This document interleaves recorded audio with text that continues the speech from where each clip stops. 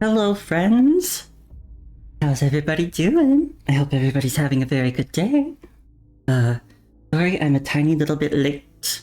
I was just going to the bathroom. But I'm here now.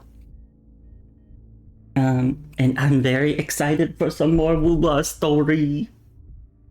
I know I mentioned this before. I've been enjoying the Wuthering Waves main story so much for like a long time. It's honestly like I think one of the highlights of my streaming experience. I'm just really enjoying it. So, in this new update is called To the City Set in Amber. And it introduces this brand new 5-star character, Chisa. And so I do want to do her tutorial a little bit so that I can figure out how to play as her. She seems interesting. She seems similar to a character from Light Moon stuff in a way, which ironically I haven't seen Kara no Kyokai or Tsukihime, but she has an ability similar to the main characters of those series, where she can perceive like threads that she can cut to destroy something's structure. It's interesting. I think her eyes are so pretty. But yeah, let's check out Chisa's playstyle. She's got gigantic scissors. Deal heavy resonance liberation damage. Heal and grant shields to resonators in the team. Inflict havoc vein and reduce the target's defense. Outro skill increases maximum negative status stacks the targets can receive, and allows resonators in the team to ignore defense. Resonance skill marks the target. Some of Chisa's skills can pull in the marked targets. While in Scissors mode, attack to gain Forte Gauge, Ring of Chainsaw. When Ring of Chainsaw is full, Chisa can cast an enhanced resonance skill and enter Chainsaw mode. While in Chainsaw mode, attacks consume Forte Gauge, Ring of Chainsaw to significantly increase Saw Ring Eradication's damage multiplier. After casting Resonance Liberation, the damage multiplier of Chainsaw mode skills is significantly increased. While in Scissors mode, Chisa can consume Forte Gauge Life Thread Jetstream to perform mid-air special dodge when casting specific skills. While in Chainsaw mode, Forte Gauge Life Thread Jetstream is replaced with Forte Gauge Chainsaw Fever. When Chisa stops attacking for a while, Chainsaw Fever gradually depletes, but hitting enemies during this time resets it. When Chainsaw Fever drops to 0, Chisa exits Chainsaw mode and enters the Burnout state, during which Forte Gauge Ring of Chainsaw continues to deplete. And we've got some instructions.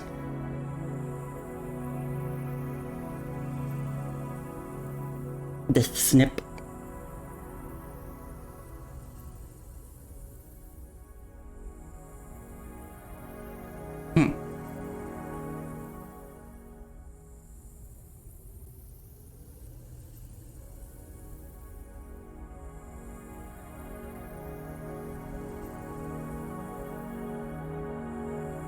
Okay. I'll cut to the chase. And of course, I also want to check out her menu stuff. Scissors at the ready. Because Wuwa characters tend to have really interesting menu animations. Here's her scissors. Huge! Here's her signature Broadblade. Oh, wrong one.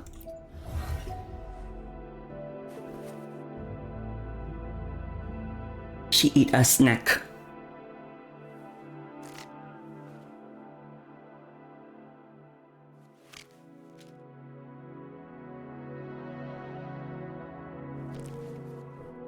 she and Galbrenna both be eating snacks on their sequence screens. And she's also got she's got her own unique terminal. Because she's the first character from the place that she's from. I think it's called Ashinohara. But I don't know, like, is this the Ashinohara terminal, or is it... I don't know. But she's the first character from her place, so she's got her own unique terminal, and it looks like a... Like, doesn't it look like a cassette player?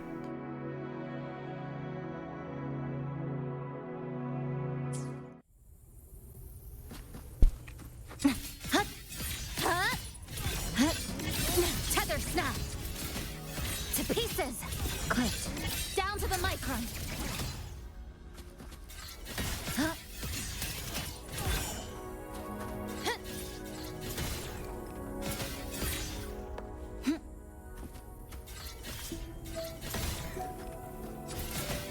Dismantle!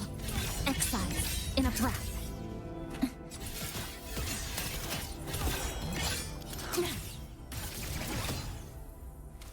How do you do the...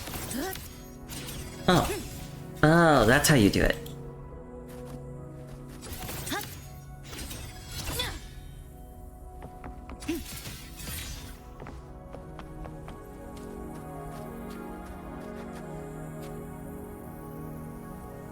Okay, let's check out her intro and outro skills quickly. Thanks for watching! So she creates this, like, red glow for her outro skill, and then for her intro skill.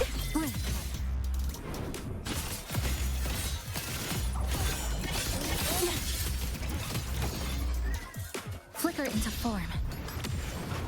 This ends here. Connection severed.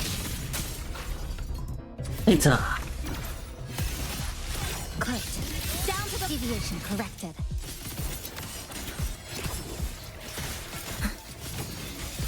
Structural collapse. Break apart. Flicker into form. A pivotal moment. Hi Neo? Maybe? I haven't seen that anime. Cutting through the numbers. She's got big scissors. Excise in a breath.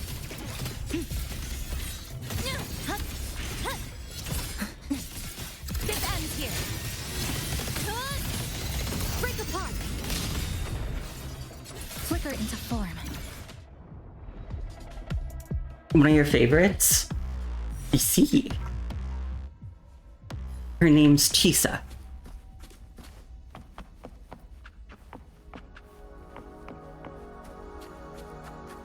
The main protagonist is a schoolgirl with big scissors. Well, that does appear to be what Chisa is.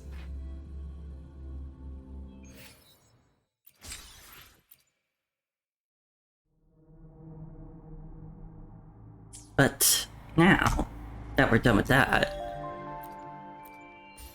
well, I'm gonna quickly collect this. But we're also... Oh, I got Mia. Oh. Let me just quickly merge some of my echoes. My inventory's full again.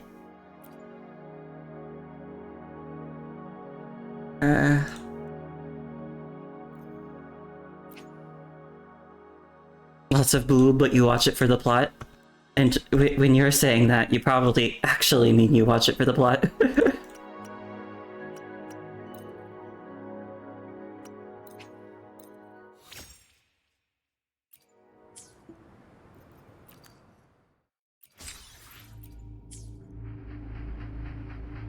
Okay.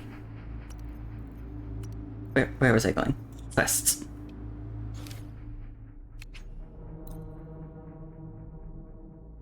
Yeah, me too. My gain is also immune to the boob. So, new quest. Stagnant Dawn on Wastelands. pair of constantly shifting spatial coordinates leading to an unknown location has caught your attention. Following the trail, you reach a metropolis that had been erased long ago.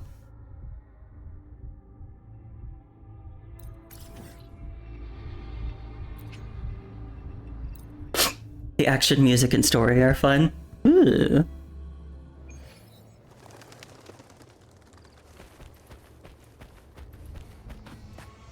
Ow.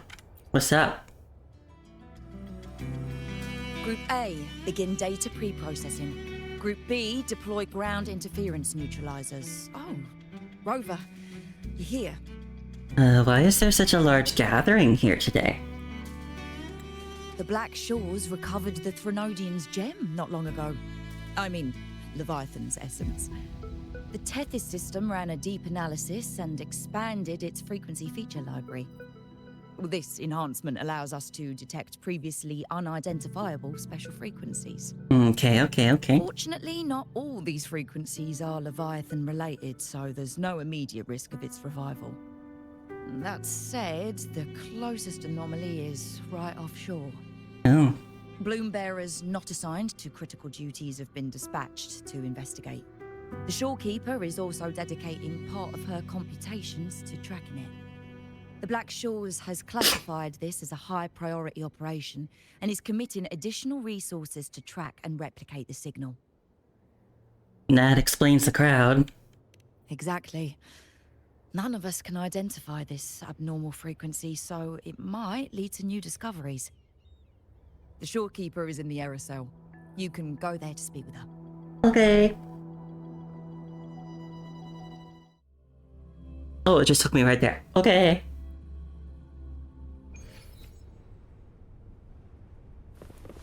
Doorkeeper!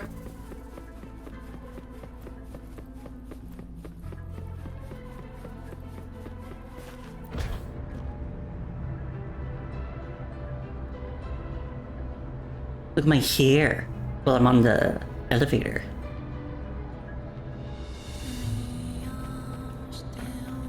Doorkeeper! My friend.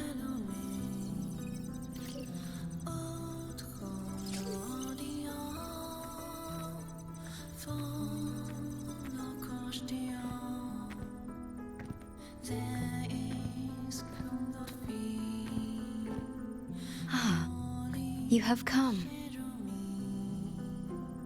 How's it going? Hi Ashfrost, how are you? I hope you're having a good day. I'm excited. I'm always excited for new Woo-Ah story.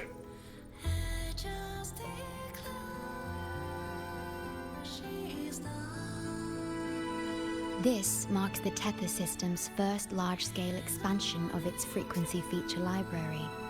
We needed to deploy it while it's still under validation.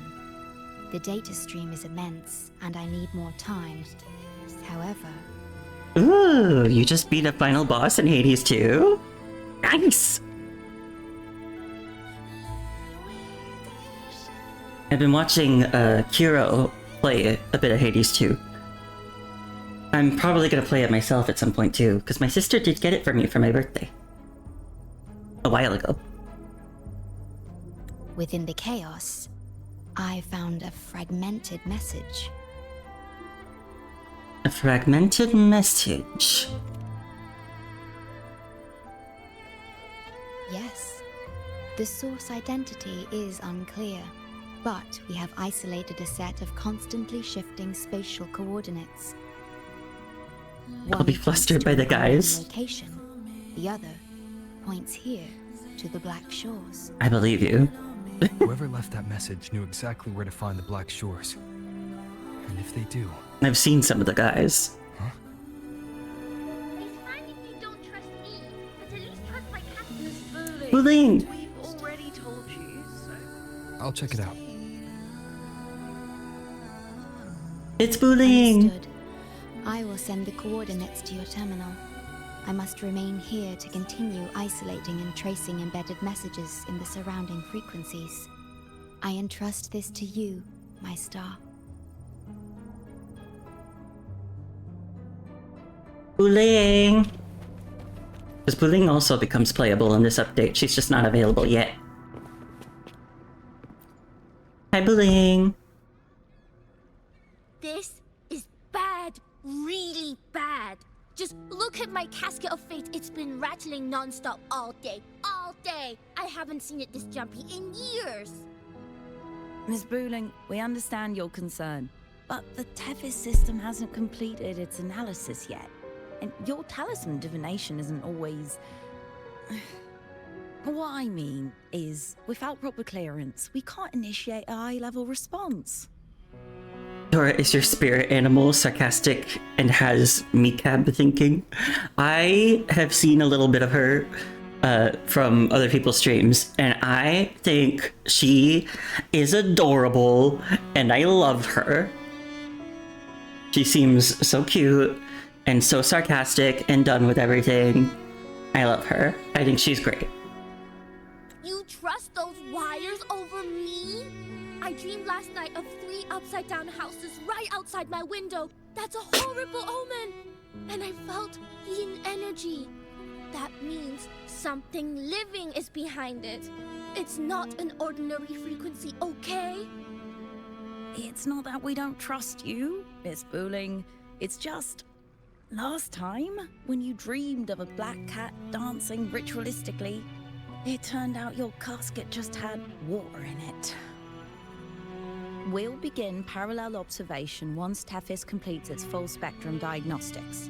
It's for everyone's safety here in the Black Shores. By the time you're done crunching the data, even the immortals will be too old to... Oh, boss, didn't see you there. Didn't expect to run into you here at your place of work. Although I guess she's a consultant, so she doesn't necessarily stay here all that often. Still, this is her home base as a member of the Black Shores. I know, right? Thought I'd come back to do some quick biz. You know, fix up the feng shui, zing up some romance luck for the lonely hearts. Ooh, I need that. This one is a big, big problem. The voices won't stop pouring in. Feels like a whole swarm of abnormal frequencies gathering up. And look, my pendant of shifting meow is so hot I could fry an egg on it. You sense that abnormal frequency too? Delicate threads, twisted webs, a deadlock. It's trapped in a formation. It shouldn't even exist in this world. Got any leads, boss? Maybe I can help crack this one too. Actually, I've got a pair of shifting spatial coordinates. Oh, really? Show me. I can try to track them down.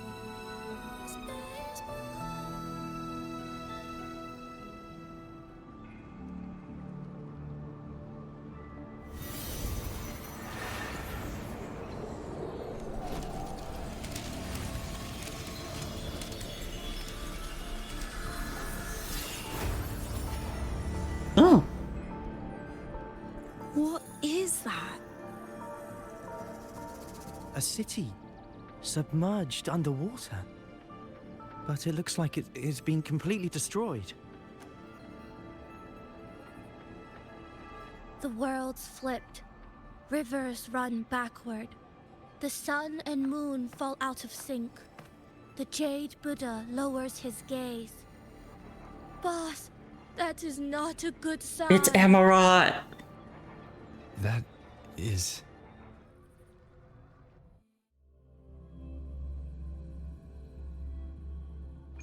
That faint, flickering city. Is it an illusion? Oh wait, I've never seen anything like it. that just got added to the Black Shores map.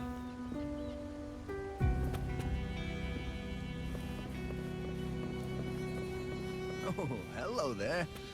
Oh I'm here hi. to rescue our very first victim of the emergency. Wait.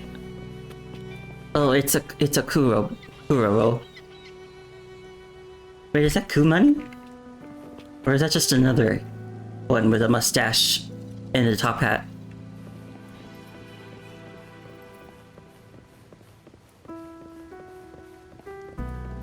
Hello? I feel like I've seen this city. I've never seen anything like it. But that city, it's nothing but ruins now. Do you think it's a projection of the past? Or the future? The one I was thinking of from Hades 2 is actually Icarus. Where exactly? I've seen him. A mirage from nowhere, a shadow of ruins. Just looking at it sends a chill through me. There's something I want to tell you, but maybe I'm just imagining things. What did you find? That city looks just like my hometown, the one swallowed by the lament. I sensed a familiar frequency from it. I've been away a long time. My memory could be wrong, but when facing the unknown, even the smallest threat might lead somewhere. Maybe it once really existed.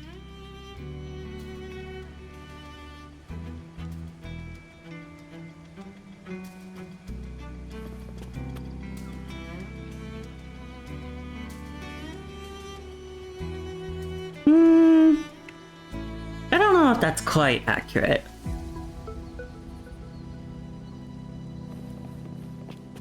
Because for one, I would want them to be nice to everybody, not just me. But also, I'm the light mage, so I don't need my partner to be a light mage.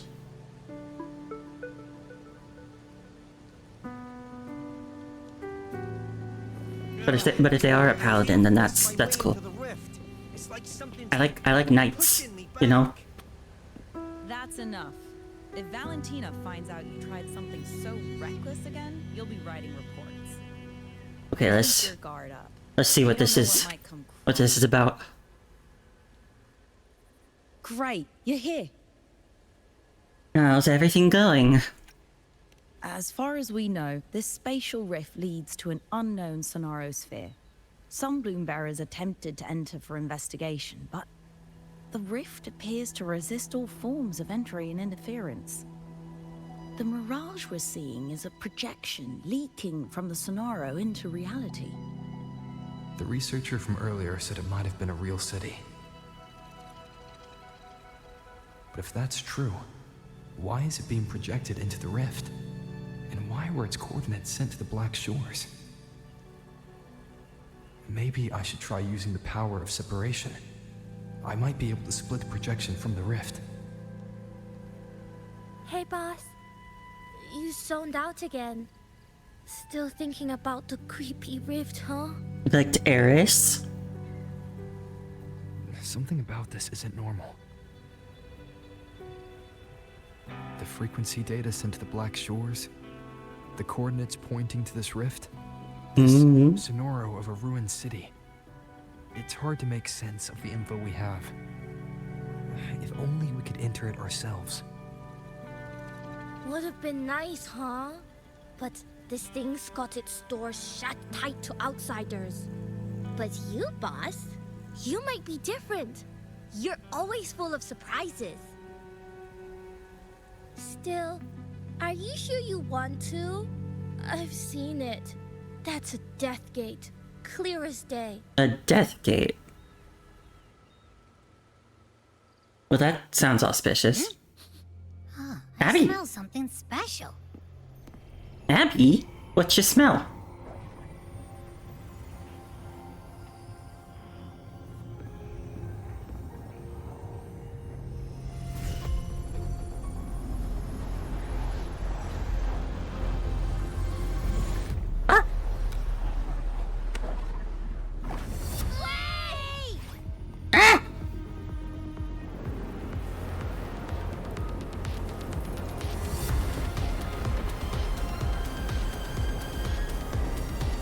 Over. Don't just go reaching your hand out to the weird portal.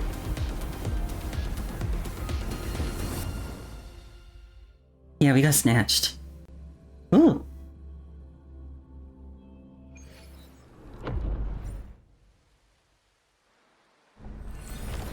My sanctuary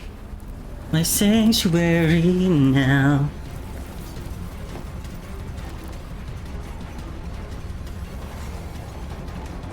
Oh my. Alert.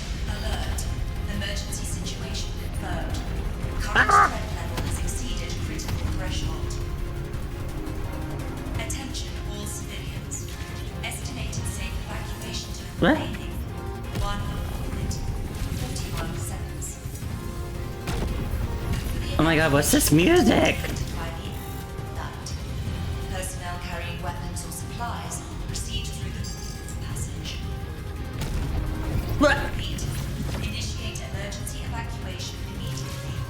Repeat. Initiate emergency evacuation immediately. Oh, are we upside down?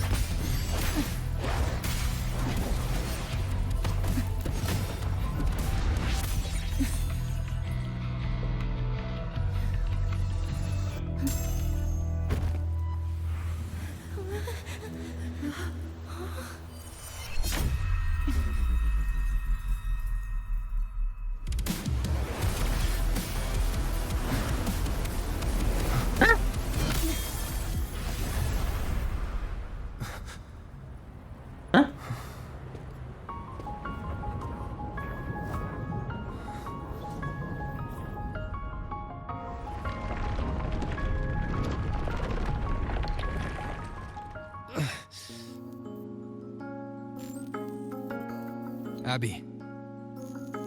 Abby? Abby. The comms are cut, and Abby isn't answering. That girl, she's not here either. And the hand that pulled me in, it wasn't hers. That one had a wristwatch.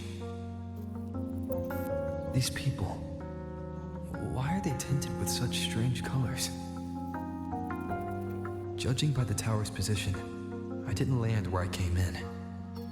Was it that girl's doing? Or just the nature of the Sonoro? The chaos just moments ago, and now everything's back to normal. What changed so fast? No, that's not right. Something strange is definitely going on here.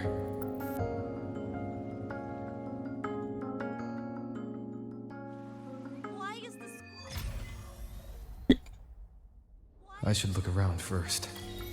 This is the... This is the new area. It's so pretty!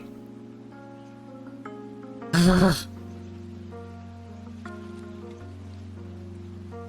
So this place is called Chronorift Metropolis.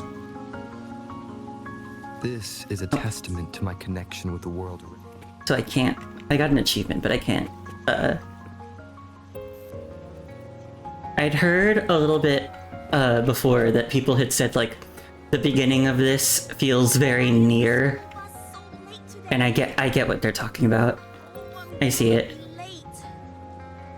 The music, for one, when we entered.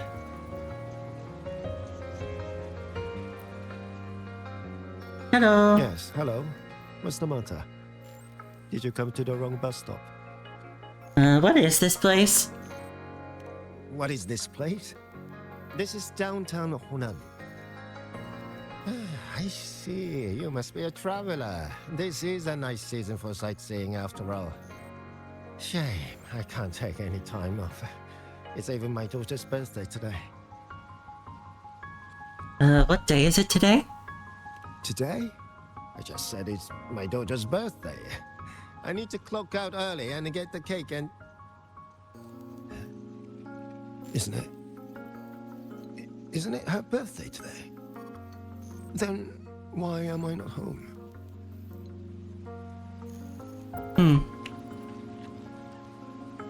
Wait, did he just disappear?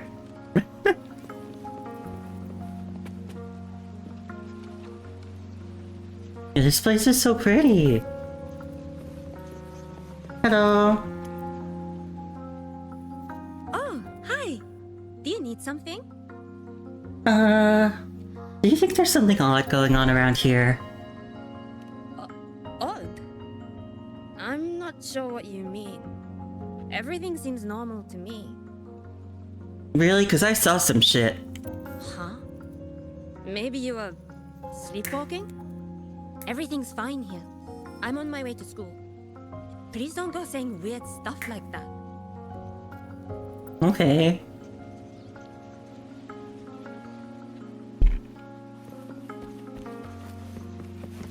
Hello? Hi, hello. Do you need any help? What happened here? What happened here? Oh, you mean in Honami? Well, you know, everything's really nice here. Honami is so big and busy, a lot livelier than the little town I'm from.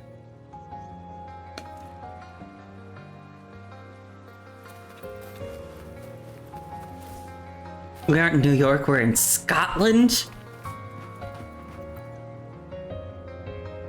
How many times do I have to say it? It's not my fault! I think we're in Japan. I already finished my part, so why the hell is it all on me? Hello? Hey! Oh, they're like even actually speaking Japanese a little bit. Excuse me. What's the point anymore? It's all so damn pointless. Getting paid like a part-timer while doing a full-time load. Getting treated like dirt but still sucking up the bosses and customers. For what? Is this what living is? I came all the way to Hanami 10 years ago. I was young, hungry, full of dreams. Thought I'd build a life here. Now what? So the 30-year-old me could wake up to this? My life. My time. Does any of it mean anything?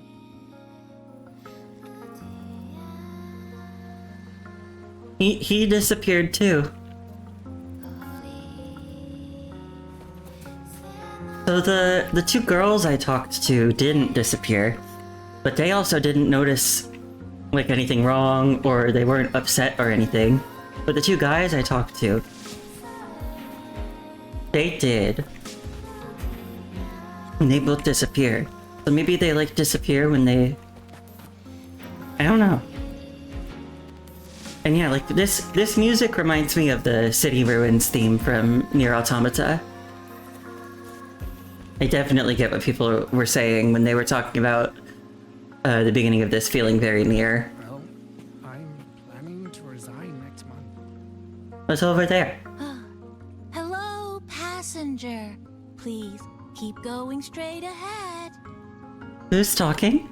Cross the footbridge and you'll find some nice supplies waiting just for you. Look out for the red vending machine. Oh, and watch your step when you see a coffee cup tile on the ground. When you spot an adorable statue and a wooden sign with coffee beans on it, that means you've arrived. The coffee house opens when the subway does. Our Nami Pod team will be there to take your order. Just look for cute uniforms. Guess I'll follow these instructions for now? What's that sound? I'll go check it out. These people are clearly not in their right minds. No point pressing for answers. I'll only get fragments. Best to see for myself. Maybe I can connect the dots. Is that a box? That must be the supplies mentioned before.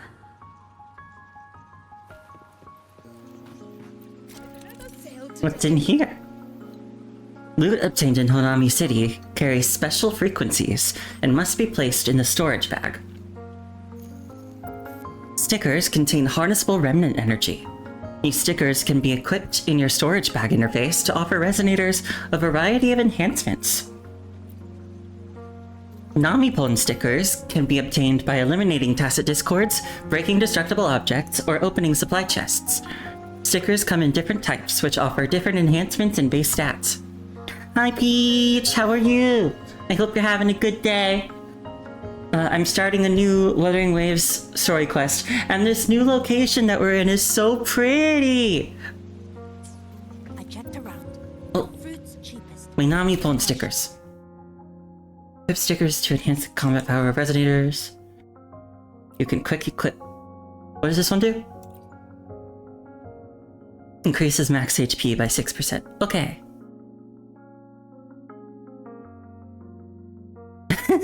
Thank you. Over here! Over here! It's so pretty. Coming! Wait for me! Are they both heading to that place? This place isn't right. The people act like everything's normal, but the city itself, it's long been abandoned. Why can't they see how strange this all is? You just got back from a workout? Ugh. Are you tired from working out? Ugh. It's a functioning escalator. Yo, you here? An abandoned city. Could there really be this many people going about their lives? I wonder how big this place is. My dad promised a family trip if we won. Ooh, a painting. Although, they don't seem to be getting anywhere. They also don't seem to have any tools. And is this guy trying to take a picture but without a camera?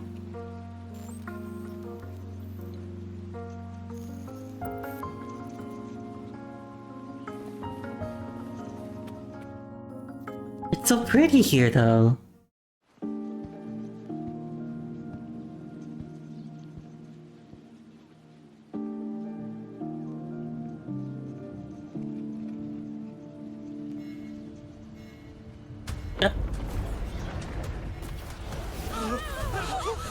Uh-oh.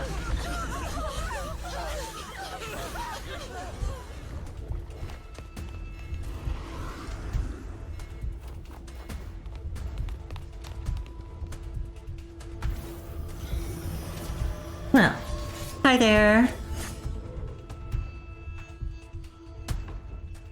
Leave it to me. Time to fight.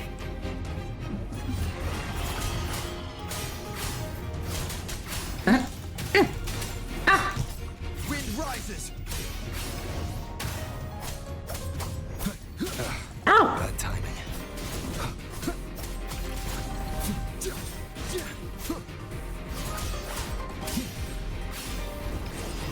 The wicked will face judgment. As you explore Honami City, the lament residue will slowly corrupt your resonators. Their resistance against the corruption is shown as stability. Stability will decrease when attacked by tacit discords and influenced by lament residue. If all stability is lost, the exploration will be terminated, and all items in your storage bag will be lost. Oh. Watch out. Ah! Oh, hi, Chisa. You're the one from before. This area isn't safe. When the tacit discords become crystallized, they become harder to handle. Get down! Ah!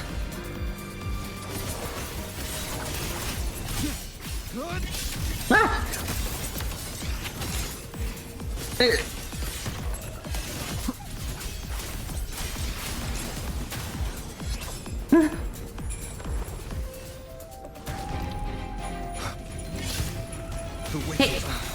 The lament is looping. We need to get out of here first. Oh, there's more.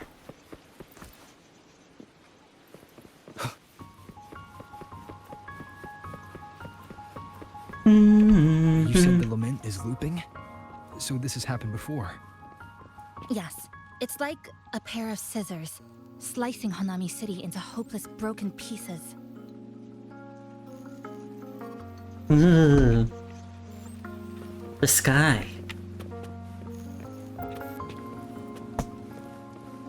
Just like what you're seeing now. What's happening? They've overlapped from the distortion. Stay close. The flowers have the The physics.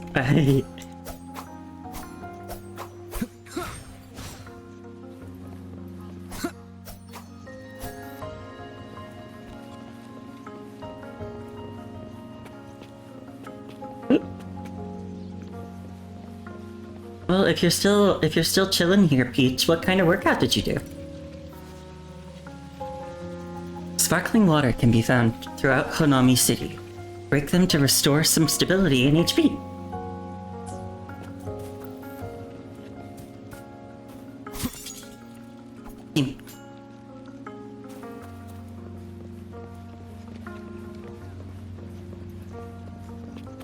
Leave it to me.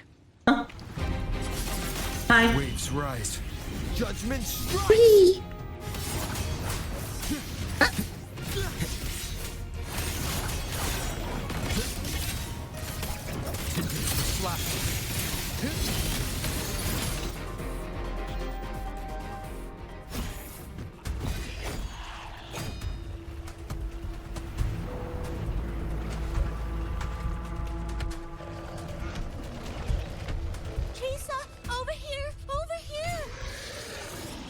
Capybara. Drop the supplies and follow it.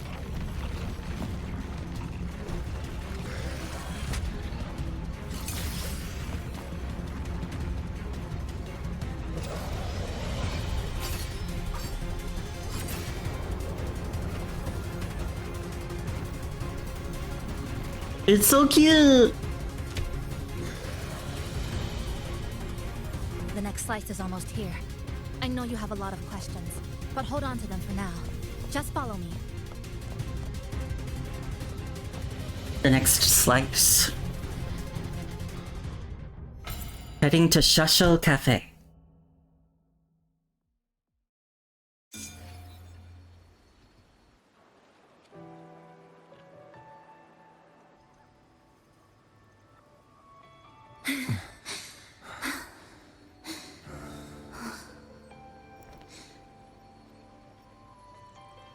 Her eyes are so pretty. Steady breathing. No signs of irried glow crystallization. I can rule out the possibility he's one of the left behind.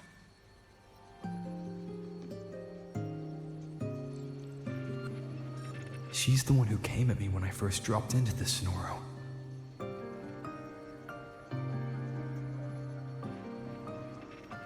So why did she save me this time? And even... You're injured.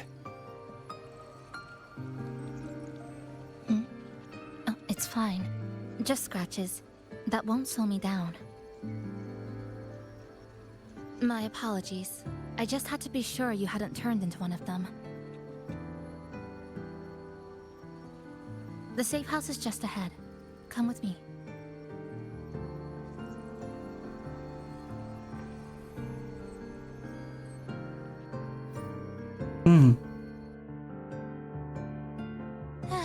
We've arrived.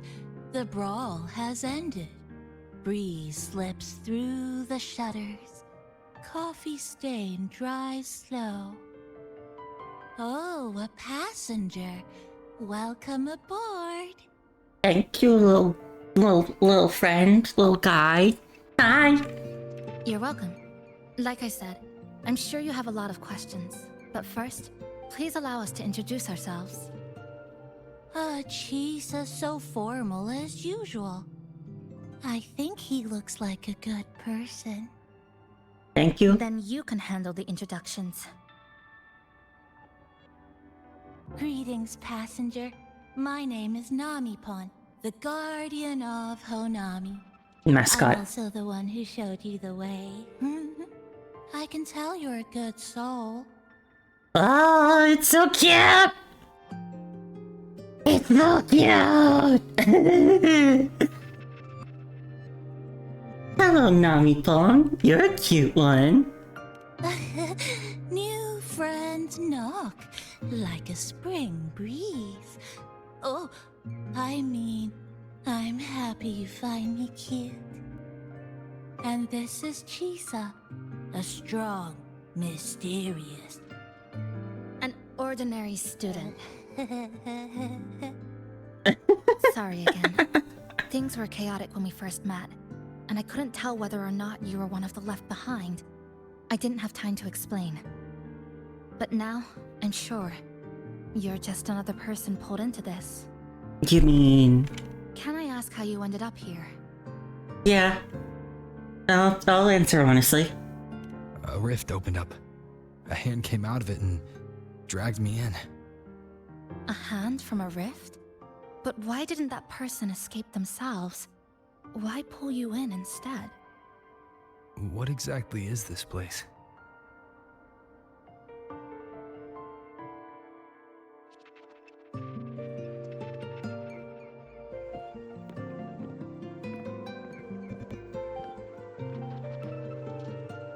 You're in Honami, a city that was destroyed decades ago. You'll still see its name on bus-stop signs, in street ads, and in local textbooks for kids. Hi Cole, how are you? I hope you're having a good day. As you can see, I'm doing new Wuthering Waves story stuff. And there's this brand new area. It's called Chronorift Metropolis. Or, in-game, it's known as Honami City, a city that was destroyed decades ago by the Lament, as you can see. But it's so pretty! And we just met a little friend named Namipon, and it's a cute little capybara. Remember that tall tower? Also, this is the one in the Chisa. center of the city? That was Neon Tower, Honami's tallest communication facility. I once saw a billboard for a radio show there. Voices in the morning, broadcast citywide from Neon Tower. A radio communication tower situated in the center of Honami City, and the tallest building in the city. It was once Honami's most famous tourist attraction and landmark. It is said that the lament that destroyed this city started from Neon Tower. But its last broadcast wasn't a morning greeting. It was the lament. Records show on that day of the disaster, it came pouring out of Neon Tower, wiping Honami off Solaris entirely, and sealing it inside the Sonoro.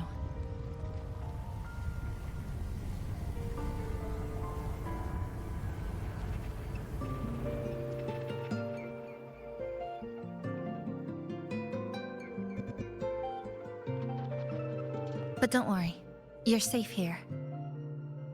This coffee house is a safe zone I created using my clipping forte. The location is ideal and the space stable, so I made it our base of operations. Your clipping forte? Everything has a structure, and with these, I can see how it all fits together. Inside this Sonoro, time and space are brittle. With enough resonance energy, I can trace their threads and cut through them.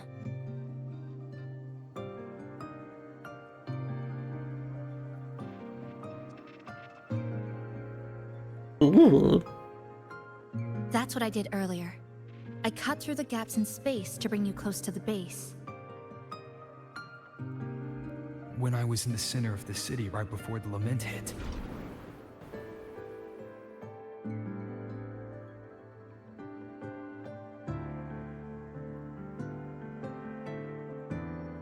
For the past 2 months, I've lived through countless repeats of the lament. Time and space keep getting sliced up and rearranged.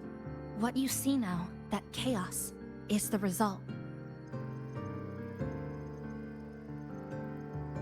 It's like the whole city's trapped in amber. The people here are caught in one moment, reliving the same day over and over.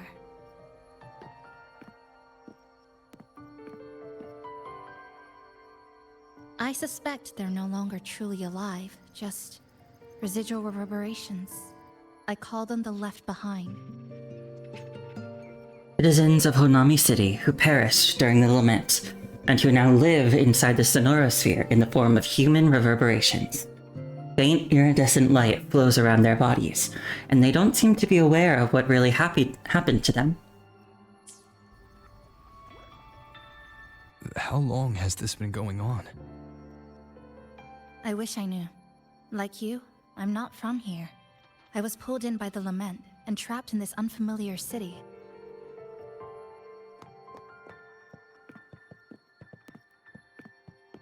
Something about overgrown objective environments I've due been to lack trapped of in Honami maintenance you for find 2 months. fascinating. But even when I first arrived, this endless loop was already underway.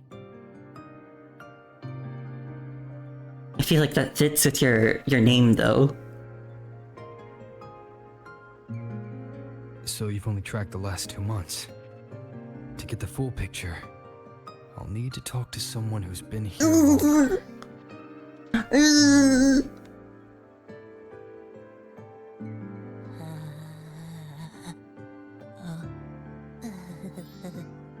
You're barking up the wrong capybara, passenger. It's true. I'm the guardian of Honami. But by the time I woke up, the city was already like this. It's so cute! That's right. I asked Namipon before. It doesn't know more about this than us. But here's what we do know. After the lament, Namipon gained a physical form and a will of its own. And, as Honami's mascot, it knows the city like the back of its paw. The layout, the pathways. I believe that makes it a pretty reliable partner. And it's adorable! And apparently, it's made itself right at home. Mind if I take a look around? Go ahead.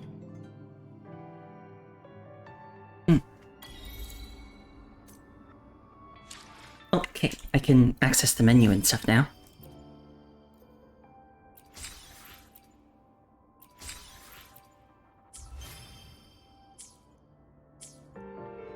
Yeah, so this place is Chronorift Metropolis.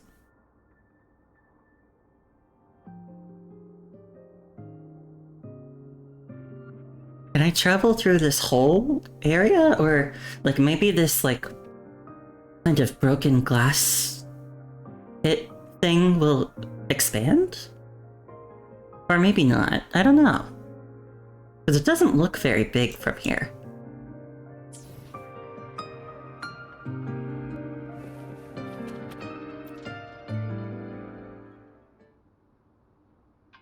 Good afternoon, everyone. You're listening to the City Radio, drifting gently beneath the early summer sun. Now, for your daily dose of happiness. How did we get here? A rift, appeared in the Black Shores, and we got pulled into it. To summarize basically what happened before we ended up here, because it hasn't been that long yet. I learned that they sensed some. So they were studying the Thronodian's gem after they sealed it away, and they used it to discover some new abnormal frequencies. And one of them was pretty nearby the Black Shores, and Buling helped us find it and showed like a bit of the city within this rift was like being projected onto the Black Shores. And we went and we like looked at the rift, and a hand came out and pulled us through, and now we're here. 100 blind picnic baskets have been scattered across the lush lawns of Central Park by City Hall. Each one holds a surprise. Maybe a hand-brewed coffee kit paired with a poetry book, or a handcrafted picnic bag for two sweethearts. A friendly cleaner even let slip that someone found open-air concert tickets tucked in a flower bed this morning. Meanwhile, the Gallery Summer Exhibit is in full swing at Hanakake Underground Street. Rare vintage videotapes are on display, inviting you to take a slow stroll through the long river of history. And don't forget, today's bus stop announcements are hiding snippets of the song, Melody in the Rainbow. The passenger who finds the most will win this month's City Tram Pass. Keep your heart tuned to joy, and may your day in Honami be a beautiful one.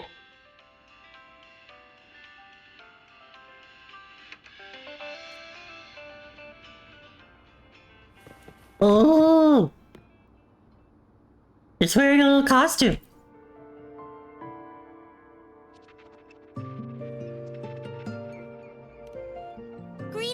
Goshujin-sama, is there anything I can do to make your day brighter? Are you the butler? Yes, I manage everything in Shasho Cafe. Would you care for a hot cup of our freshly brewed house special? Here you go. Careful, it's hot. If the sweetness isn't just right, just let me know, okay? Okay.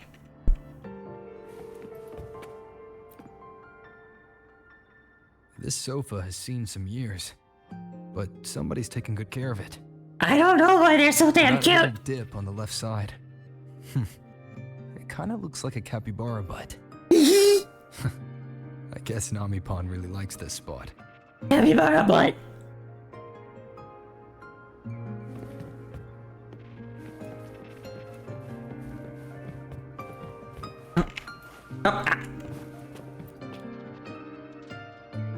The plastic casing's gone a bit yellow. Some scratches here and there, but the drip tray's spotless. The espresso button is too worn to read, but the milk frother knob still looks new. Looks like someone's got a clear taste preference.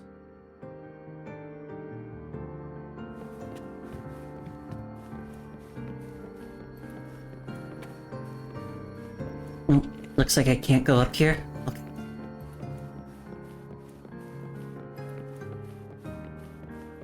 Okay. What is it? Do you have any questions for me? Why did you choose this coffee house as a base? Because of its location. It's well placed, with passageways on both sides, ideal for monitoring movement. When I first found it, the inside was a cluttered mess. I spent the last 2 months clearing it out. It's still far from tidy, but it's good enough for rest and shelter. Has the coffee house always had this much stuff in it? No, not at first. I brought most of it in myself over the past 2 months. I didn't focus on decorations. Durable and low power, that's what mattered. Like that coffee machine over there. It was half broken, but the inner heating pipe still worked. I modified it. Good for a cup of coffee now, at least. Also rearranged the power grid, added voltage regulator stabilizers. It may be cobbled together, but it's stronger. Should be able to handle a sudden blackout now. Oh, sorry. Rambled on there. You might not be interested in such things. Do you have any other questions? Yeah. What is it? Do you have any questions for me? How did you meet Nami-Pon? Well... After I first found this place and began setting it up, I went out to gather supplies. Then, Nami-Pon appeared. It knows the city's layout and transport better than anyone. It helped me a lot. But all I could offer in return were a few cups of coffee and some desserts. Seems like Nami-Pon is easy to please. It's an interesting creature. And I think it's even more attached to Honami than I am. Attached? If that interests you, talk to it. I'm sure Nami-Pon will be happy to chat. It was practically humming the whole time on its way to pick you up. Do you have any other questions? Yeah. What is it? Do you have any questions for me? How can I leave this Sonoro? I've been looking for an opening. Based on what I've observed, Neon Tower in the center of the city is most likely the key. The frequency there is highly unstable, and it shows the Lament's most severe spatial fracturing. Could be the source, or maybe the endpoint. But I can't get close. The space in Honami is twisted and overlapping. I've tried every method I could think of, but I always end up looping back to the same spot. It wasn't always like this. There used to be someone else. They caught the misaligned pieces, pointed out the right routes. I made sense of it all, because I had another mind with me. Now, it's just me. And things don't always go the way I want them to. Do you have any other questions? Well, yes, but in terms of gameplay, no, I have nothing else to ask. Why not walk around the coffee house and relax a bit? We still got time before the next lament hits. Nami pump. Nami pump. Greetings, passenger. You're just in time. Ta-da! Take this. Your very own Nami-pon badge. What is it? It's something special. Since you're new here, it's only right I lend a hand. Whether you're in trouble or just need to rest your feet, come find me anytime, alright? So, what do you say? Want to hear more about this badge? Go on.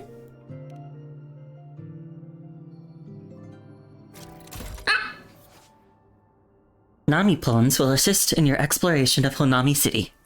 Selecting different Nami-pons will allow you to cast various support skills while exploring. Wearing the Nami-pon badge increases your max stability in Honami City. Different Nami-pons are attached to specific sticker sets. Equip the corresponding stickers to activate their special effects. Nami-pon badges can increase max stability. You can select a support Nami-pon to accompany you in your explorations. Match them with the stickers of specific shapes to activate bonuses. Okay, auto-equip. Click to check the support skill effects. Inflicting damage with intro skill summons a burst blazing pillar, dealing damage equal to 800% of the resonator's attack to all targets within range. Summon Nami-pon to unleash burst scorching impact, dealing damage equal to 1000% of the resonator's attack to all targets within range. Cooldown 10 seconds. Okay. Oh.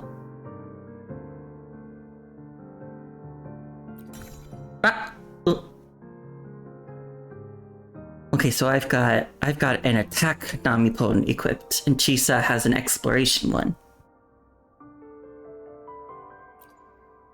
Chisa is Bowtie Butler. When the resonator inflicts havoc bane, or when nearby enemies take damage from spectrofrazzle and arrow erosion, the resonator grants a stack of boost dessert prep. Reaching 6 stacks of dessert prep removes all stacks to launch combo dessert strike 3 times. Each dealing damage equal to 75% of the resonator's attack, and granting 1 stack of boost satisfaction to the resonator. Satisfaction grants 25% all damage bonus to the resonator for 10 seconds, stacking up to 3 times.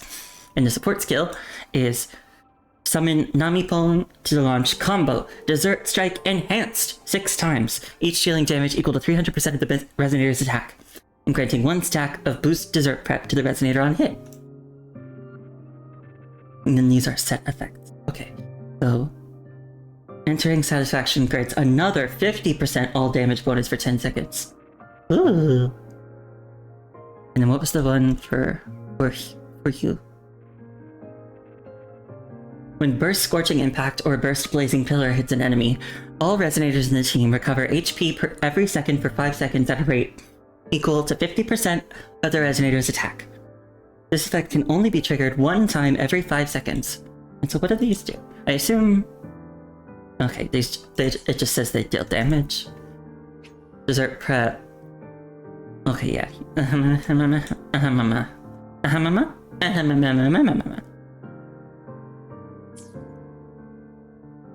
I see what the other ones are called? Poems? Vacationer Nami-pon? Nami-pon Courier? Yakuza Nami-pon? Sales Champ? Sweet Tooth Nami-pon? And Platform Guardian. I want all of them.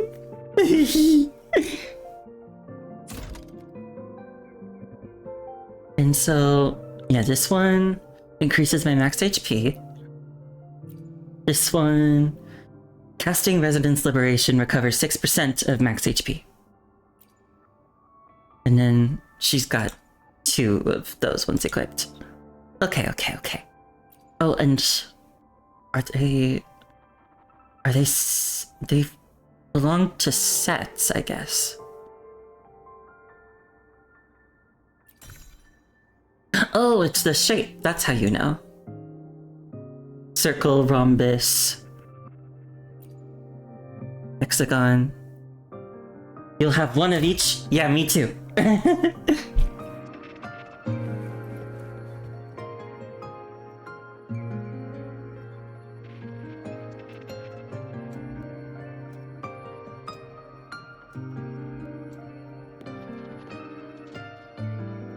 old clock. Huh. Its hands are still ticking. Someone I knew left it here. She believed time flowed strangely in the Sonoro. Used timing devices to find a loophole. So I brought it to the base.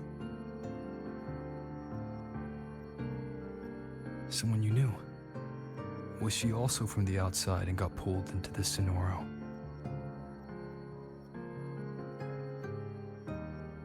You could say that.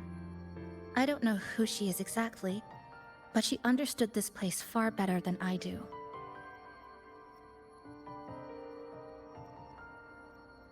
She suspected the Sonoro doesn't just loop. It also has a different inner time flow than the outside world. To test her theory, she took apart countless clocks and logged everything. Even her wristwatch was... The hand that pulled me in had a wristwatch. What? Was it covered in moss? Whoever pulled me into the Sonoro wore a watch like that. Could it have been her? But why? If she reached you, she found a way to contact the outside. So she did figure it out.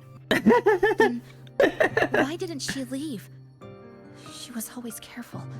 Never acted without calculating the odds. They were cleaning. Unless she knew that was as far as she could go. Maybe she brought me here because she knew that's where you are. You said she'd never act without weighing the odds. It must have been a calculated decision. I'm here because she figured you'd need some help. Maybe she couldn't move forward herself. Maybe she got stuck somewhere. But she didn't give up. She kept looking for a breakthrough. And I'm probably part of her plan. You don't have to carry this alone. She might have already seen this coming, and now she's waiting for you to catch up. You're not the only one trying to solve this puzzle.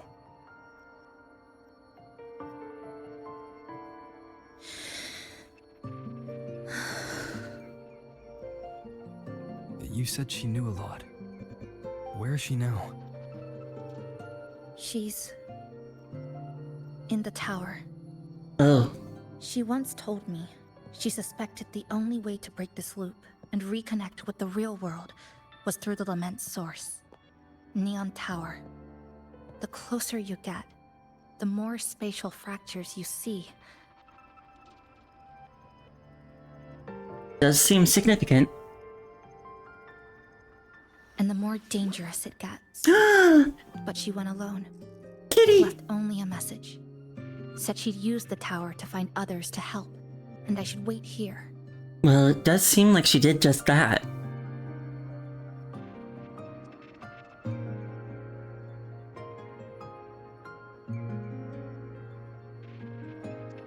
And then?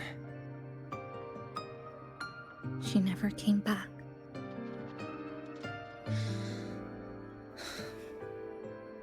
After that, I left our previous base and came here, hoping to find her. I kept trying to reach the tower, but every time I failed. At the Lament's edge, space splits apart. You might feel closer, but in truth, you're not.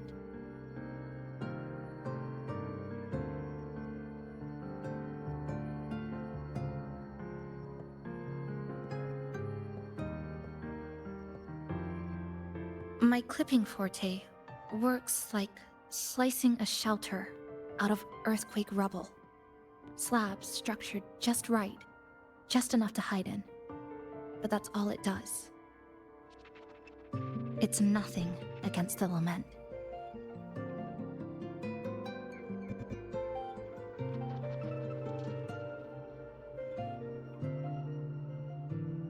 Well, I used to be able to open the path to Neon Tower, but during the lament, my existence was torn apart once, so I lost that ability. The Honami you see now looks whole, but inside, it's been cut into countless tangled paths, like Chisa's Kirigami.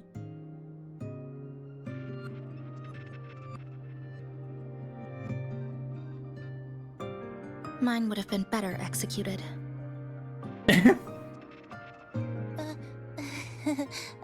To find the right path again, we have to reconnect with the tower. And that means... If they made Nami Plum plushies, they would probably sell really well. Finding a frequency that shares its source with the tower.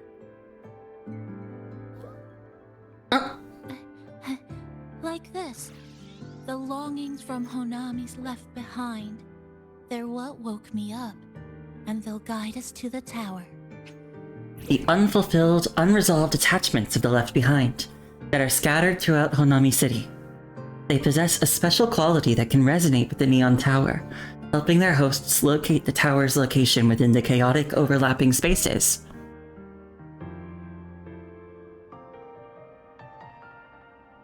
Hi again, Peach. I meant to ask earlier, because you said you came here after working out. I was wondering what kind of workout you were doing. Namipo and I have been collecting them for a while. It hasn't been easy. My ability still isn't where it needs to be. But we've managed to rule out some wrong routes. We're narrowing it down. No problem. It's okay. And look at this guy! No, it's not about ability. You just haven't fully learned to filter out the negative emotions while collecting. Ooh. You did arms and cardio. So, you collect them with this bottle. For some reason, these longings resonate with the tower, the source of the lament. Namipon believes they can lead us to the right route faster. I don't work out that much myself. I probably should do it more. Count me in. The more of us, the faster we can do this. This guy, you mean? Most people's abilities won't protect them from that level of emotional interference. Having you there might only... It's not Well, it would be a great workout exercise. No, but... She's just afraid you'll hear the voices and get sucked in, too. I'm not afraid. I just think it's unnecessary. I'll be the judge of that. Well, maybe, but I don't think I can do that workout. And that means she believed I could help. And maybe it's time you believed in a new possibility too, Chisa. But I guess for other people...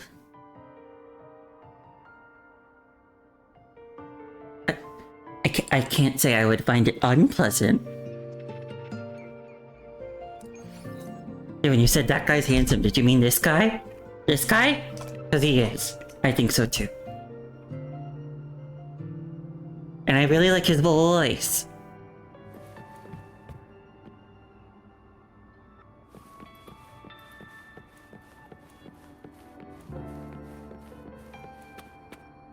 Collect longings. Oh, I can explore the next area.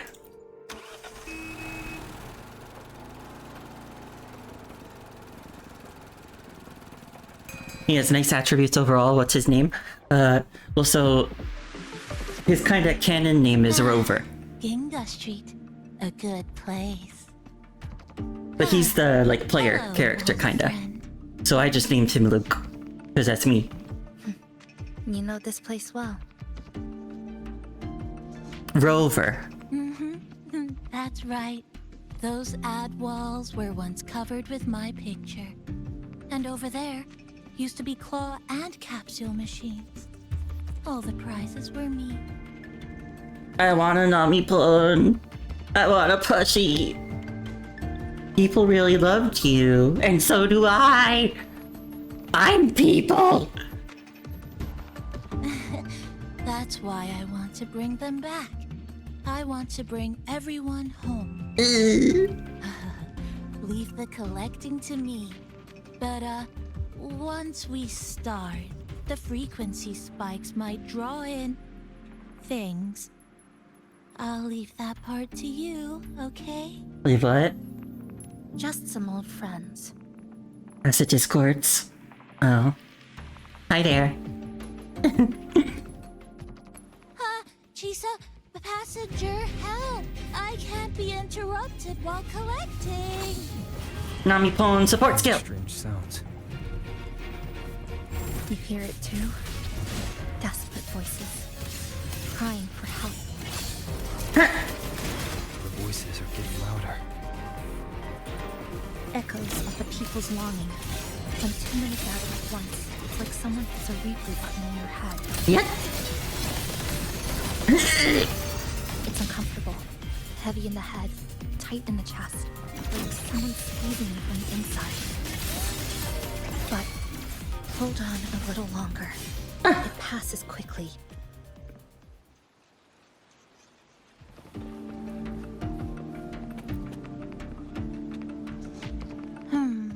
Looks like we haven't gathered enough. Maybe we need to find somewhere with more people. I got a resonator sticker? Abby! Equip a resonator's exclusive sticker to gain powerful effects. Abby sticker. The Nami-pon sticker effects only apply to Rover, greatly enhancing Rover's combat power.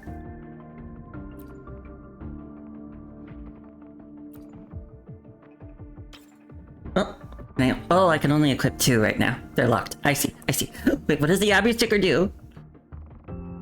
Casting Resonance skill, Awakening Gale, Resonance skill, Skyfall Severance, and Heavy Attack Razor Wind grants 1 stack of Azure String, up to 3 stacks. If Wind String is not full, press normal attack shortly after casting Basic Attack Mid-Air Attack to consume 1 stack of Azure String to cast Resonance skill Unbound Flow Essence. This skill doesn't consume Wind String, and the damage dealt is equal to 80% of Resonance skill Unbound Flow's damage. Casting Unbound Flow with Wind String consumes all stacks of Azure String, each stack increasing the damage dealt by 80%. Got it.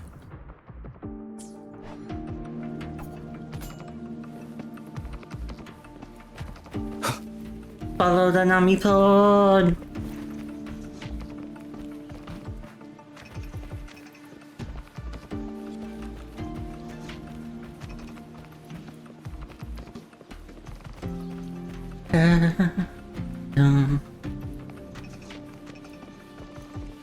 It's so pretty!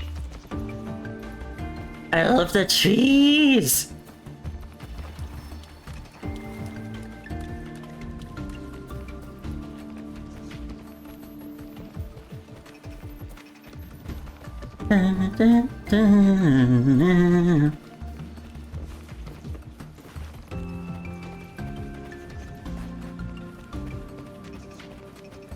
Oh. Exodus? Who's there? Incoming. Why are the Fraxidus here? The Fraxidus. How did they get here? Ah.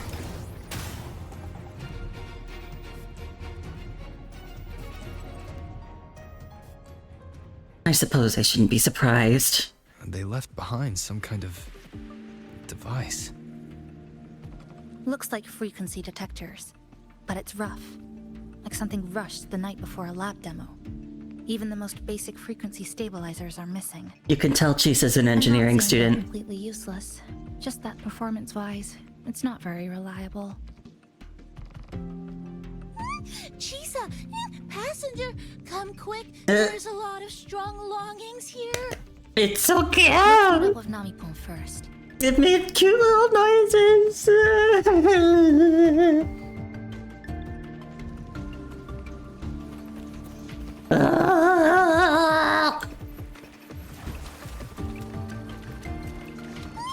This way, over here. Okay. That's it. I'm counting on you again. Okay. Whee! Woohoo! The number of tacit discords is increasing. Nami-Pon said there are lots of longings in this area. There used to be a commercial district here. One of the biggest monsters. They're acting the same way as before. When they become crystallized, they go berserk. Keep your guard up. But what's causing it in the first place? It's hard to say. Whatever it is, it hasn't fully shown itself yet. But I have a gas rover. That thing. Yep. It's rejecting outsiders. It's using the tacit discords as blades, driving them into a frenzy to stop anyone who doesn't belong to this city.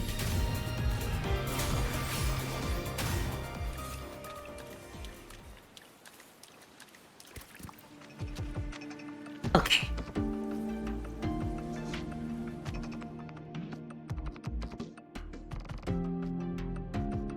Wow, collecting in a crowded place really is different. We've got quite the catch. Let me sort them out. This is just my speculation. I love its little A voices. powerful hidden force is behind these tacit discords, directing them to drive away all outsiders. Under what circumstances would you want to drive away outsiders? Oh, my eye is still glowing.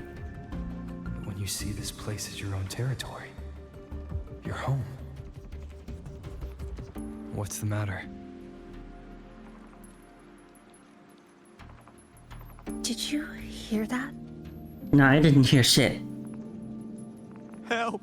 Ah! Okay, now I heard something.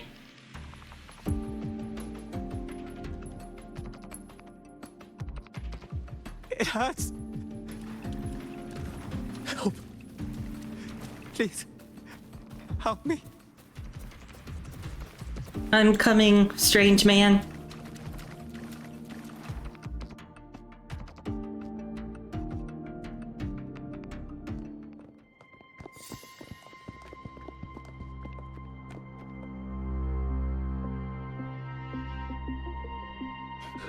He's wounded badly.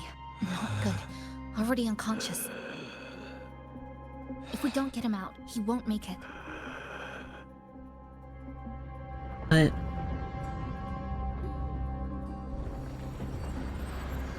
Is it? The lament.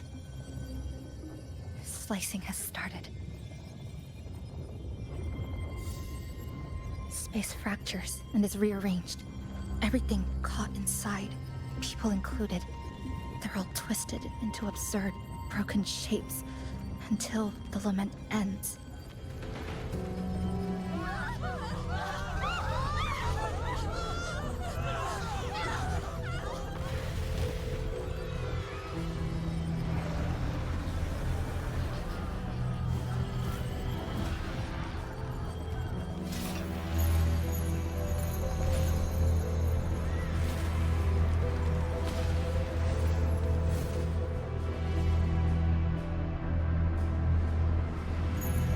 Huh?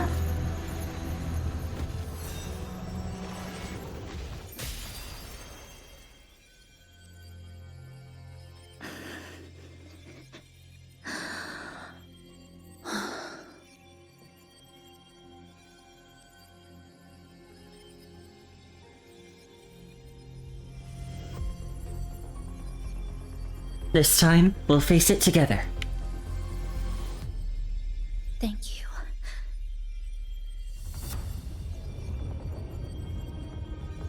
The slicing is getting closer. Space will break down any moment now.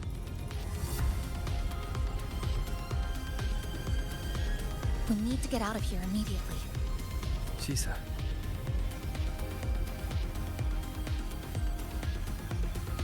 Hold on to him. And hold on to me.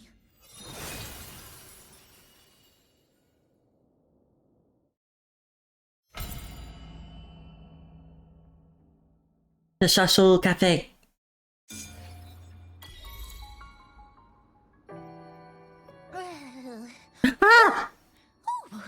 Wow! Didn't expect to see you in so soon. There's another guy! You came back real quick this time. Oh, hello, hello, hello.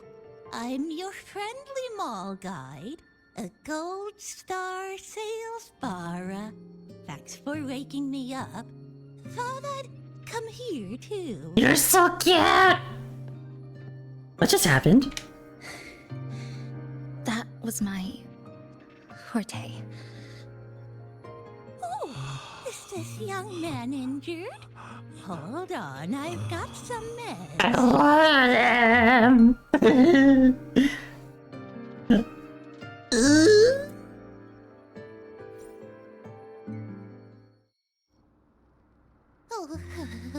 But this one's the best acting med I've got.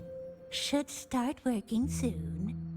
Thank you. They make such silly noises. Oh, a piece of cake. Are you alright? You sure you don't need a hug? I'm fine. Oh, I meant the capybara. I just need a little rest. I'm alright. But I'm glad you're okay too, Chisa. When we first met,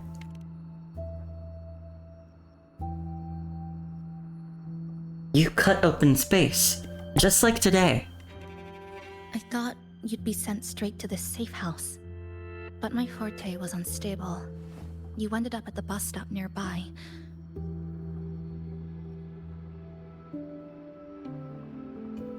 So I asked Namipon to find you.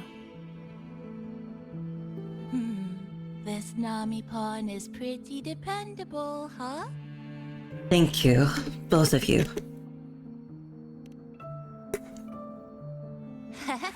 No need to thank me.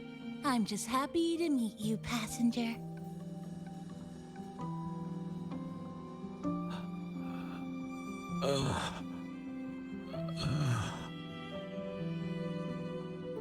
Oh, he's awake. He's awake. You've been in a coma for 7 years. Oh, it's you. You do save my life. Thank you. Do you remember me? We were married. It's dangerous outside. You can sleep here tonight. We've got enough food for one more person. Thanks. I have to get home. My grandma's there, alone. She must be worried, sick.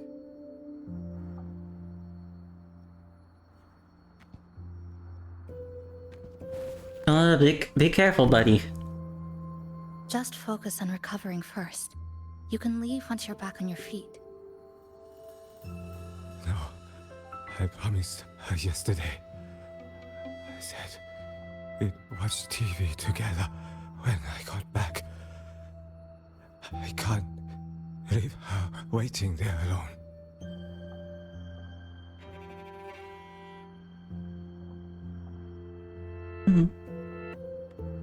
No, not yesterday. The day before. I don't know. Yeah, time's gotten kind of weird.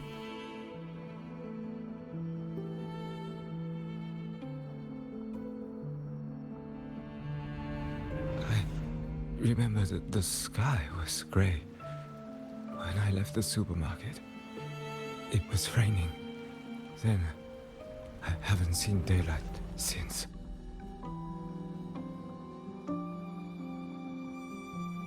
The TV had no sound. The phone wouldn't connect. The road outside the window was... I keep trying to go home every day. But why?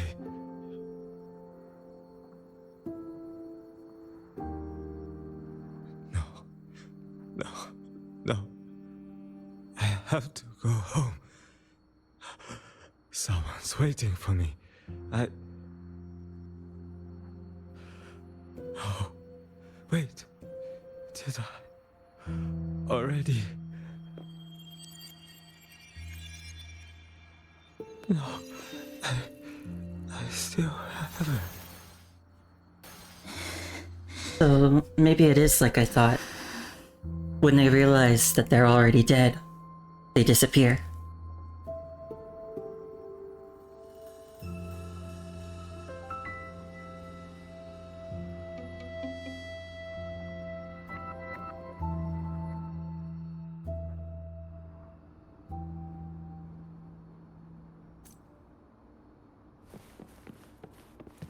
I wonder if they're gone forever, or if they come back.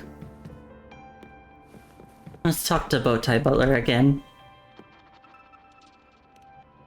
Greetings, Goshujin-sama. Is there anything I can do to make your day brighter? Okay, it's just the same thing as before. You look just like Namipon!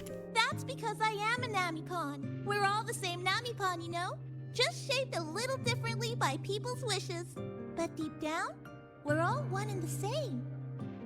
So, how about a hot cup of our freshly brewed house special? I'd love to try. Here you go. Careful, it's hot. If the sweetness isn't just right, just let me know, okay? Okay. Okay. Now let's go check on Chisa.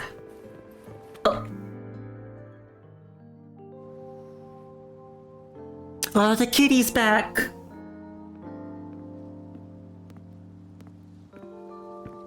Ooh, the sky looks really pretty. Chisa. Oh, good evening. Want to try this?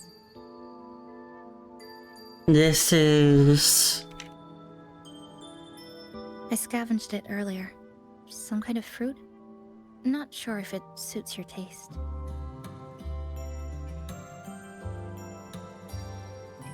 I don't see why not. Ever since Honami fell under the lament, food here became part of the remnant energy. Another kitty! Living things in this Sonoro no longer feel hunger. But to me, that's dangerous in itself.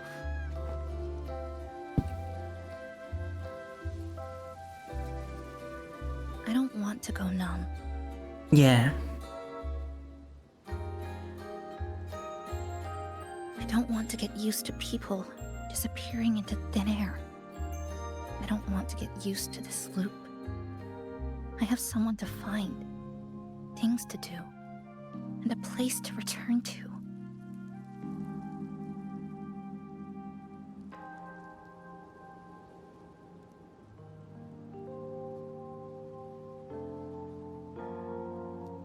You feel the same, right?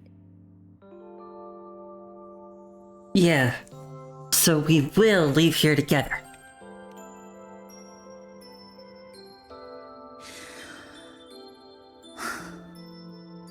Our goals align. I don't care how impenetrable the tower is. I'll cut a way right into it.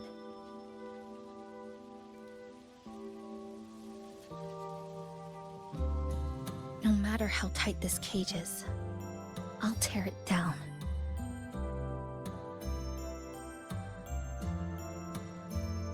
The more longings we collect, the more leads we have. I trust that day will come. Yeah. Speaking of leads, do you know when the Fraxidus came to Honami? Yeah, what are they doing here? The Fraxidus? You mean the ones in red we ran into just now? So that's their name. Sorry, I wasn't familiar with it. It was my first time in that zone. I've mostly explored the port area. Still no confirmed route to the tower, but at least we've rolled out several dead ends.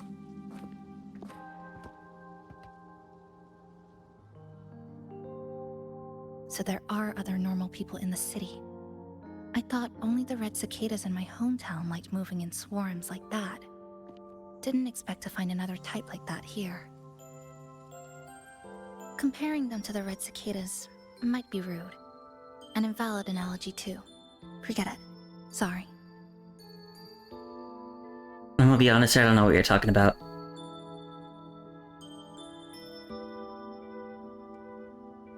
but from what you said,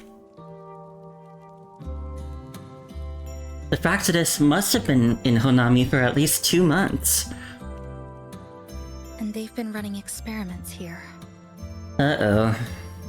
I can't decipher their methods from their files, but something's clearly wrong. The water looks really pretty too. Space in Honami is already shattered glass. Anything too forceful could make the entire city collapse.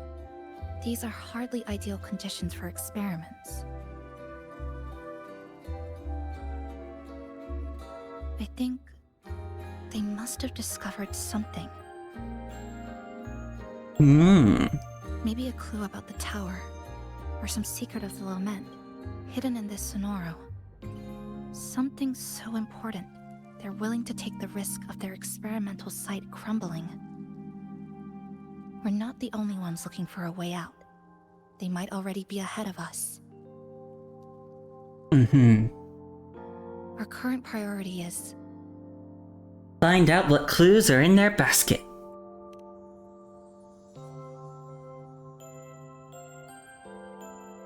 We could start from the commercial district.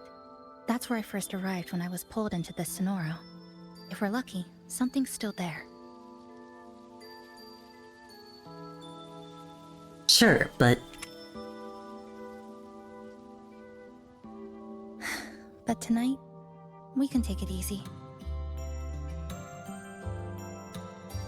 No Iridoglow, no lament, just Honami, a quiet city at night. This pale rainbow-colored light surging in the Sonoro Sphere of Honami City is a wave-worn phenomenon unique to this place. Traces of Iridiglow's corruption can be found everywhere in Honami. During periodic lament outbreaks, Iridoglow condenses into a physical form that cuts through space, capturing and devouring everything it meets within the Sonoro. Resonators with long-term exposure to Iridoglow have high risk of losing control over their resonance power, and may even overclock. Thanks for sharing this late-night snack with me. Even if it's just canned fruit. It's fine. But still, thank you. See you tomorrow. It's so pretty. Good morning, Goshijin-sama. Did you have a good rest? Not bad. Your breakfast. Please enjoy. Thank you. Were you cleaning? Oh, yes. It's such a nice day today. So, Chisa went out scavenging for supplies. We wanted to do our part too, so we started tidying up. Once we're done, maybe there'll be space for a few new decorations? It might be a nice surprise for Chisa. Passenger, do you have any ideas?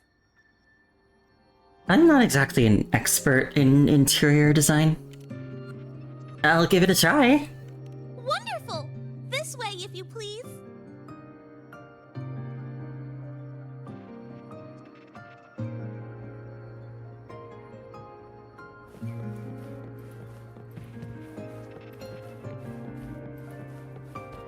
Which little corner shall we decorate today? I'm always ready to be at your service. Upgrading the cafe decor gives you all sorts of perks during your exploration. Store cleanup. Clean up Shashul Cafe and get ready for the official opening. Unlocks cafe decor. You can spend resources to upgrade Shashul Cafe. Forward we go! But it looks like I don't have any. Well, the next thing I can get would be lighting design.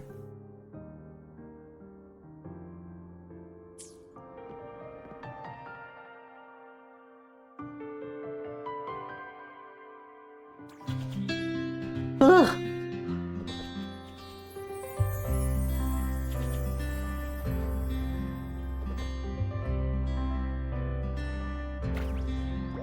Oh.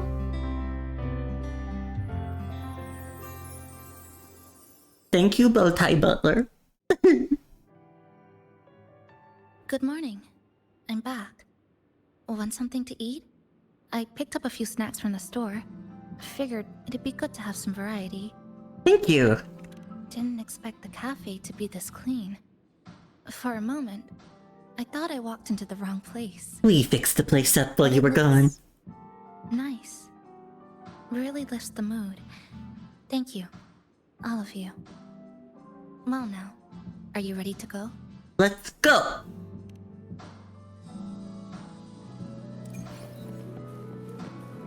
Oh. Which little corner shall we decorate today? So that's... Always ready to be at your service. That's how I can interact with it now, I guess. She's reading.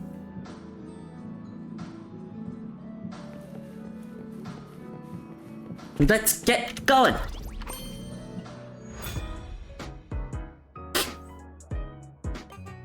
Let's go!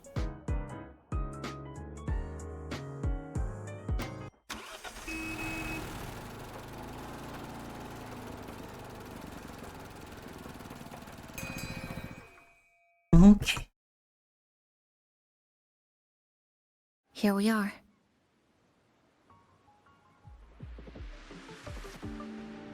Okay. I first ended up in this place 2 months ago.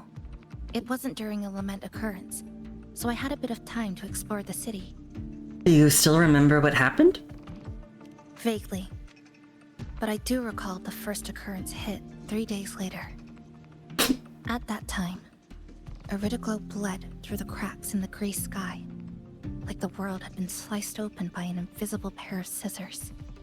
People, buildings, even space itself. Everything fell into chaos. Then we need to recreate the city as it was, before the lament, to uncover what really happened. Who's there?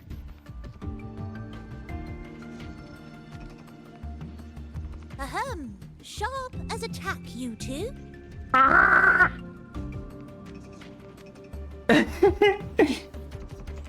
Since you've caught on, the game is afoot. Listen up, young folks. This district is full of secrets.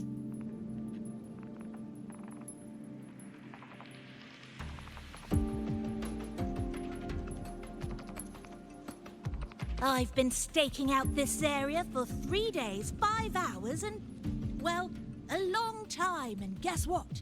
I've spotted something really fishy. Those redcoats sneaking around and tinkering every day? Mark my words, they're up to no good. Redcoats? Could it be the Fraxidus?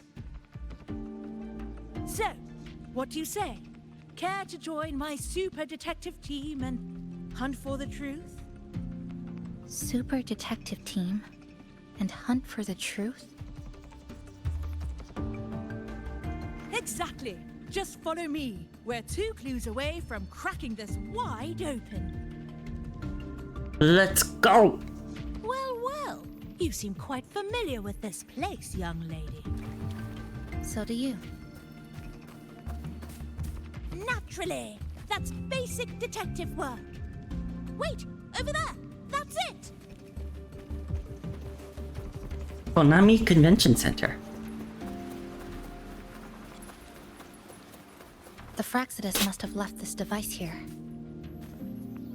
But it's inactive. Something's covering it.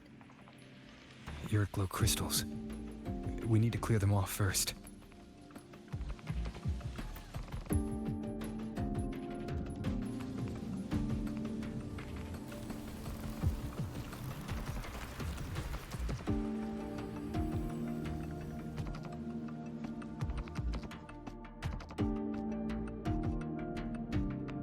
By Jove, my instincts were right. They are up to something shady. I don't think that would have been hard to figure out. Experimental devices. Is that a research report?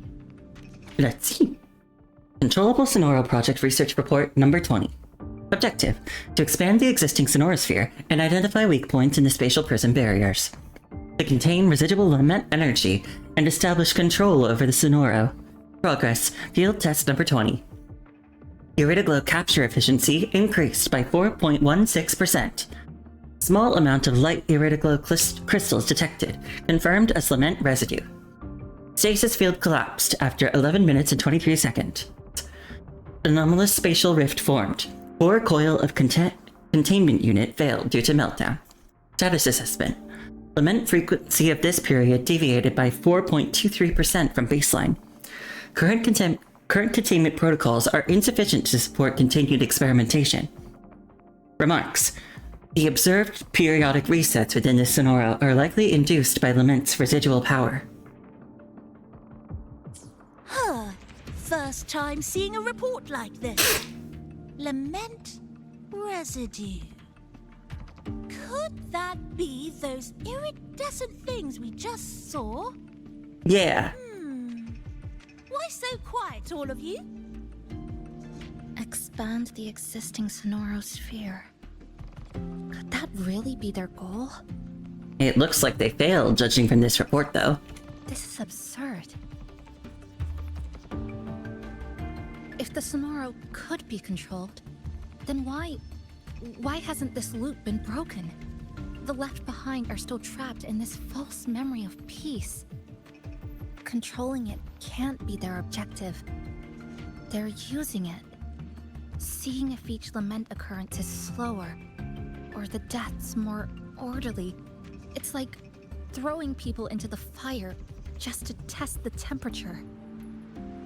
There might be more clues in other test sites. That's right. There's another one close by. This way. Lead the way, Holmes. By the way, I didn't expect you to see through my disguise. Keen eyes like yours make you perfect candidates for my super detective team. What disguise? What exactly does this team do? Why, investigate those red-coated troublemakers, of course. But come to think of it, I haven't seen them around lately. Suspicious. May I ask, how many members are on this team now? Just the one capybara. Anyway, we've arrived. Okay. Not much of a team then, is it?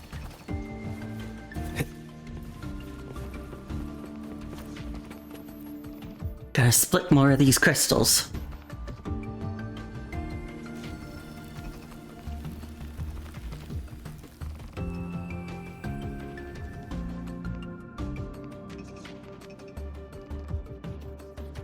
Another report.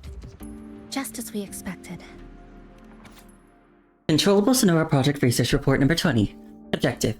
To expand the existing Sonoro Sphere and identify weak points in the spatial prism barriers. To contain residual lament energy and establish control over the Sonoro. Progress. Field test number 20. Iridoglow capture efficiency increased by 7.12%. Small amounts of light iridoglow crystals detected, confirmed as lament residue. Stasis field collapsed after 8 minutes and 11 seconds. 3 monitoring units damaged. Anomalous spatial rift detected. Status assessment. Lament frequency for this period deviated by 1.45% from the baseline. Current containment methods are insufficient to support continued experimentation. The plot thickens. This one's almost identical to the last report. Same sequence number, but different data. So they've been running the same experiments repeatedly, with different results each time. But why are they both labeled as number 20? Are they being repeated too? Like, are they also looping? What's wrong? Nothing. Just thinking about a friend. The one you mentioned before? Yes. I'm sorry. I forgot to tell you her name. It's Sumika. This is where I first met her. Where our old base was. I left after the lament sliced and stitched this place over and over. And I never returned. Back then, Sumika used to tease me. She'd say I had to map everything out. Routes, terrain, vantage points, exits and entrances. All of it. but she always went with her gut. Terrible sense of direction, though. Even so, she chose to go to that tower alone. I want to go back, to see if there's anything we missed. Sure, we do need more leads. Thank you for accompanying me. No problem. Oh! Besides, I get the sense that somebody should look after this little guy. Zoning out, detective? I'm deep in deduction. Still need more clues to uncover what those red-coated rascals are really after. I'll take my leave now.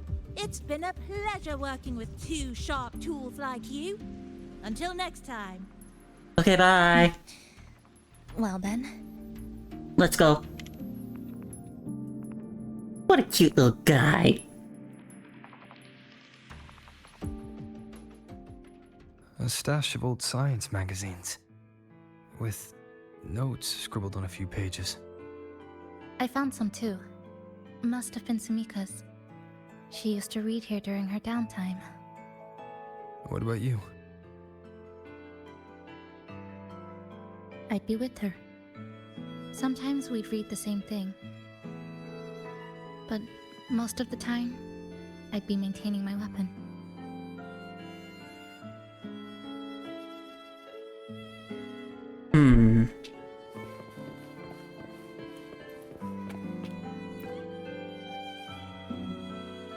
That stash in the corner. They're all clocks. There used to be more. Sumika collected them, placing them all across the city before the lament struck. Then she went back to retrieve them one by one. It was pure madness, but it proved her theory. The closer you get to Neon Tower, the slower time moves. In other words, all of Honami City might be lagging behind the outside world. Remember that moss-covered watch? That's what first made Sumika notice something was off about this city.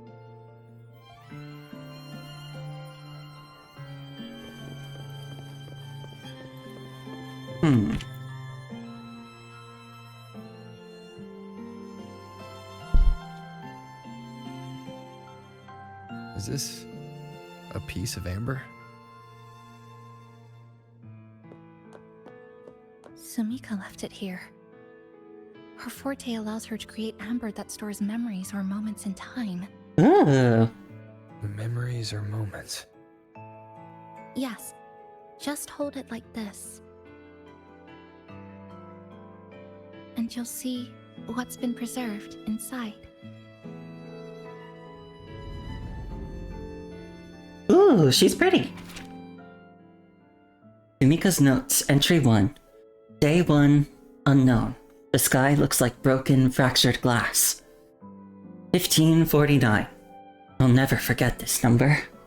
Just 1 minute before the observation was complete, a dark rift suddenly tore open from the device in front of me, shredding the stream of data across the screen. My boots were still stuck to the lab floor, but my upper body had already been pulled into a strange, chaotic storm. That was the beginning. Now I find myself in a city I don't recognize, having just survived a bizarre lament.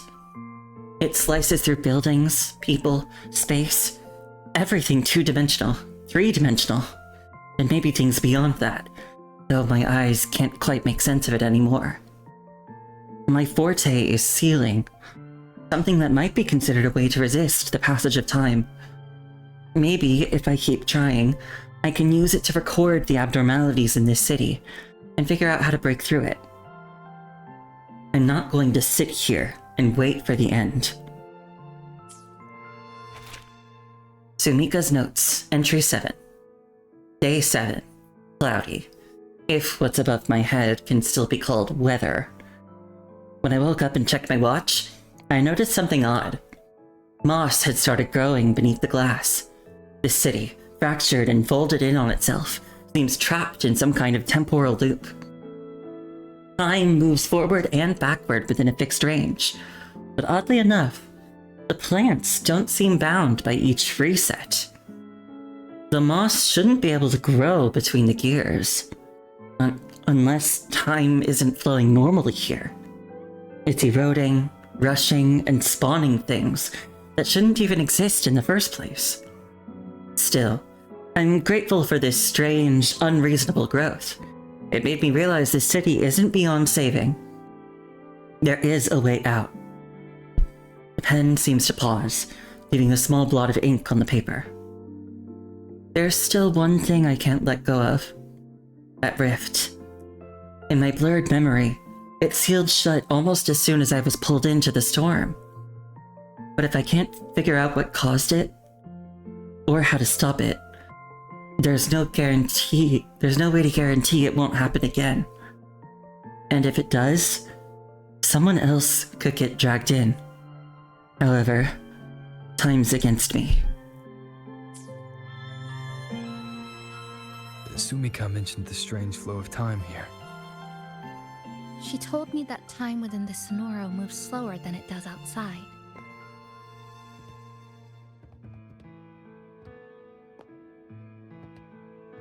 The plants grow like everything's normal, yet those who died remain trapped in this loop. It's like something very powerful is holding them back. What's holding them back might just be their unfulfilled longings. They awakened Namipon to a city that still needs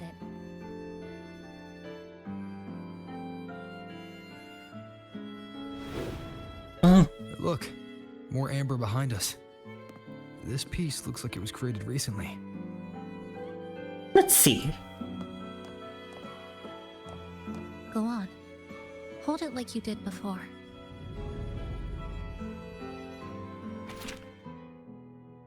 Sumika's notes, entry 136. Day 136. Abnormal pressure.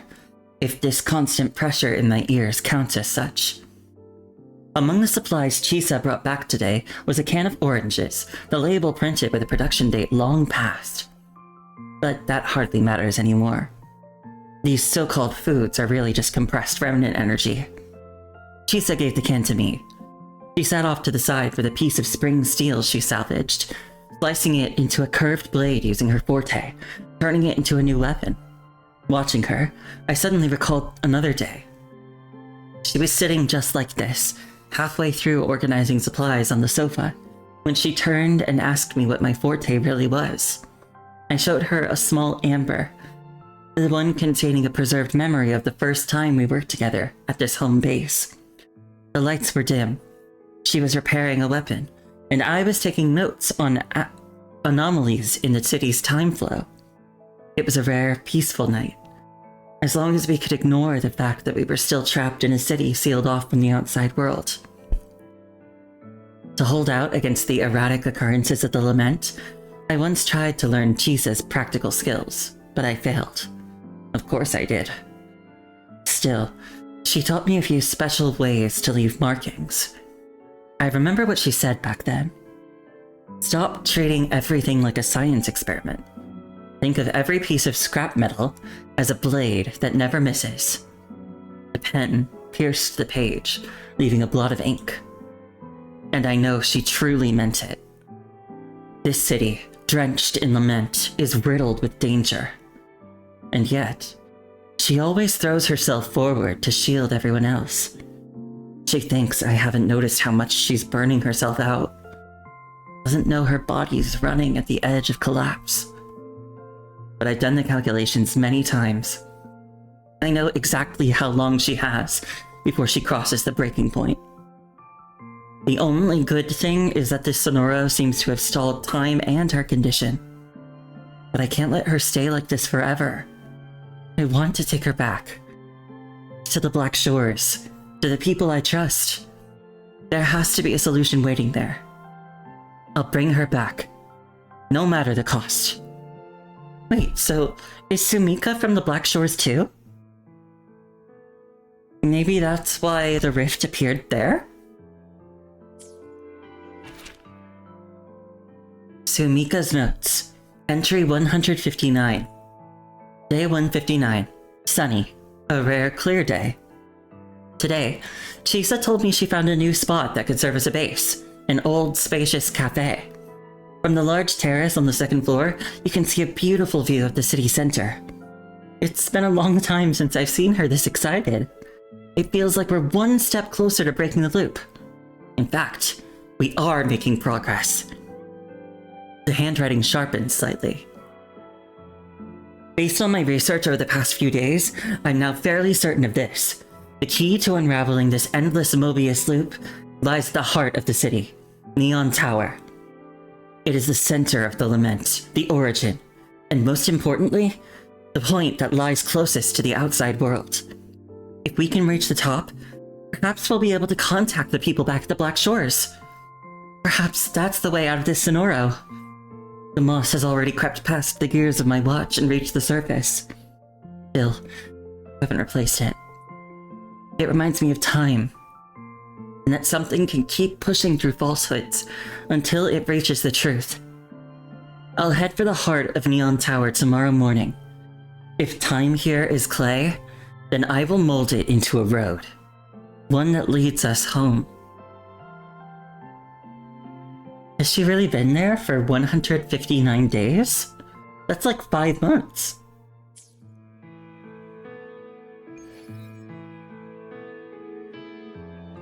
But judging from her notes, she really did make it to Neon Tower. We need to find a way there. The sooner the better. Let's return to the cafe first. We'll need to check with Namipon to see if the longings we've gathered are enough to guide us to the tower. Back to the cafe!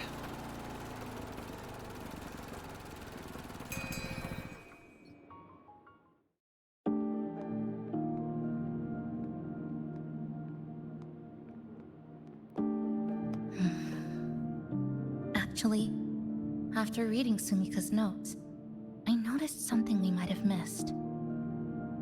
What is it? The lament we're experiencing here in Honami. It doesn't feel like the real thing. It's weaker, like the power is fading.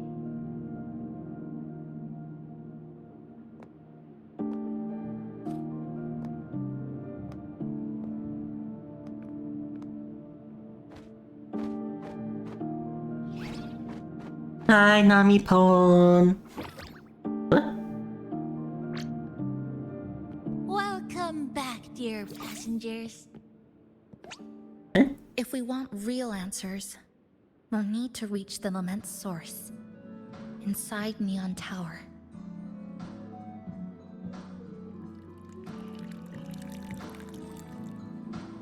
Would you like a cup of coconut cheese latte made by yours truly? It's called Cloudy Coconut Sea. Yes! At the very least, we can now confirm this is tied to the Fraxidus' controllable Sonoro project. Wait. Are we not seeing it? Hello? Hello? Whoa, whoa, whoa, whoa, whoa, whoa. Sorry. Didn't mean to ignore you. Oh, okay. We got a little distracted. Hello? Whoa, whoa, whoa, whoa, whoa, whoa, whoa, whoa. It's okay. I'm used to it. By the way, passenger, there's something I need to tell you. Yeah, what is it? I sensed a frequency that's closely connected to you. It's not from this space, but it's calling for you. Connected to me? Is it Shorekeeper?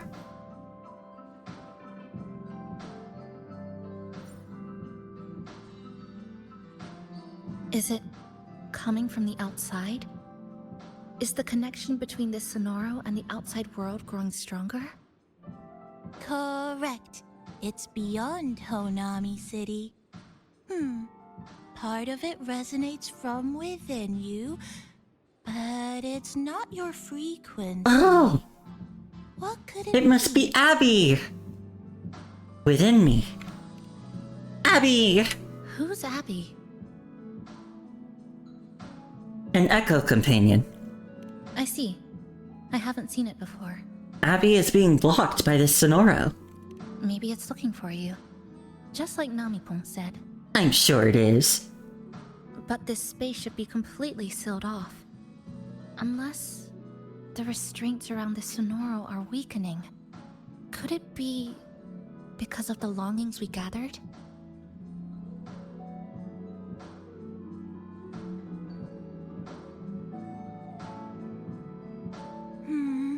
If you're in a hurry to meet it, I can try recalibrating Neon Tower's coordinates, but it'll take a little more time.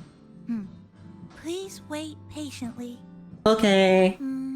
You seem concerned about this Abby passenger. Because Abby's important to me. And adorable! Like you. I can feel it too. Don't worry. I'll do my best. Thank you. So please get some rest for those who care about you. Do you want to take a breather on the terrace? Sure.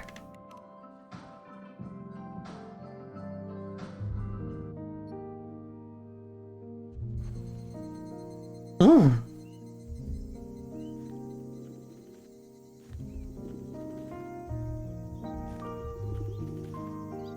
Ooh. Very pretty shot.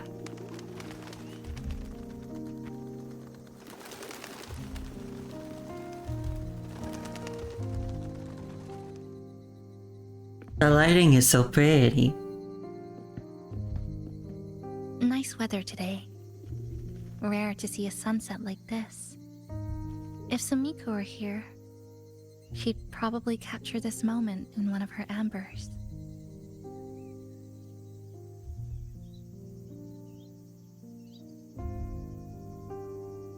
Because it's beautiful?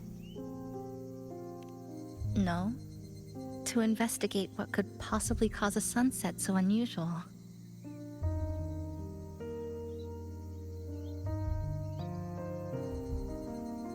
See that child by the signpost?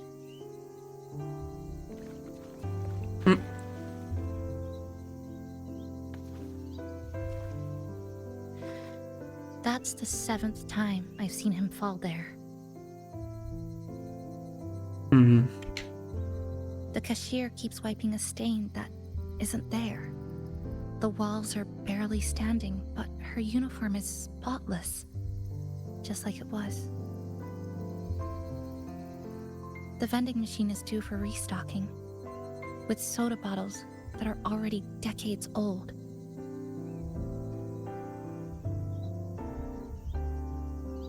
That cat has been lying there for 2 months, maybe longer. I've only known it for 2.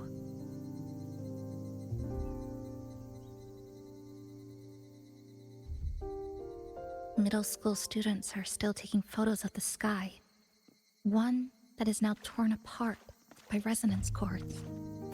But in their eye, it's still clouds, birds, rainbows, the perfect sky of that single day.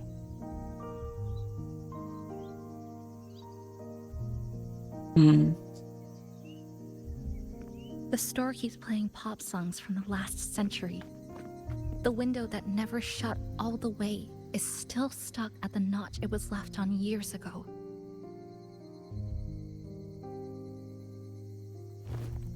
They've all been left behind in the past. As for me, I'm starting to forget what day it is today. This kind of life almost feels like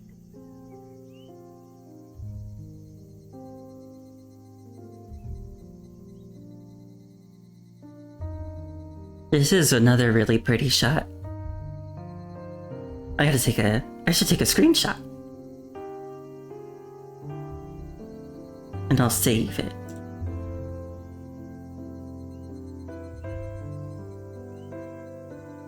Very pretty. An anime episode that got cut halfway or something? Interesting analogy. When I was little, every summer break was spent with cool fans, watermelons, and an old TV. I loved watching anime and was always curious about those special worlds. I think it's kind of like an unanswered call. My parents were always busy. Whenever I missed them, I'd try calling. But most of the time, they couldn't answer. Even when they did, we never had much to say. After I became a resonator and was placed under supervision, those chances became even rarer. I think the things people said about me ended up putting a lot of pressure on them too. Mm-hmm. In my hometown, resonators aren't really accepted. Someone who can't control their abilities is like a ticking time bomb, feared and resented. I didn't want my parents to suffer because of me, so I thought maybe if I stayed away, they wouldn't have to deal with the looks or the whispers. Do you miss them?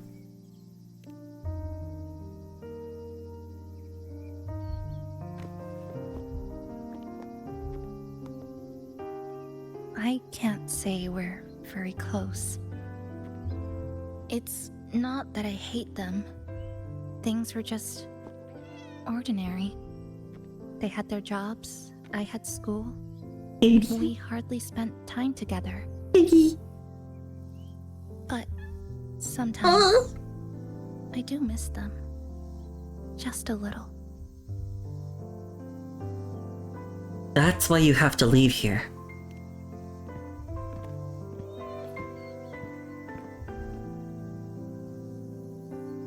You need to get back to...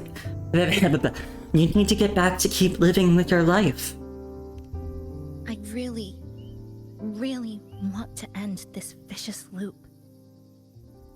I've already tried so many times, but the outcome is always the same. But you still haven't stopped trying. Every time the lament struck, you moved toward Neon Tower, against the tide of fleeing citizens, knowing full well it was the most dangerous place to be. You knew you couldn't save those who were already gone, and still you reached out. To the mother and daughter, to the injured young man, to me when I first fell into the city. You knew that in this endless loop, saving someone didn't change a thing. But still, not once did you ignore a cry for help. So you appeared. At a time no one should have. In the most dangerous place, beneath the lament's shadow. It wasn't luck or coincidence. The Sonoro isn't fully sealed anymore. So Mika cracked it open, and from the moment we met, the loop had already begun to loosen.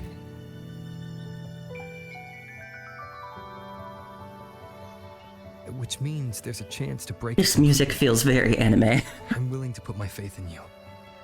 Let's seize that chance together.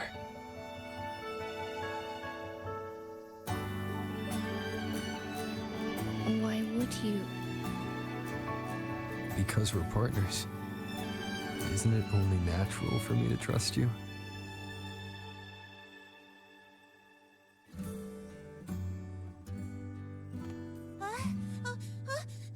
Chisa, passenger! I just confirmed Neon Tower's coordinates.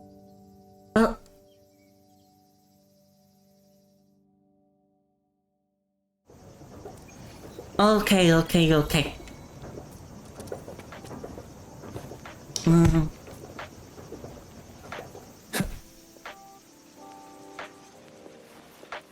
Ah, stuck on the branches.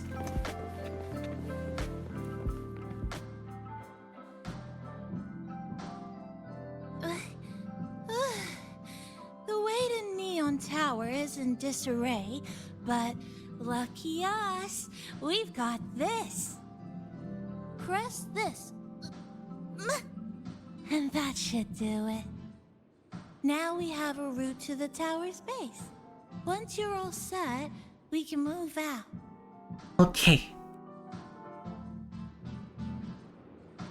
Let's go. To the tower we go. Are you ready, passenger? Ready as ever.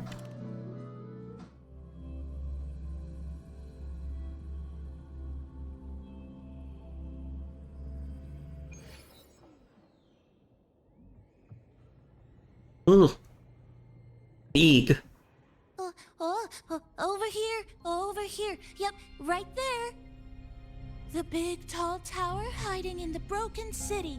It's finally opened up for us. Let's go!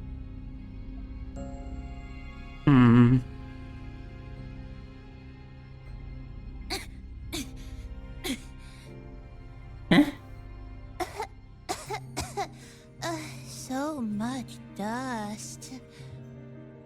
So much rubble from the city scattered in here. Debris and loose junk. Watch your step, everyone. We need to bypass all this and find a way to get to the top.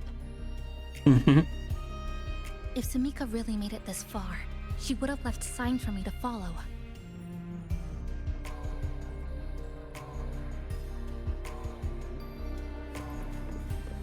Okay.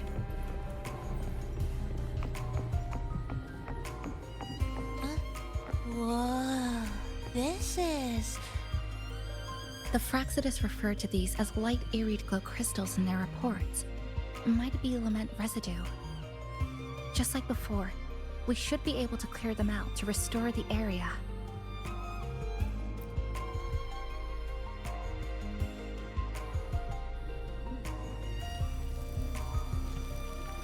Nami Palm statues. Or I guess just capybara statues? Yeah, but I can't talk. Oh, look! A shiny stone. It's Sumika's amber.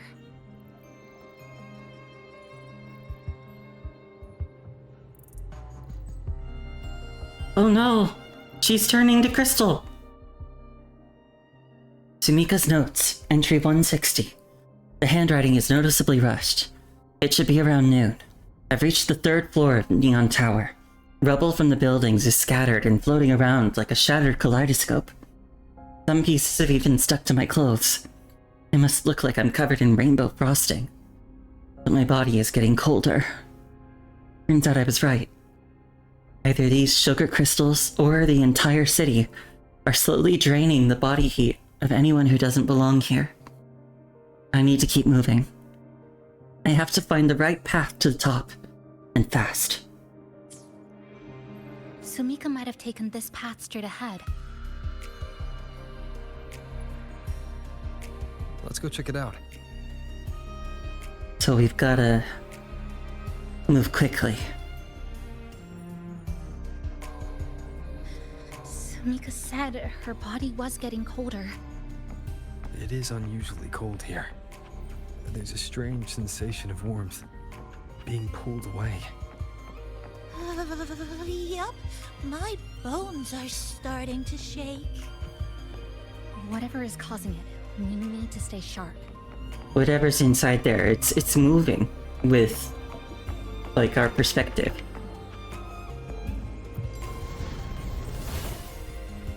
Ooh. More eerie glow crystals here. Let's clear them off. Sumika's notes might have been buried beneath.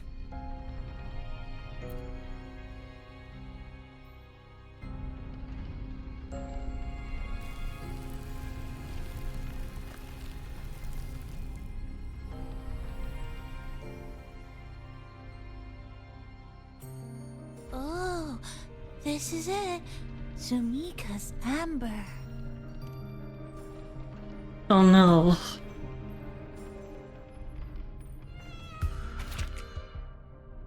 Sumika's notes. Entry 161. 15:23. It's been 5 full hours since I entered the tower. Nearly half of that time was wasted because I took the wrong path forward. My watch is now almost entirely covered by moss. It spread so quickly. There's no doubt now. Time inside the tower flows differently from the outside. Oh, the entire city of Honami is out of sync. I passed through countless time fragments, saw my 10th birthday party cake, the balloons and flowers from my coming-of-age ceremony, and the lab coat I first wore when I joined the Black Shores. It was happiness. Surreal, like a dream. But I couldn't let myself get lost in it. I took off my protective gloves and ran my fingers across the corroded surfaces, trying to touch the reality in front of me. Surprisingly, it felt warm, like the vein of some living creature. The writing wavers here, as if the hand holding the pen had started to shake.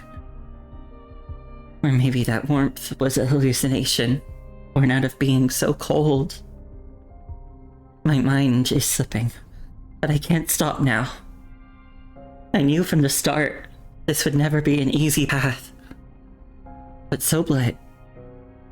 Even the most dangerous equation still needs someone willing to solve it. She said the path ahead is wrong. We need to go back.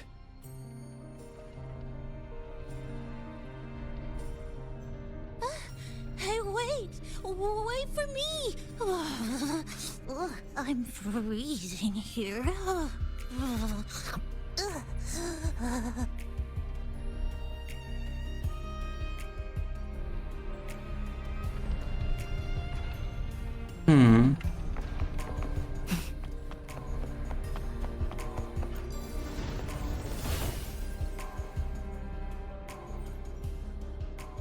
Is this where we came out of, though? Oh, look how big. And that tree. Look at those chairs. They're covered in arid glow crystals too. Sumika's notes must be hidden underneath.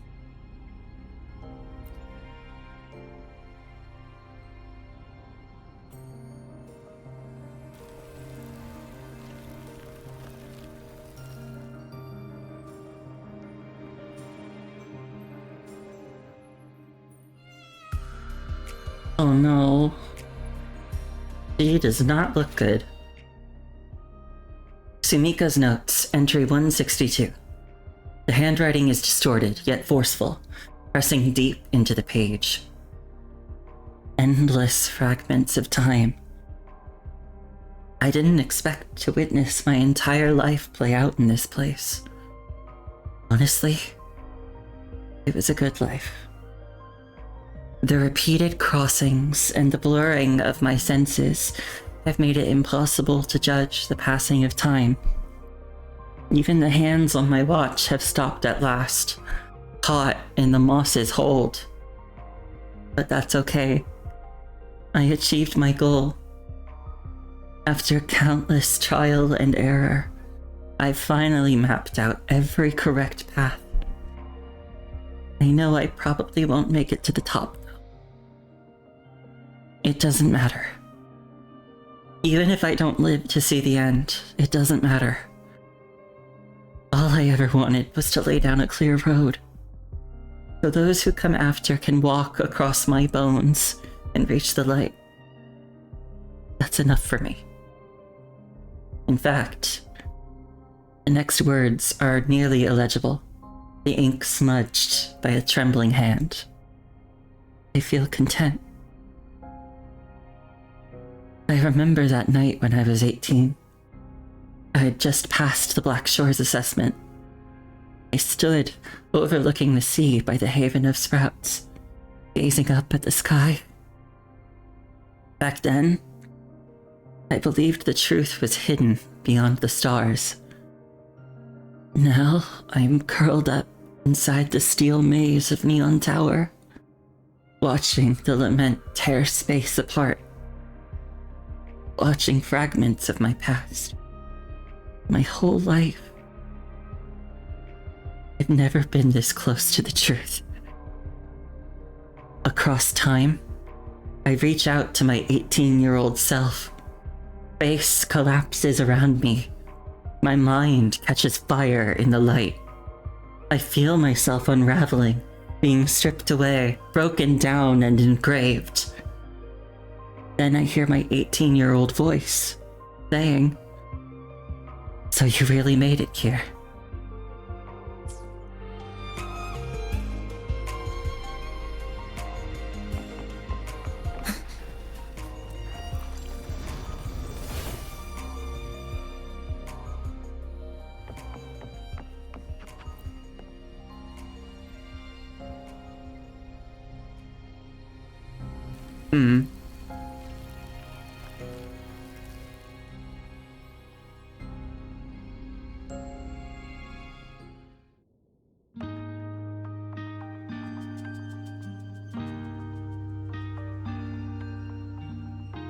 This might be the last one.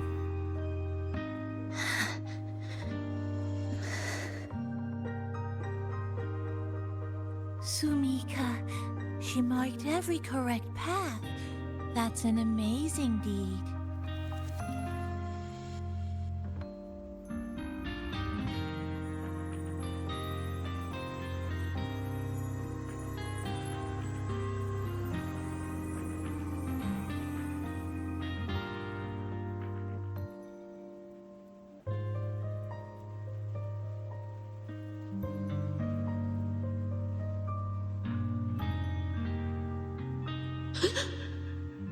What's that sound? Am I just hearing things? Oh, her eye.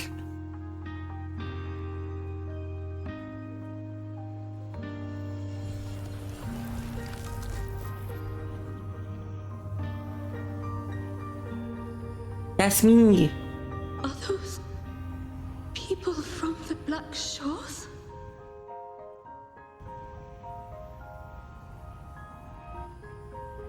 Hey, you! Can you see this entrance? Please, help the people here. They're trapped. My friend, she's trapped here. Please, just once.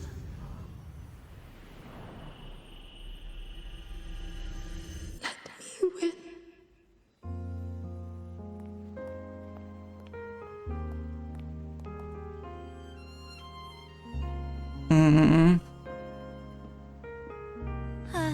What an incredible girl.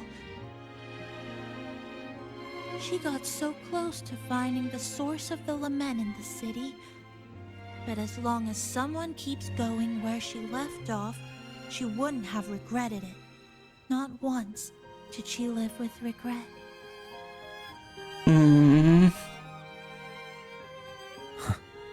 Did you hear that? No.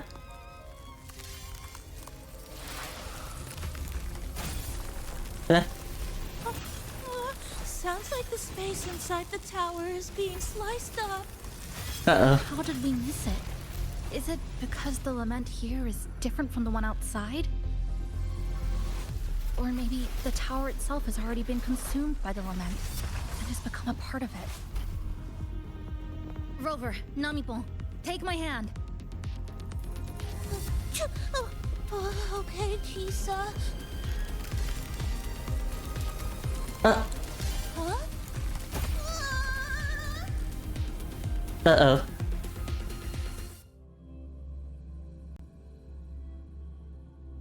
Space has just been sliced again. The temperature's dropping, but there's no frost or ice anywhere. Could it mean this tower really is absorbing warmth from human bodies? Just like Sumika suspected?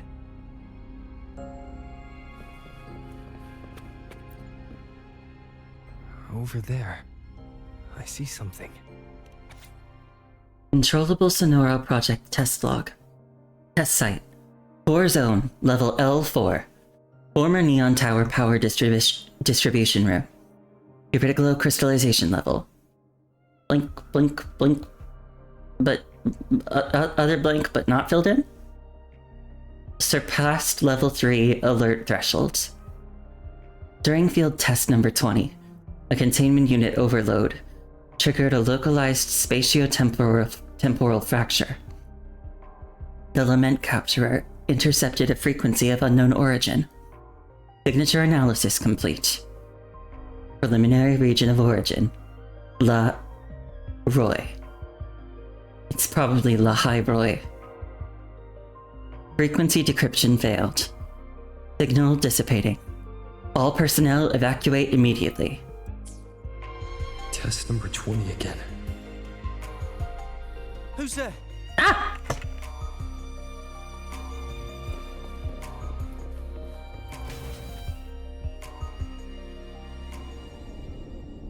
What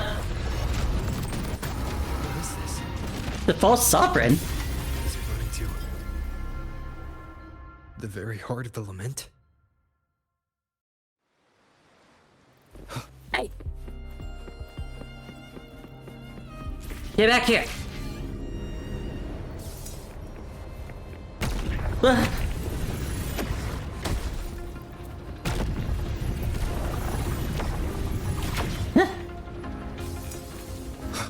This is like when we first got here.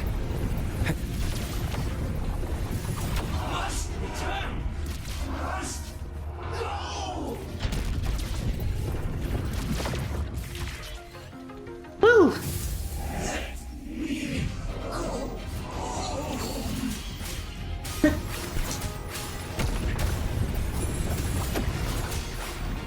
Ah!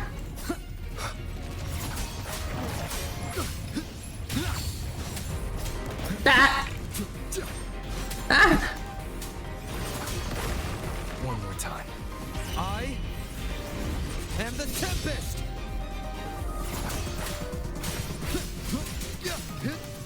The wicked will face judgment. Gotcha. Ah!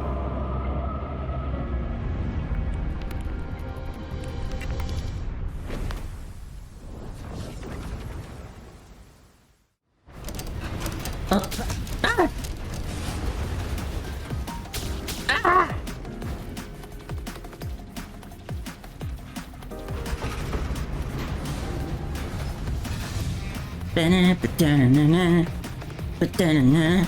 I love this music from last time.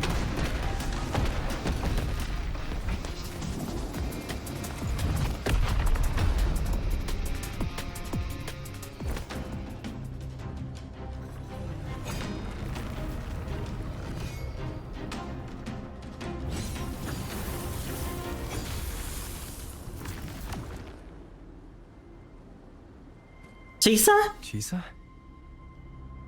Is she inside that space now? But she's flickering.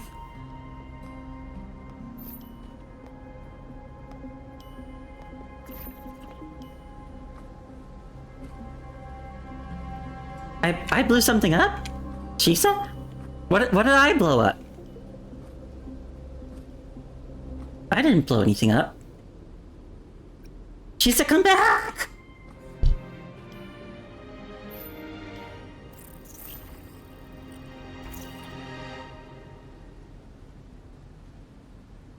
Huh?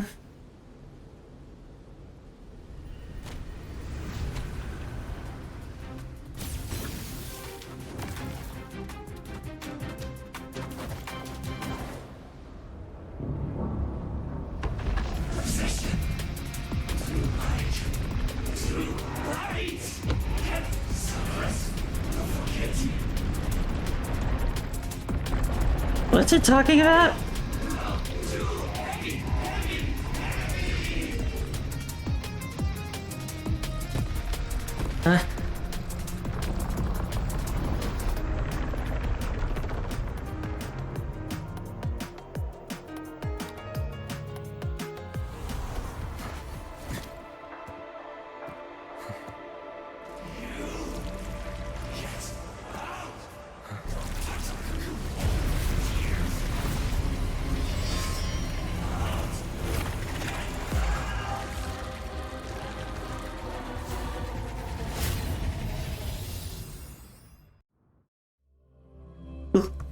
Switching to Chisa's perspective.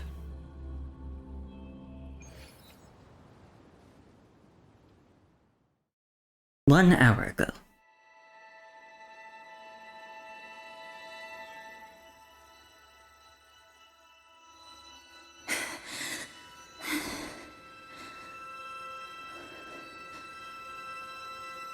This is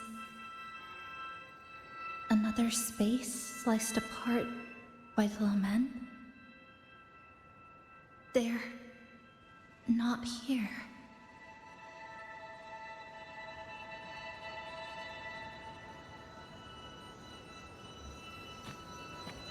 Is she the transfer student? Why is she wearing that? Creepy. Is it because she hurt someone? They don't have faces. Definitely. Just look at her. She's terrifying. What are you doing, Kuchiba-chisa? Just introduce yourself.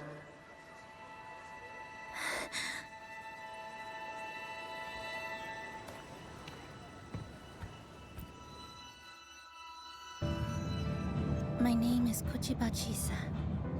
My homeland is a solitary island, walled in on all sides, much like myself. Dear passengers, a minor task force detected has caused the train to be delayed by approximately 30 minutes. We apologize for any inconvenience. Give me a break, I'll be late. Task force take over, they turn into tacit feelings. Again, these voices. You are awakened to protect the classmate who was being bullied. What a good girl. Don't be afraid. This device can help you return to a normal life. Who did Mm, she was being bullied. You know something off about her. Stop it. She's thinking the train is that state. I guess some people don't care about putting others in jeopardy. Let's just move to another campus.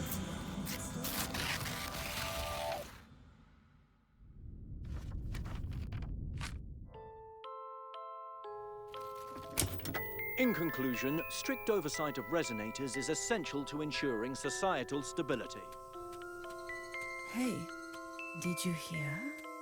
You mean that Kuchiba girl? Who would have thought, right? I feel bad for her parents. Clients have been canceling orders lately because of Chisa. Are you blaming this on our daughter? No, I didn't mean it like that. I'm sorry, Chisa. Mom and Dad should have done better. Enough. I've had enough.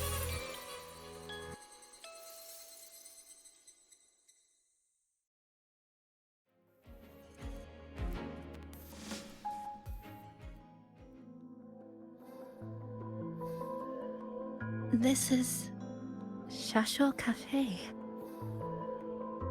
Chisa! Still people with no faces. You.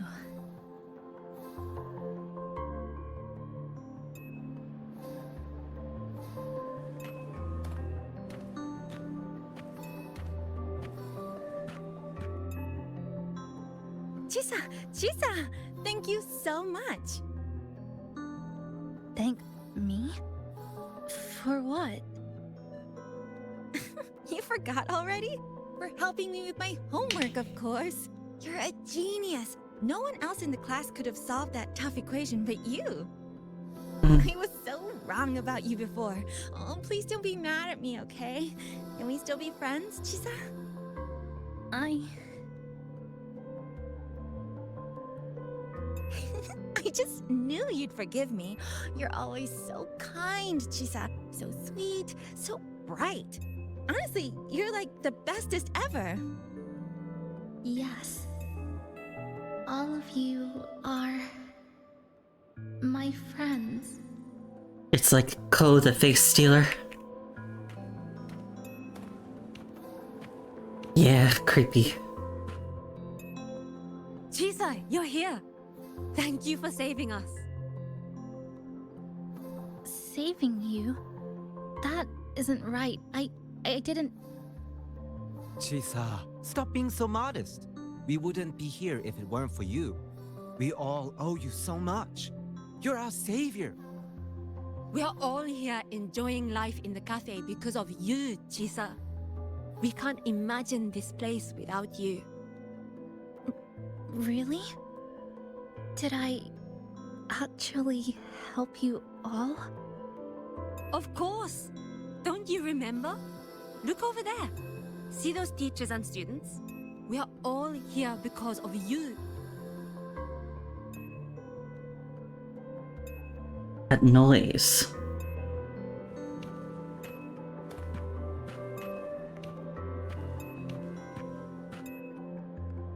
Look at everyone's smiles. It's all because of you. Without you, this place would be cold and empty again, right? Come to see everyone, Chisa. We all like you so much. Everyone needs you. Please, we want you to stay with us. A life like this feels great, doesn't it? To be loved, to be needed. Could you really give that up? Why won't you come over, Chisa? Why won't you come over, Chisa?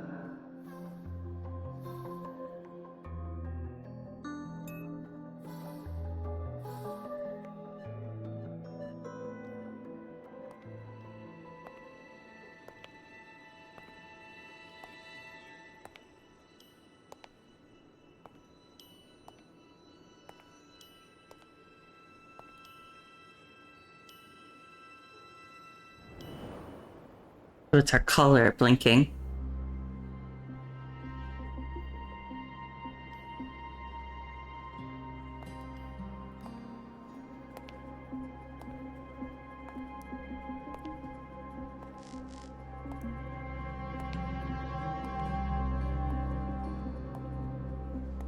Is the cat?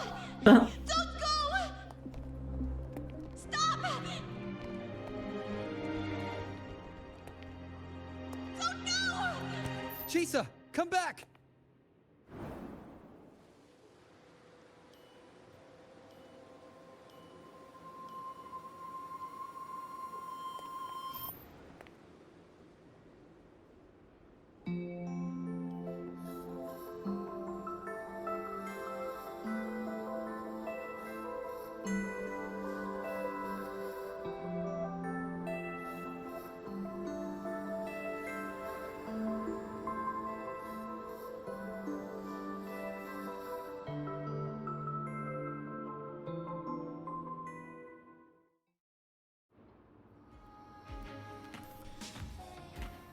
Are you all right, Chisa? Do you feel better now? If you start feeling overclocking symptoms, I've you installed should an tell me. overclocking detector in your collar. If anything goes wrong, we'll know immediately. There's nothing to be afraid of. Just enjoy every moment of your student life here. You should believe in yourself more too. Since we ended up here together, that makes us partners, even friends. Didn't we promise to chase the stars? To go where the torch of truth burns bright?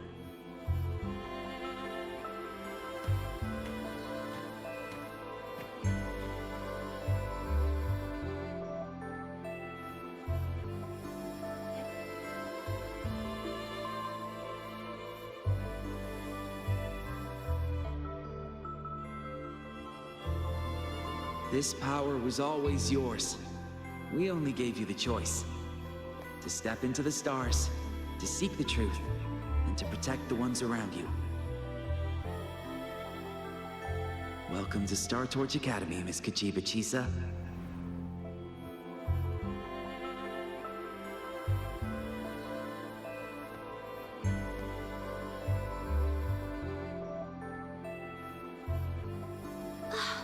There is where you've been hiding from us these last few days. Don't shut us out, Chisa. We know you overclocked, but that doesn't change anything. You'd never hurt us. We know that. Yeah, we were super worried when you ran off like that. There has to be a way to treat your condition. Maybe we can ask the instructors at the academy. I'll go with you.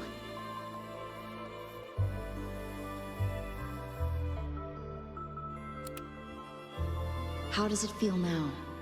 Any discomfort?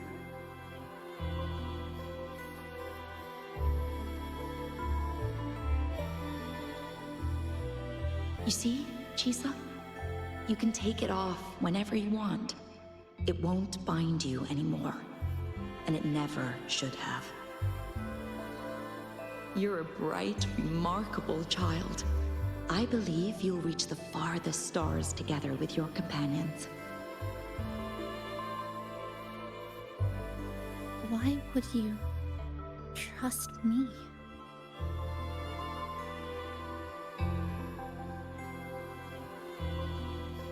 Because we're partners.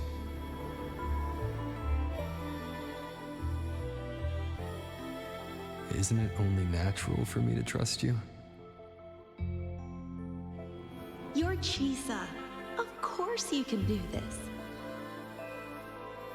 There's nothing you can't overcome. You carry a strength deeper than anyone's, Chisa. Even if you fall 10,000 times, you'll still find the courage to rise again. You just haven't realized it yet. We're gonna go so far together. Just wait and see.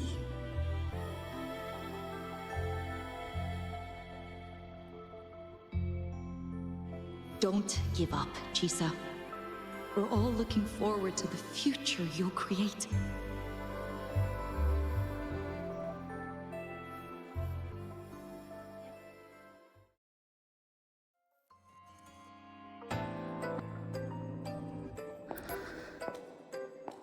Chisa! Long time no see. I'm going to take care of yourself while I'm gone. If you ever find yourself in trouble, look for these paths. Even without a guide, I trust you'll still find your own tomorrow. So, go run to it. Nothing can trap me. I'll find my way back.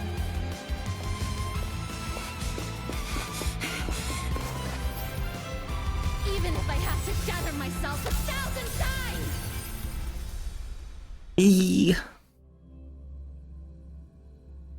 Yeah, Neo said earlier she looked like Akame got killed too.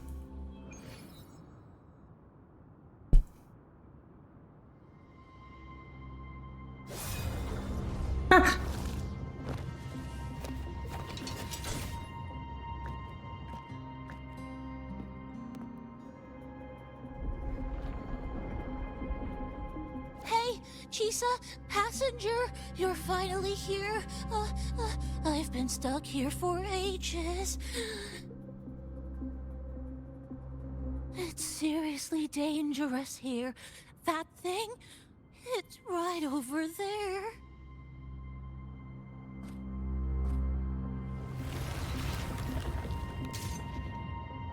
Are you all right? I'm okay. Just got turned around when the space split.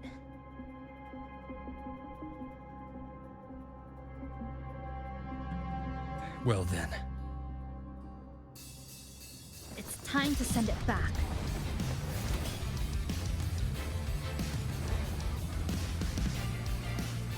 Destruction.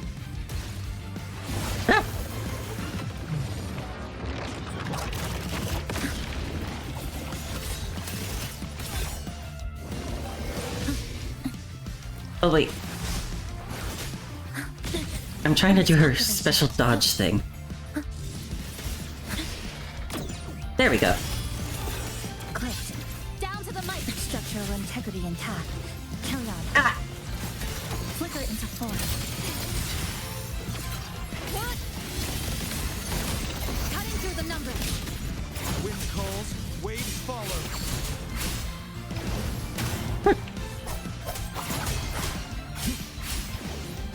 Wind howls, unfettered by bounds. Yeah, her weapon is giant scissors. Will face judgment. To pieces. Flicker into form. A pivotal moment.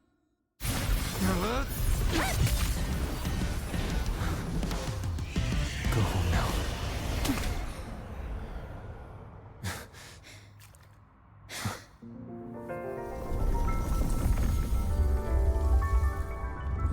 Yeah, she is kind of similar to Discord from PGR in a certain way.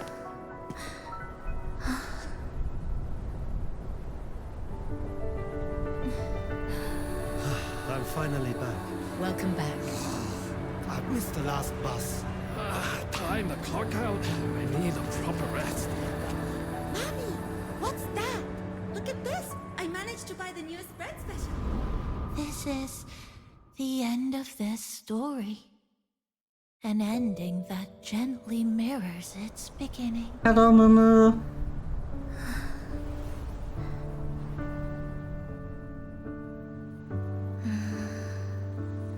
By the way, about that anomaly, I made a new discovery. Buildings closer to the tower in the center, the way the second hand moves. Ta-da! Superstar Namipon's here. Your coffee's here. Whew, it's still hot and steaming.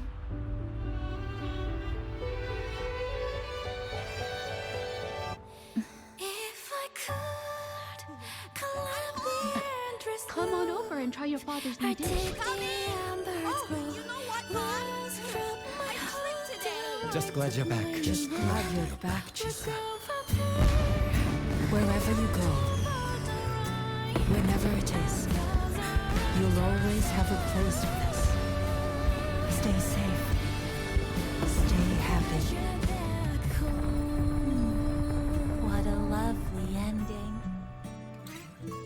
Lantern lights glow warm, curtains sway in tea-sun, and the boat hums home. Dear passengers, this is as far as I go. We'll... No, Namipon!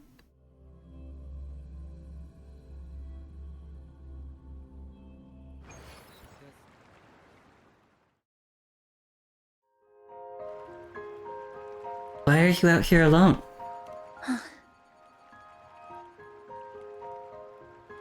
It's just... I still can't quite accept it. I know they died a long time ago, and they were only human reverberations that the Sonoro created. But now, they're all gone. You need time to accept what's changed. And Namipon. Even though we were only together for 2 months, every time I came back to the cafe, it was always there, waiting for me. No choice. I have to face it. Let's go.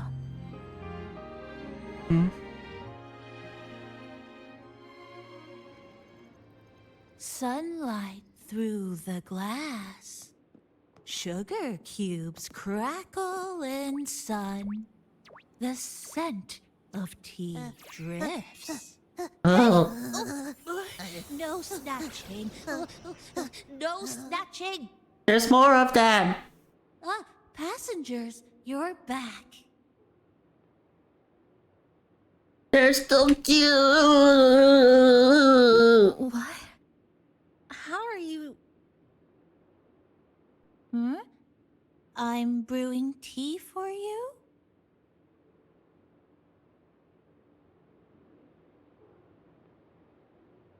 But you said this is as far as I go.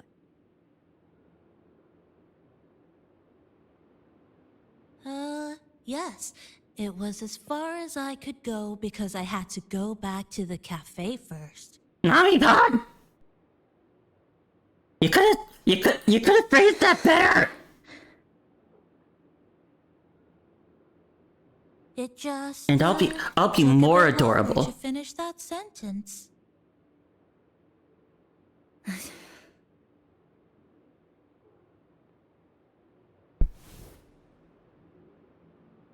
I'll be more adorable. Just because. Just because. What's wrong? Nothing. Forget it. You dare me? Okay.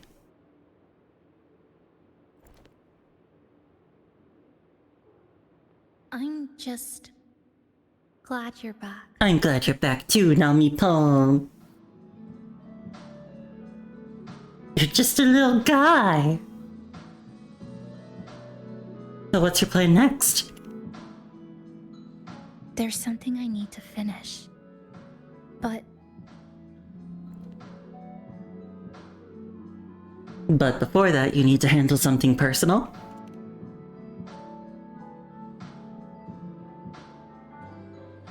Now can you finally tell me?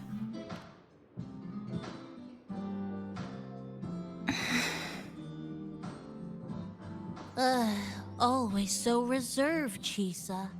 I'll say it for you then. My overclocking symptoms are...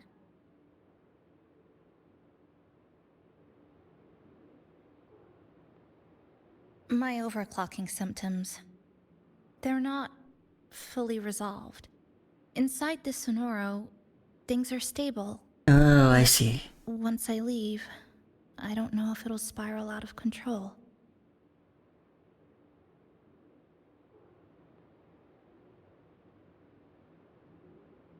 Still, even if I do overclock, I wouldn't just attack someone. Sumika once mentioned she had some friends, researchers, who might be able to treat me. But I...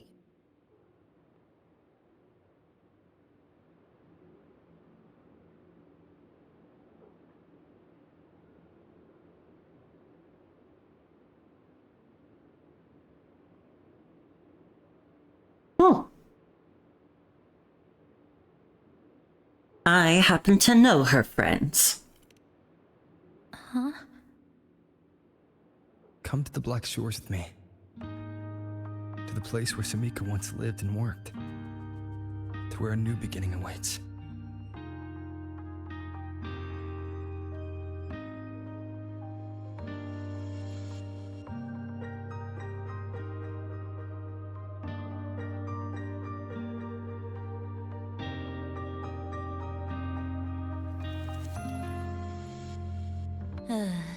What I said earlier wasn't quite right. This is the real ending.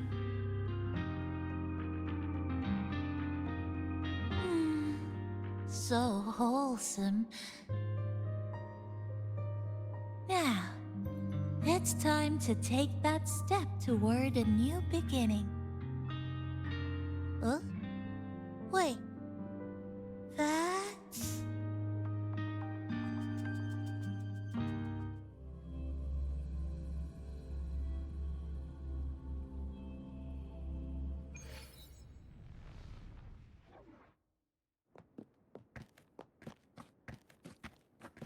This place. It's where I first arrived in Honami. Back then, Neon Tower was engulfed by the lament. But now that the warp space has settled, even the wind feels calmer.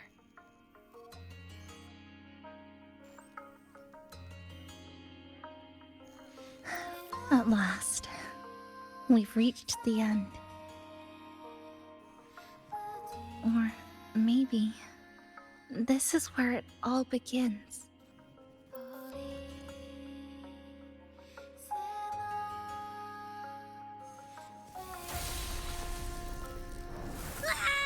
Abby! I'm coming! Don't move! Don't move! Don't move! heavy? I got you.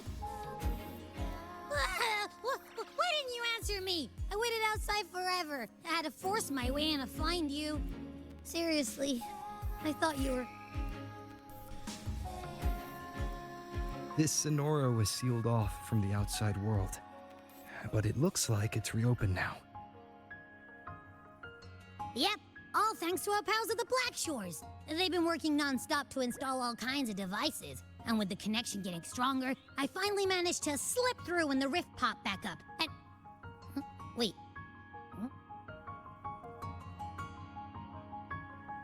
Hello. You're watching The Mask now, and you want to draw me in that one scene where the mask shrimps over the hot lady? Do you mean simp? But more implied for me when I see hot men. If you feel like it. A new face. Hiya. Is she coming with us? Not yet. Of course. We're just about to leave. Oh, okay, maybe not. I thought she had to stay for a while. Someone's still waiting for us. Oh, right, because we're gonna introduce her to the Black Shores people, and they're gonna help her with her overclocking. Yeah, so she doesn't have to stay anymore necessarily. Oh.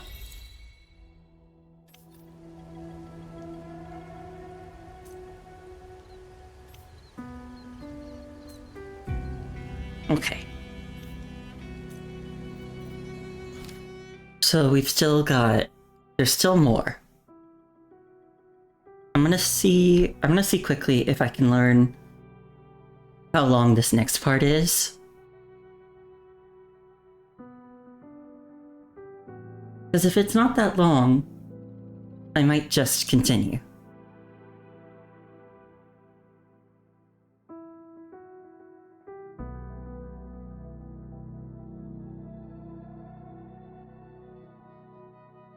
You've been meaning to work on dynamic posing and exaggerated expressions? Ooh, I see.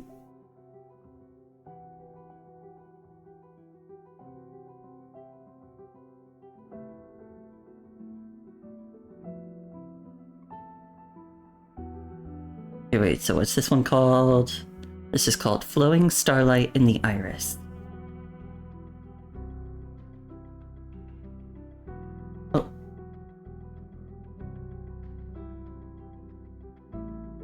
I'm just gonna see if it's very long or if it's not.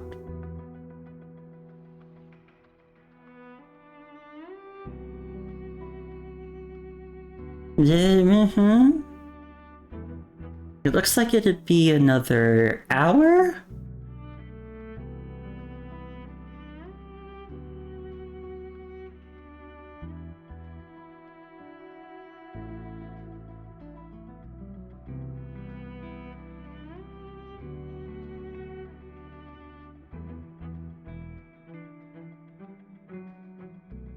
You can get in trouble for saying that on Twitch? I feel like that's silly.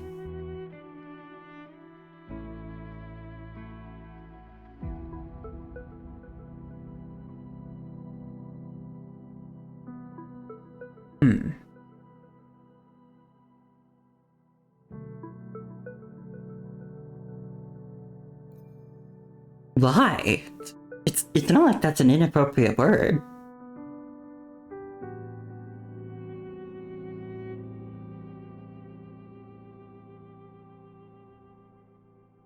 I think I'll continue. I think I'll do the rest of the... Because it looks like it might only be like around an hour, so... Passing through the rift didn't feel great. That's all you've got to say after a full field investigation? Welcome back. Are you here to check on Chisa? How's she doing now? Chisa's been moved to a sealed treatment chamber. She's under close observation and receiving phase therapeutic support. Her body's been running under overclock strain for quite some time. Some of her vitals aren't in great shape. Simply put, she's holding on, but her body is clearly exhausted. Oh, you made a silly Neopets racer in Kirby Air Ride? That sounds cute. Early response looks good. We're not going to get back to full strength overnight, but with a little time, she should recover steadily. Nothing critical at this point. Okay.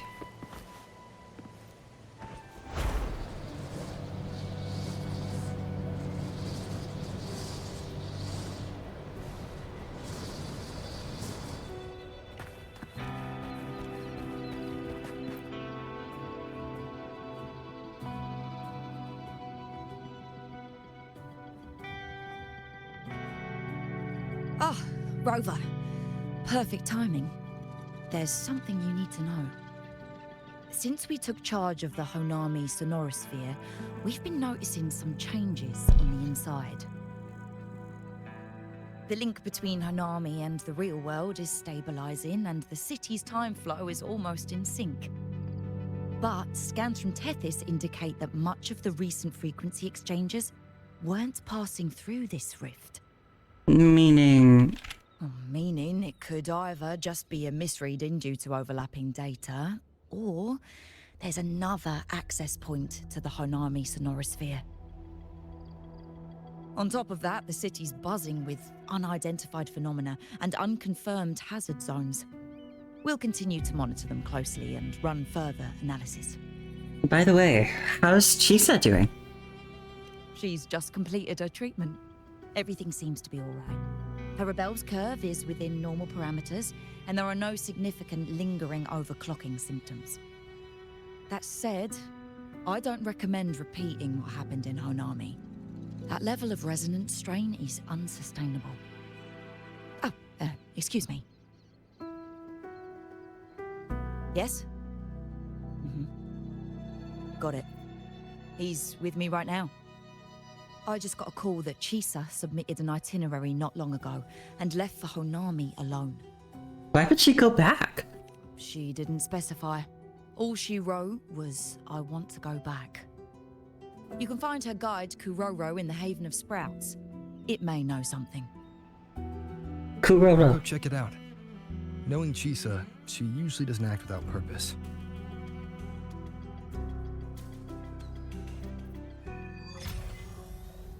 Okay. Anything else you'd like to know? As long as it's within my authority, I can answer. About Honami's time flow. After Honami was devastated, energy from the lament sealed the entire city into a unique Sonoro Sphere, like congealed amber. Its time flow was slowed down compared to the rest of the world. A similar case would be Mount Firmament.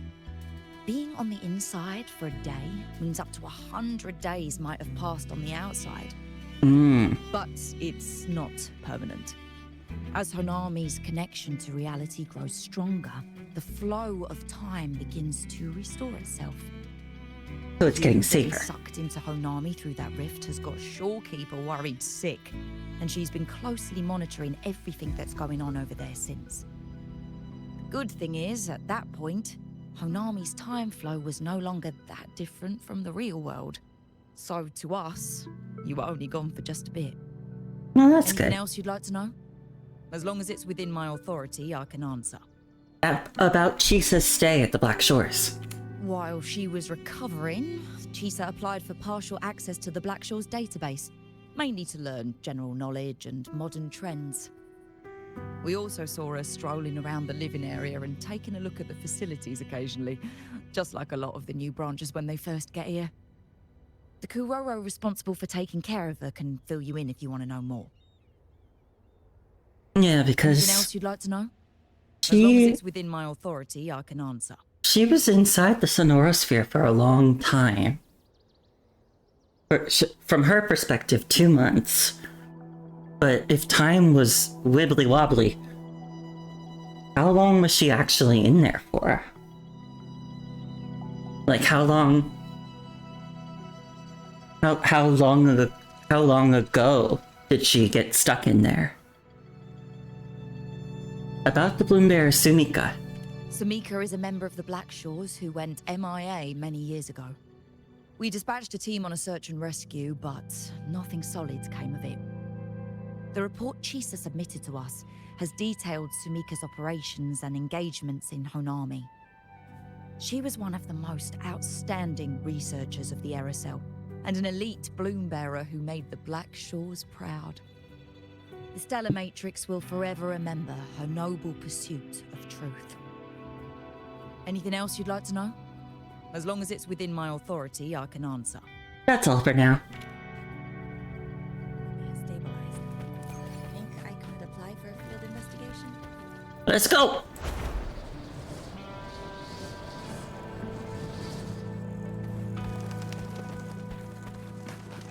Ushosho. Cuckoo, why did she leave in such a hurry? Should I clean this up? Ah, Bloom Bearer. Miss Chisa sure has been gone for some time now. Did you notice anything strange when she left? She was only visiting the nearby facilities like she normally does, but I had noticed her emotional readings had been low for a while. She used to enjoy reading the archives, but in the past few days, I saw her staring off into the distance or performing kirigami. Kirigami? Ah, yes, making small art crafts by cutting paper. There are still a few left on this table. She usually always cleaned up afterward, but this time... These look like scraps from all the paper cutting. And this one here is a half-finished tower. It looks kind of familiar. Okay, good night, Neo. I hope you sleep well. After submitting her leave, I even asked her if she would like someone to accompany her on her travels, to which she refused. I'll go find Chisa. Please, I leave Miss Chisa in your care. Bye, Kushosho.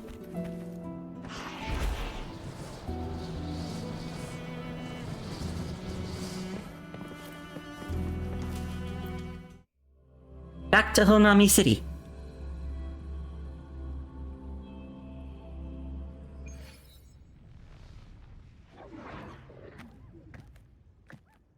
You've been busy this week, then yeah, I hope you can get a lot of really good rest.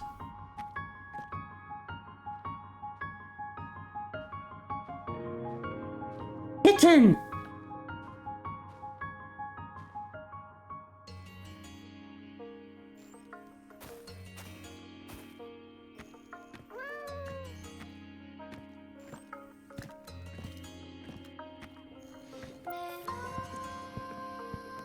Oh.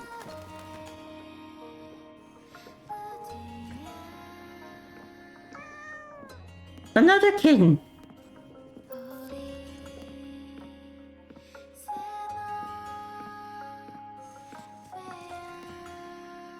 There's Chisa.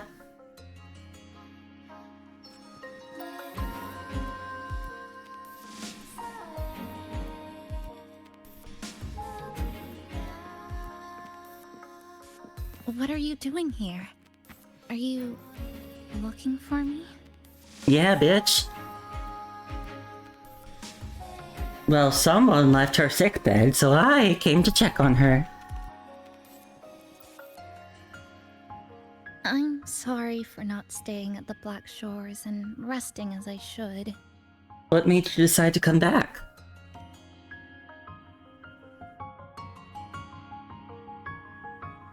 I'm in stable shape, and the Black Shores approved my temporary travel. But these are just conditions that made this possible. As for the true reason, I wanted to see what's become of Honami. Since the loop ended,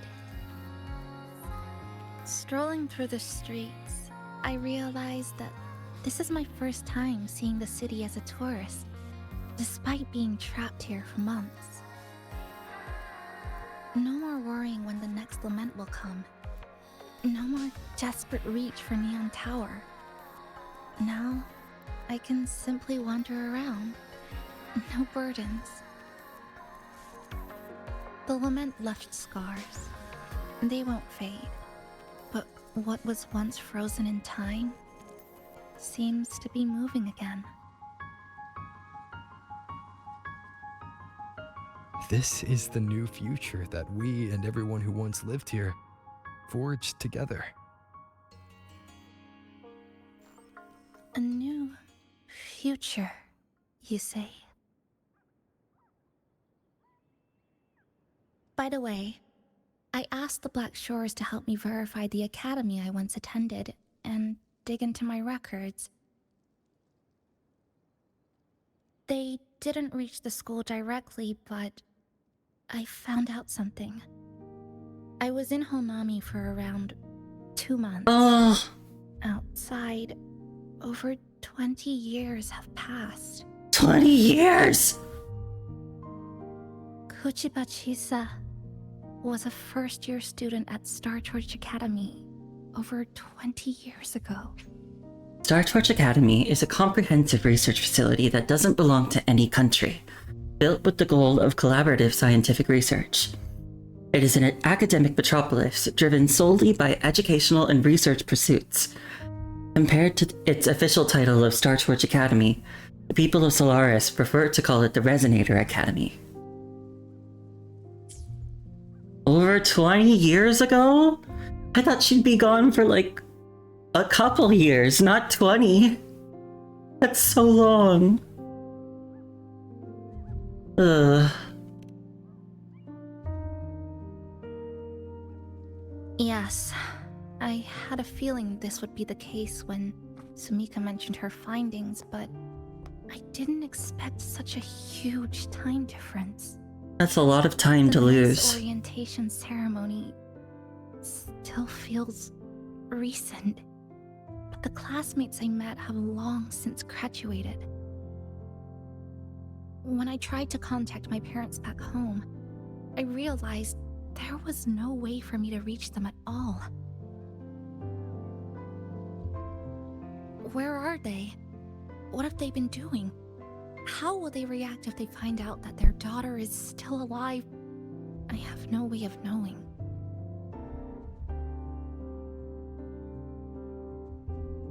Maybe we can find them. Now, this place feels more like home than the world out there. I don't know if that's healthy. It just takes some time to get used to an unfamiliar environment. Just ask the Black Shores to help you keep digging. With enough time, you're bound to find those connections again. Yeah.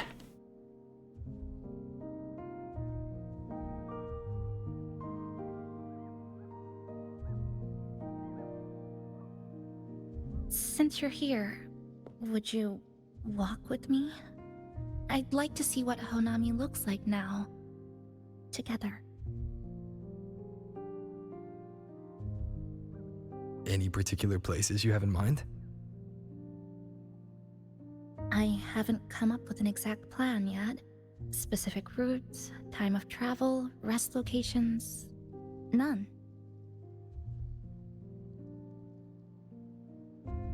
Just as I thought, I'm not my usual self today.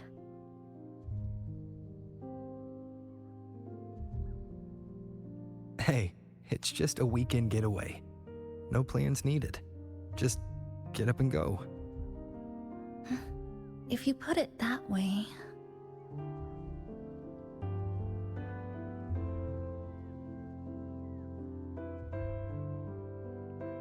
How about that lake surrounded by cherry blossoms?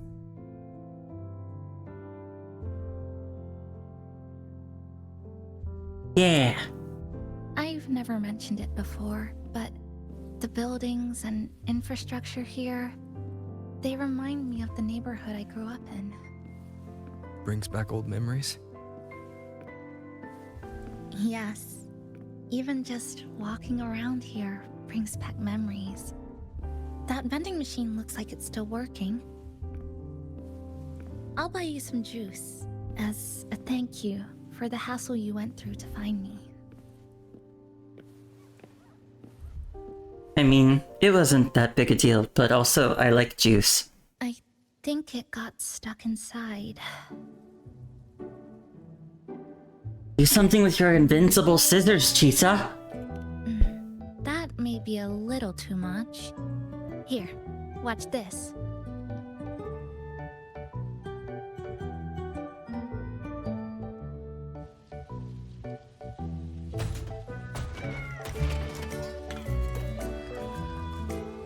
Do I like coconut milk? I don't think I've ever had coconut milk.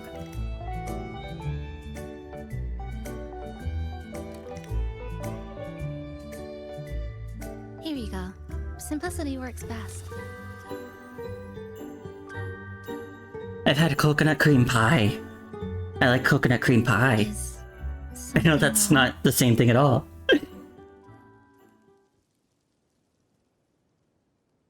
Just wondering if it's past its expiration date. Remember that canned fruit we had that one night? It's the same thing. I've never gotten upset stomach from it. Is that face because I said cream pie? Before I transferred to Star Torch, I used to hide next to the vending machines behind my high school building. I need to get like a I need to get a bonk command.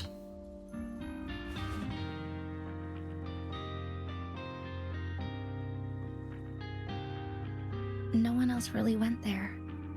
It was quiet. The sound of soda cans dropping down would make me feel relaxed. Pretty.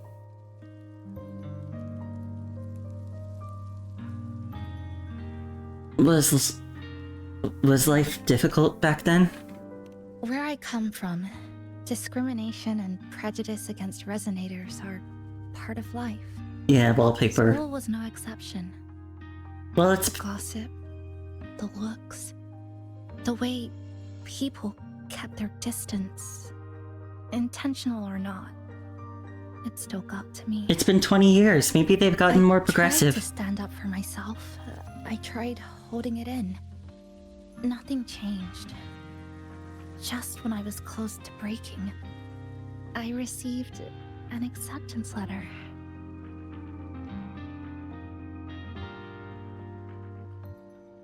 And so, with my family's blessing, I left home and went to Star Torch Academy, far away in the Lahairoi region.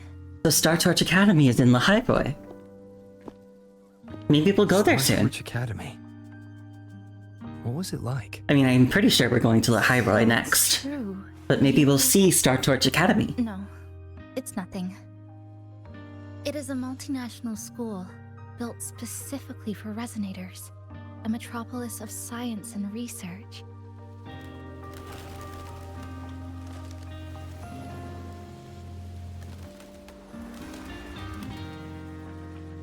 Even for a girl who couldn't face her own problems and chose to run away, they accepted me with a warm welcome. Wait, we're in California? Who dreamed of reaching the stars. Wait, what happened in... Swing. Why is it like California? It's just like the one back home. Would you join me? There is room for one more.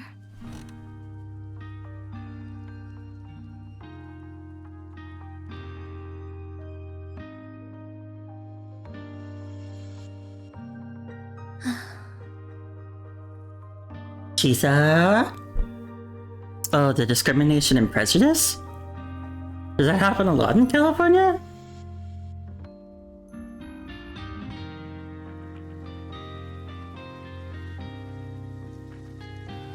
I've only been there one time, and it was just to visit some family.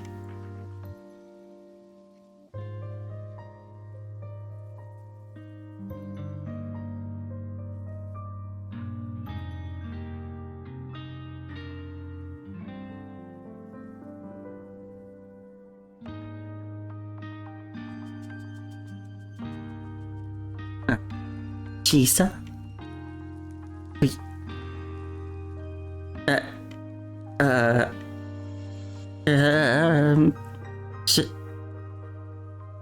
Is that something I should know about?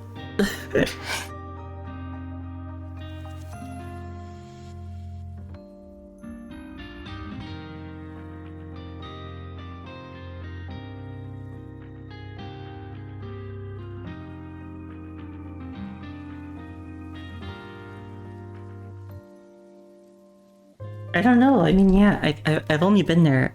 Oh, for the most part, you were being facetious? Oh, okay. Okay. Yeah, I've only been there the one time, and since I was just visiting family, you know, I wasn't really, I wasn't really immersed in the culture, so to speak.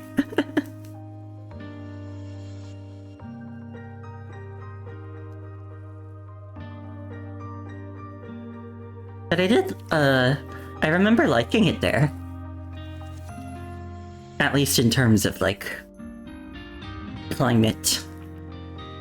Because right now I'm in the Northeast, and it gets so cold here in the winter, and I hate it. I wanna be able to live somewhere warm. You have the occasional fist fight on World Star.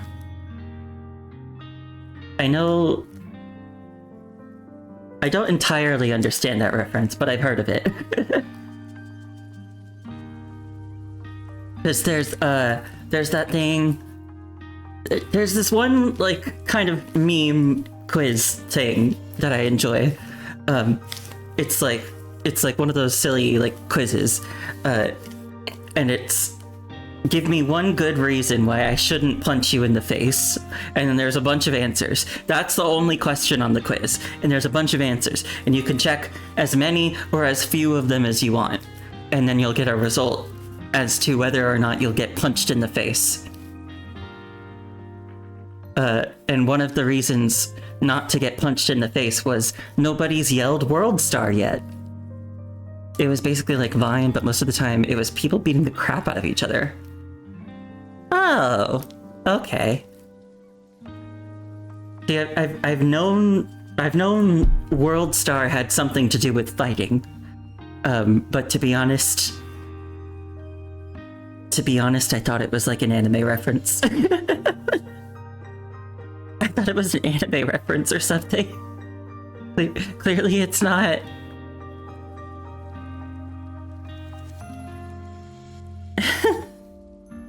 Anyway. Chisa! I hear you. I'm just enjoying the gentle sway. Especially when someone's beside me. Everything feels so peaceful all of a sudden. When you're ready to move on, I'll get up. Wait, who's Jerry Springer again?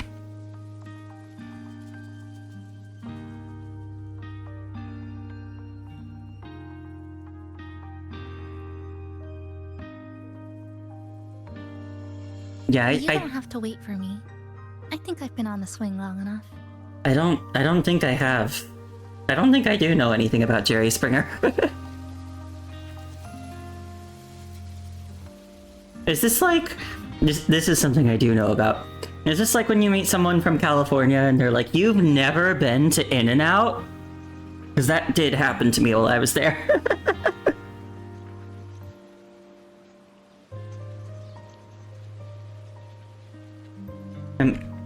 Oh, okay.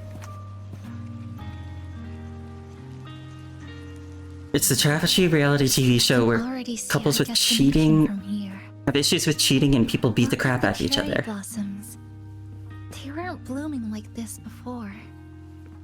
Sounds weird. They really are beautiful now. Clouds floating above the water are like cotton poking through a torn couch. Sorry, I'm using weird analogies again. Luckily, that fountain over there, it's been concealed by leftover irid glow crystals. Kind of a shame. I'll take care of it. Just like back in Neon Tower. Yeah, I've also never really watched a lot of reality TV. It was just never really something I was interested in.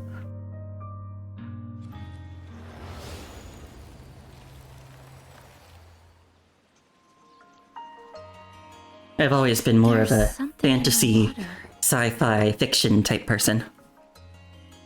Let's fish it out and see what it is. This looks like a cassette tape.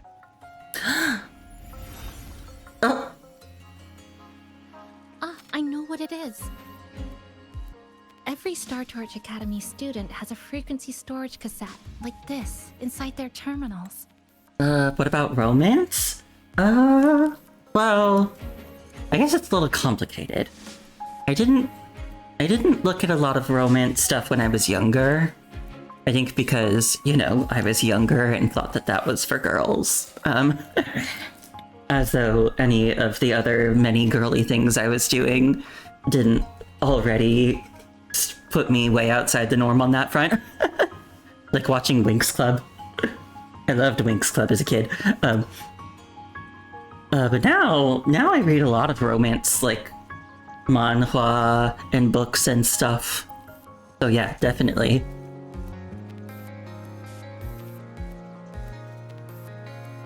Because, you know, I was like, I'm girly, but not that girly. Ugh. And now I'm like, I don't fucking care.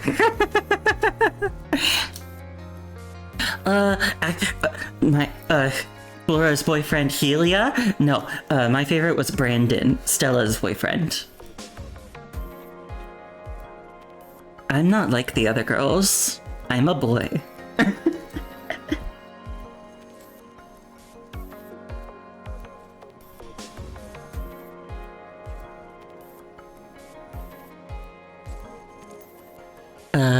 Wait, what was I gonna say?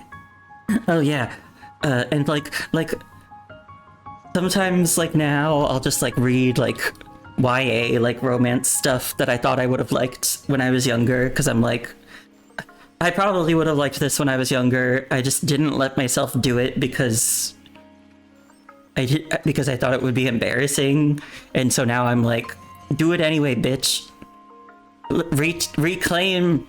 Reclaim what could have been your childhood joys.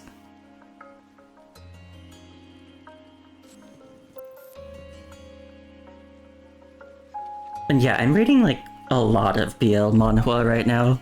Like probably too many. Like so many that it's hard to keep track. So many that I've reached the tab limit on my on my iPhone. I didn't even... Did you even know that there's a tab limit? Because I do now. And I have for a long time. And not just my iPhone. I also have a Kindle Fire, and I go on the internet there, and there isn't a tab limit there, but I have opened so many tabs on my Kindle Fire that it started crashing. So both my Kindle and my iPhone have too many things open on them. Yeah, there's a tab limit, and now you know.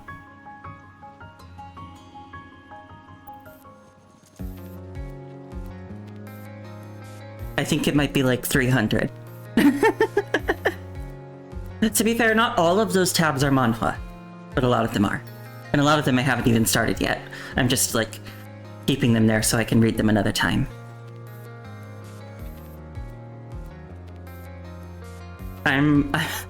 I'm one of those people who will keep tabs open for months because I'm afraid that if I close it, I won't find it again, or I'll forget about it. You don't need to know how many tabs I have open on my computer right now. It's fine. You don't have to worry about it.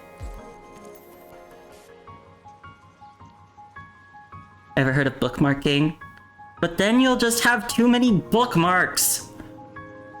Then you'll just have too many bookmarks and you'll still lose everything because they'll be lost in your bookmarks. Ah.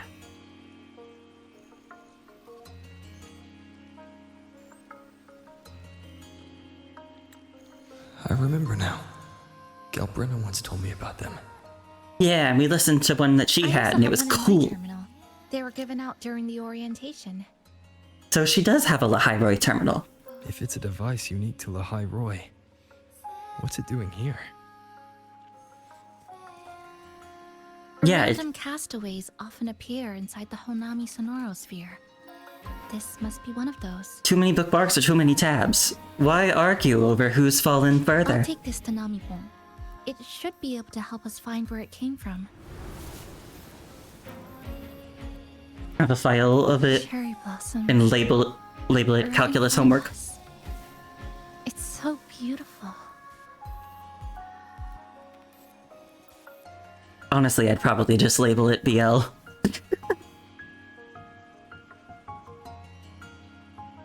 I don't think I'd be embarrassed about it. Honestly, cause like this is part of it. I think I've mentioned this before, cause like recently, I know I brought up that I consider myself asexual. I also say gay, because like romantically I'm still interested in men, but like it rarely, I think, in my head goes as far as actual sex. But I tend to just really like skim over the sex scenes in BL stuff. And honestly, I've started like dreading them a bit, because most of the time, I don't think they're that interesting. I don't think they're that sexy. And it means that the plot is just going to grind to a halt for like 2 whole chapters. And if you're caught up, then it means you're going to be waiting for like 2 whole weeks before anything happens. Ugh. It bothers me. And there's a lot of things about the sex in these comics that just like bugs me. It's like a lot of tropes that I'm just like, come on. I should see what the book talk girlies are reading. Morning Glory Milking Farm. That sounds horrifying. Particularly because something like how the stomach bulges during the snoo scenes. I mean, that's one of them. There's more. Like, why does, like, another one. Why does the uke always have to cry every single time? And always say, like, they always have to be saying things like, no, don't do that. And then it's supposed to be like, oh, but they actually do want it. And I'm like, can't they just be like into it? Can't they just be into it? Can't they just be having a good time?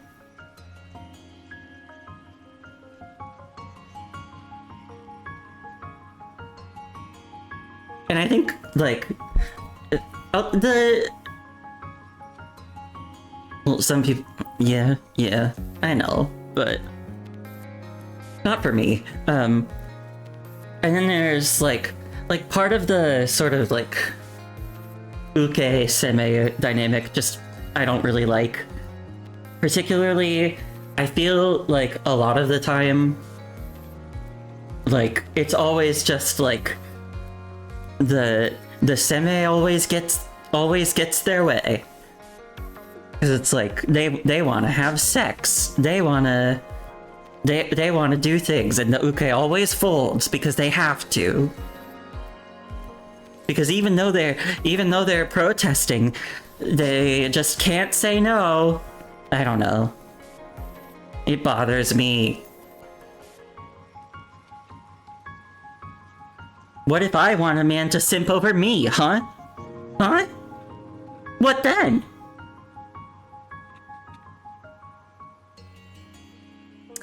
Oh yeah, I mean, that one does bug me a little bit sometimes. Like, oh, I'm not gay, but then they do gay things and they're like, wow. You've seen some yaoi creators you follow that do those trips. Yeah. I mean, I guess with that one in particular, I've gotten a little more forgiving of it. I guess just because, like, nowadays I'm like, well, I mean, some people get real deep in denial. Yeah, you hate the bubbles on the background, the crying uke, the unnecessary drama they create over little things, etc. I don't know if I mind the bubbles, but I do not like the crying. I do not like the unnecessary drama. I don't like the jealousy. There's a lot of like jealousy things that I think are annoying. Like the Seme always being mean to the Uke's friends.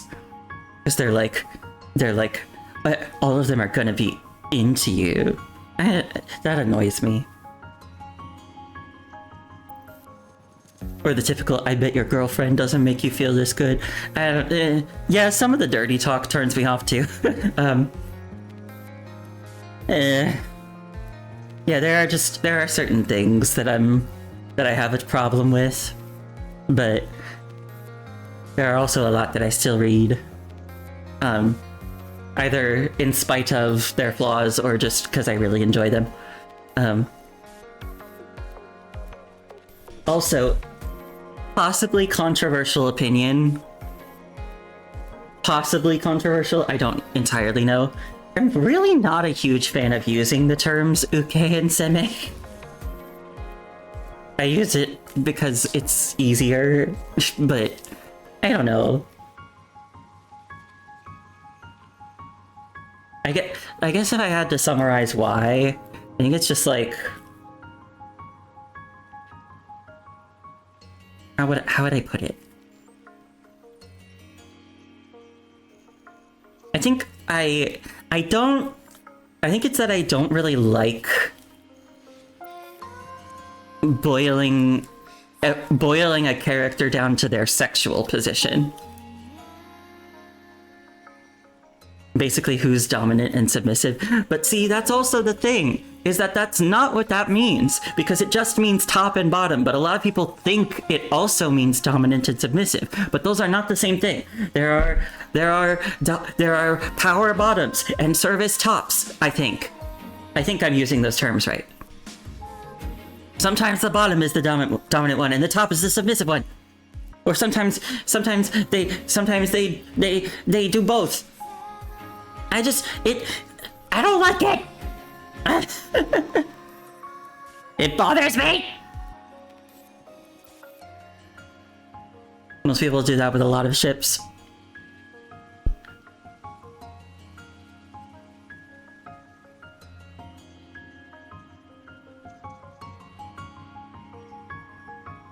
Yeah, I don't know.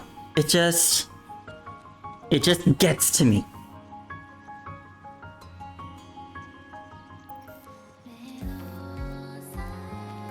Most people look at the character and how they're built and put them in the top and bottom category. Yeah, that's another thing. It's always the small one is the bottom and the big one is the top. But again, what if I want a big strong man who simps over me instead and does a lot of nice things for me instead? And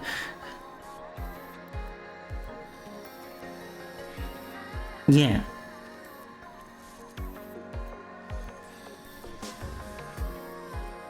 Maybe this is just me being unintentionally really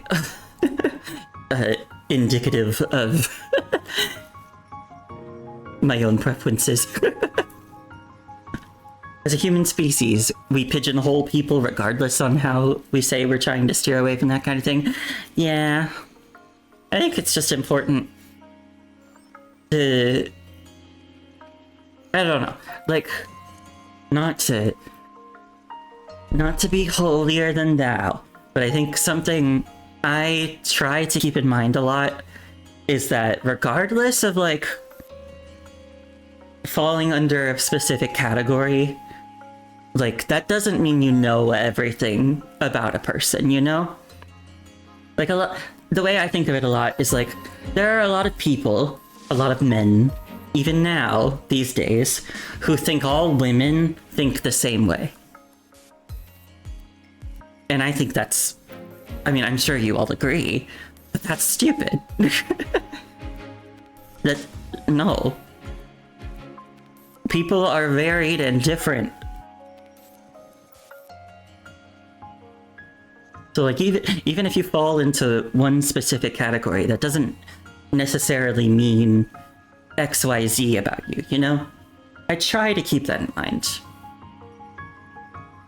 That said, I still make my own assumptions every so often.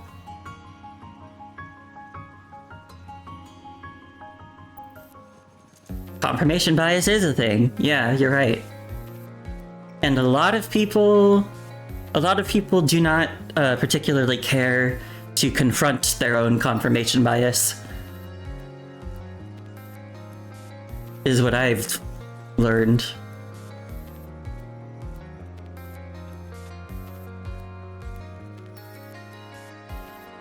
Yeah, if someone fits your confirmation bias, you say, see, I was right. Yeah, you were right this time. But are you gonna be right every time? No.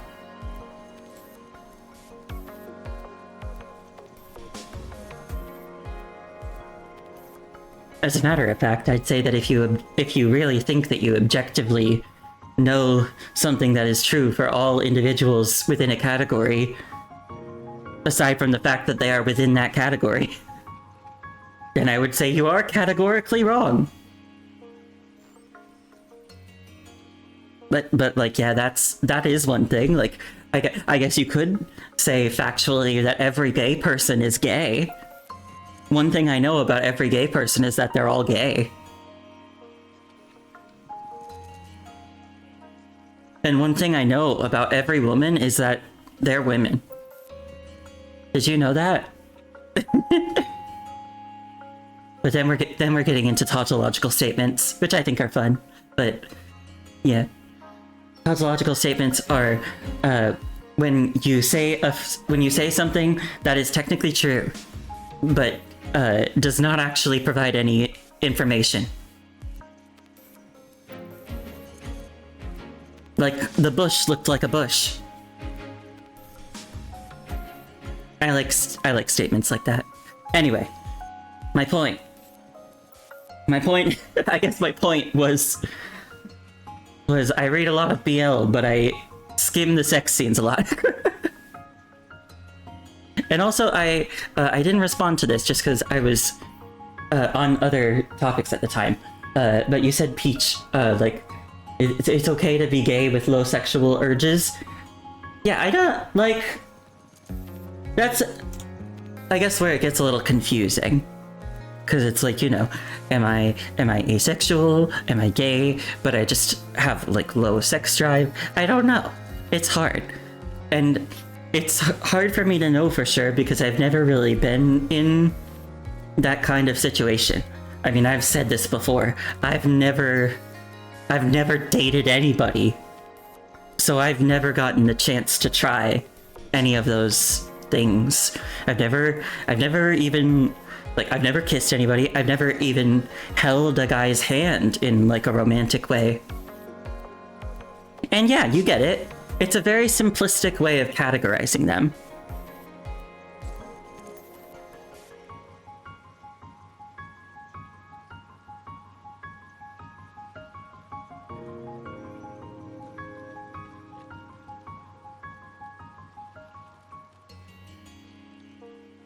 Yeah. So, yeah, my point. I like BL, but I skim a lot of the sex scenes. Ergo, I am not super embarrassed about my BL reading, because even when they have weird sex, that's not what I'm there for.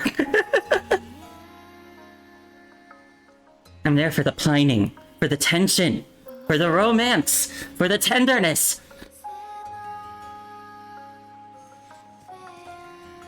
I should share some titles I like.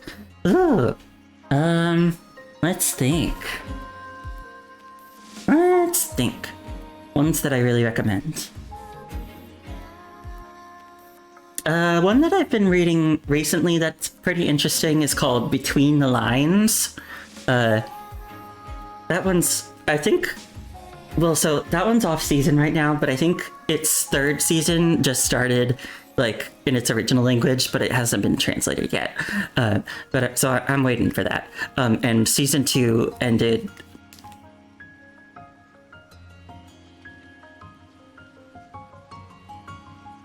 Season 2 ended in a way that made me feel empty inside, and I need more. It's got good art. The love interest is really hot. The characters are interesting. I like that one. It's also like, that was one that I wasn't sure I was gonna like very much because of the synopsis, because it seemed to be painting the love interest as like one of the shitty asshole love interests, toxic relationship, and I'm like, I don't like that. I want them to actually like love each other. But I would say that is misleading for that story in particular. The love interest character is not a dick. He is actually quite nice. He's just got issues. There was one I read a long time ago that I really enjoyed called Hero versus Villain. Would I say that that's like one of the best ones ever? No. Would I say that the main character of that one is like so my type? Yes. Yes, I would.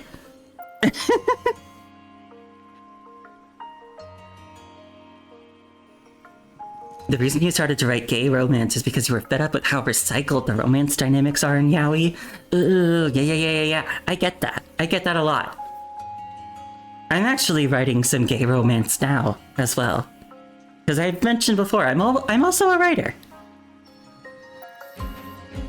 I finished the first draft of one of my stories a while ago, and I've been slowly editing it. And I say slowly because it's way longer than I expected it to be.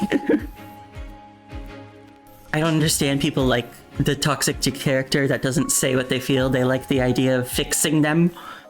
Yeah, but I don't like that. I don't like it most of the time.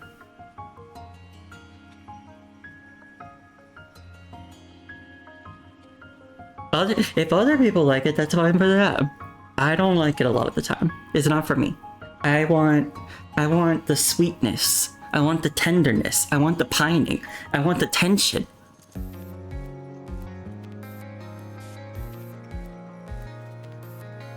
Yeah, so there's that one. There was one that I read a while ago that was very, very dark, but I enjoyed it a lot. But I don't know if I would recommend that one to a lot of people, because it is dark and contains a lot of potentially very triggering things. Two people in unison saying, but vanilla is boring, we want the spice. Well, but does the spice always have to be one of the characters being a dick? Can't the spice come from something else?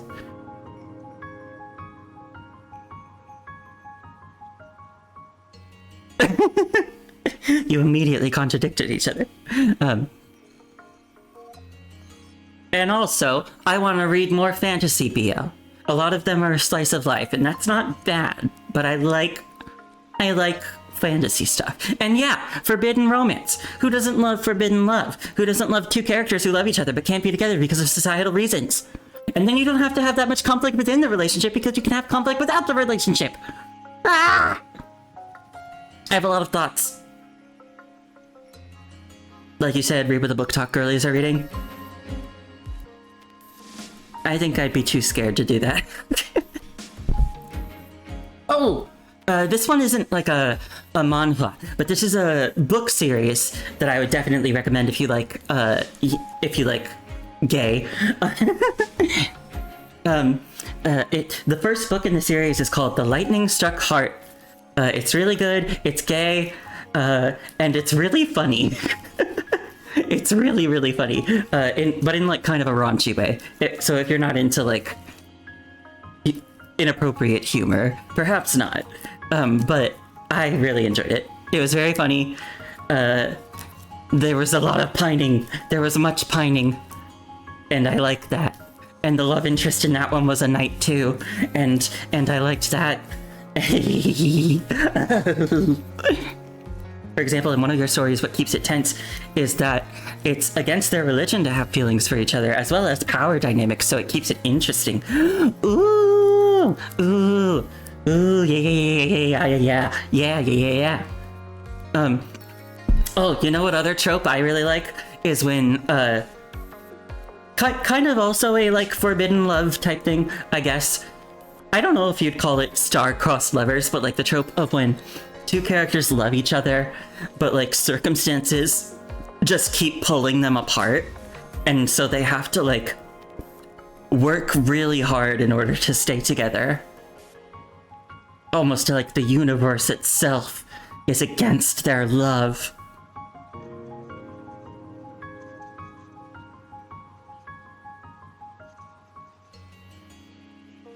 Let me think. Are there any other manhwas that I've read recently that I would recommend? A cute one that I read recently was called Ball Boy Tactics. That one ended a little while ago.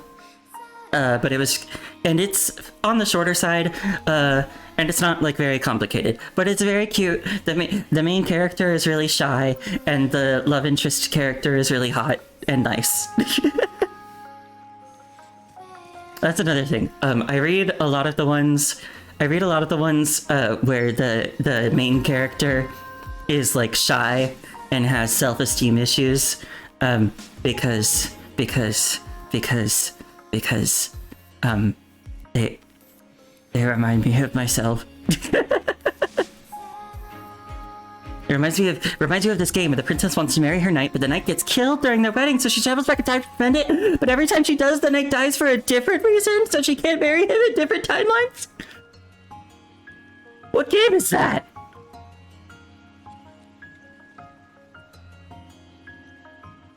What game is that? I want to know. I need to at least look into it.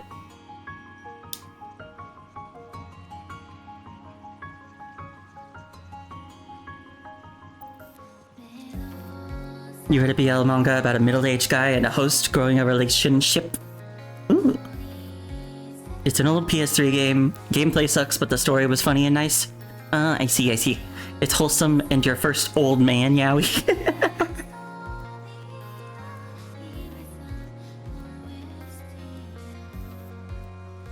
Anyway, we've been talking about yaoi for like definitely more than a half an hour. Time and eternity. Ooh. Okay, I'm gonna Google that.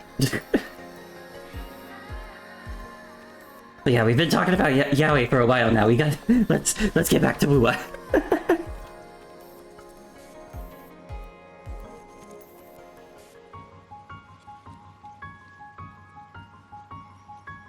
Not that I'm not enjoying this conversation. I'm enjoying it a lot, but for once you like it because you're the princess for once trying to save the knight instead of the other way around. Yeah, that's fun.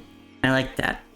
And like, what if both of the characters are like formidable and they can protect each other? Yeah. One of the like really big stories I want to write is about my like Dungeons and Dragons character that I made, Conrad, and I want to write like a, well, I guess it would be like a romance adventure fantasy type deal, and I would and in that one they would both be strong, but they'd be strong in different ways, because Conrad is a cleric and his love interest is a paladin.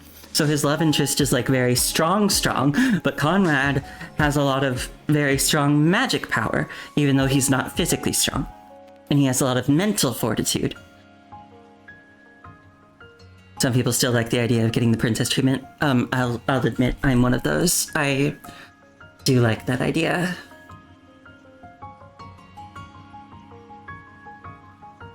And I also do want, I mean, like, I have no problem projecting onto a character who needs to be rescued by their strong, handsome love interest. Because, yeah, I'm part of the problem, yeah, I am.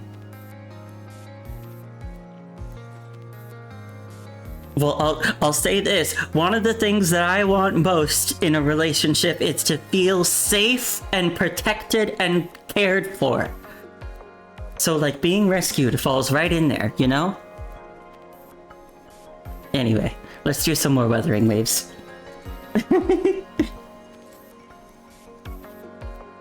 Let's go over there and take a picture.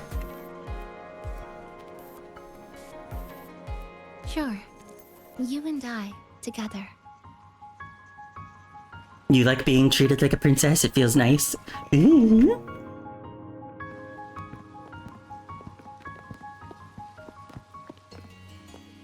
Yeah, it seems like it would be nice. Oh my god, I want that too! I want a tall man to carry me bridal style! And you don't know that it'll never happen. You don't know. Make sure you look towards the camera. I will. Yeah! I want it so bad. Let me take a picture.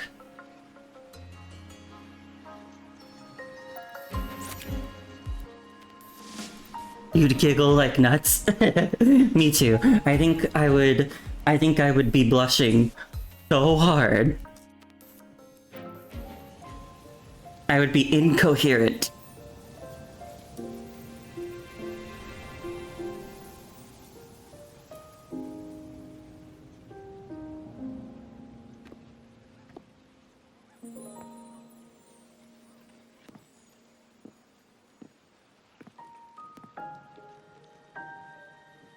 Eddie!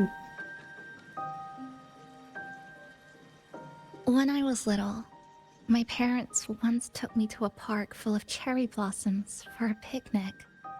I made kirigami in all kinds of shapes and had them guess what they were. The kirigami didn't really look like anything, but when I told them, they'd always smile and pretend they understood. Those cherry blossoms, they looked just like they do now. After being away from home for so long, drifting around, I feel like I'm home again.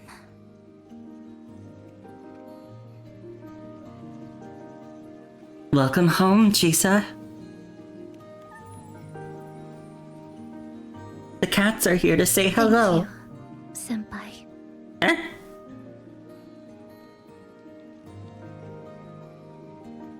They told me about you at the Black Shores, that you've lost some memories. Yeah. This student ID card came into my possession by chance. It was in that tower that I found. No, that I recognized who it belonged to. I never found the right moment to return this to you. Here. This belongs to you. I was a student at Star Torch Academy? I was actually your senpai?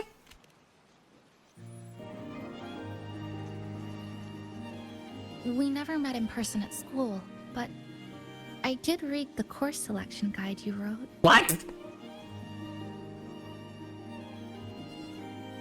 I don't remember anything. It's okay. Honami is where we first met each other.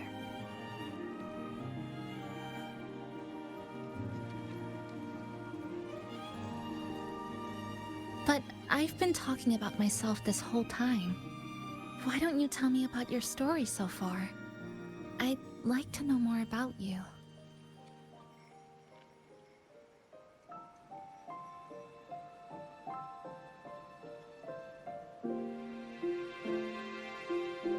Yeah, sure, I've got like 12 patches worth of story to fill you in on. Would 12 be right? I don't know. Nasita. Sounds like quite an adventure. Only someone like you, Senpai, could accomplish so much. You can stop calling me that for now. Alright. You always seem to find your way forward, No matter how uncertain things are, like you did in Honami. But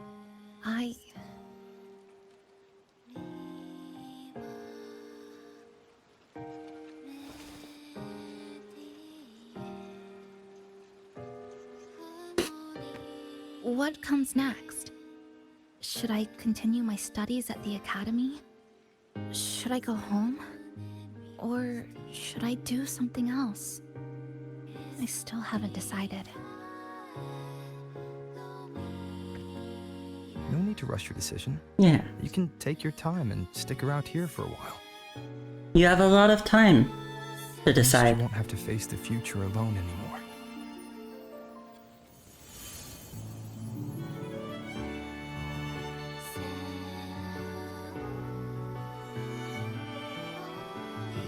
You're right. We're partners.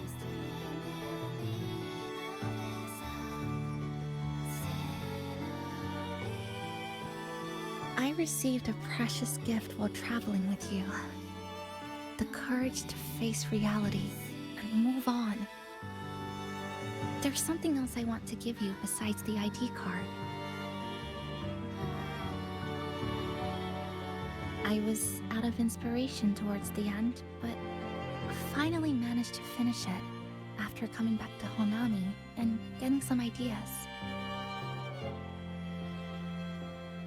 So this is what you were working on during recovery.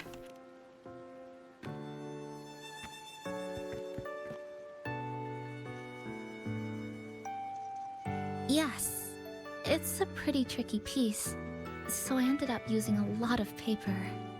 Looks very much like Honami, don't you think? My hometown was built next to the tacit field created by Honami's fall. Even though the lament still haunts us, some stubborn souls have rebuilt that familiar tower again. It's so cute. We still reach for the sky, still hope radio waves break through the blockade to connect the isolated regions left behind. The painful memories of home will never fade, but I won't turn away from the beautiful ones either. Together, they are what make me Kuchiba Chisa. This is my thank you gift to you. Something precious to me. A memory of my home. I'll hold on to it.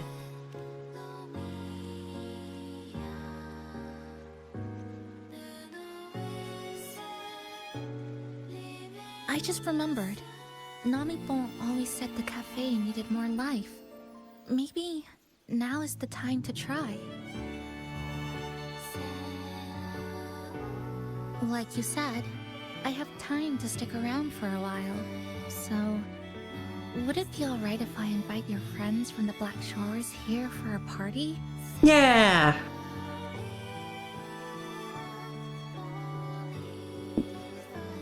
Before I make any decisions on what to do next, I want Shasho Cafe to celebrate a real opening day.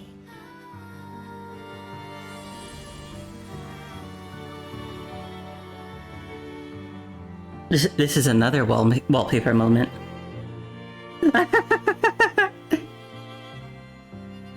You beat the final boss of Hades 2 again because of the power of BL talk? I'm so glad to have helped.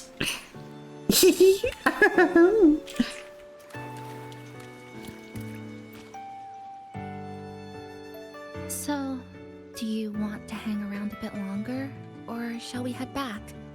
I'll follow your lead. There's something I want to ask. Is there something else you'd like to know?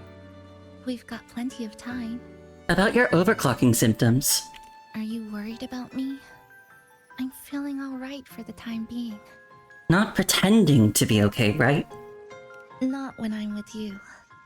The people at the Black Shores called it a miracle that someone who was on the verge of overclocking for so long could recover. But when we passed through Honami's rift, I felt a warm frequency flowing toward me. I suspect that's what helped stabilize my resonance energy. Was it Sumika? It was the person who brought you to Honami. In the end, the same person pulled me back from the edge. Again. So it was Sumika. So, do you want to hang around a bit longer? Is there something else you'd like to know? We've got plenty of time. About when I was a student at Star Torch Academy. I'm sorry. I was only a first-year student in engineering. I hadn't been around long enough. Everything I heard about you came from what others said.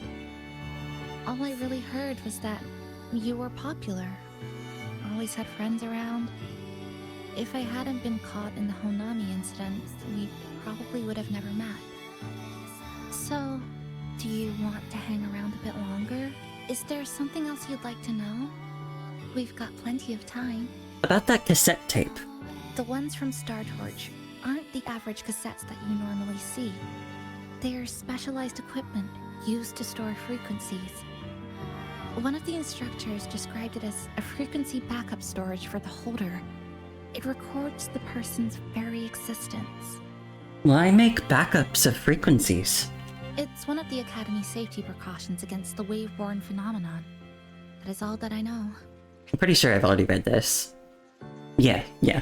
So, do you want to hang around a bit longer? Or shall we head back? I'll follow your lead. It's getting late. Let's head back to the cafe. Come on then.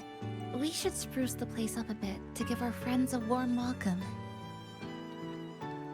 Yeah!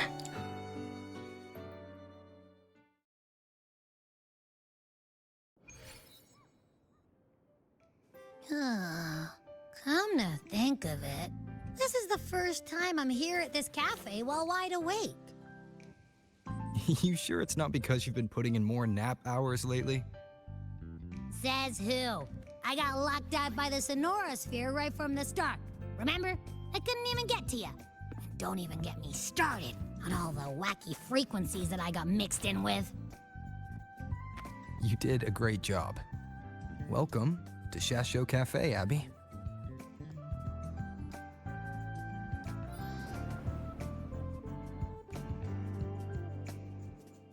Whoa, why the formality all of a sudden? So, you asked Shorekeeper to invite the Black Shores gang over for a party. They should be here pretty soon, right? Yep. Let's go check on Chisa and see how the decorating is going. Yeah! Let's have a party!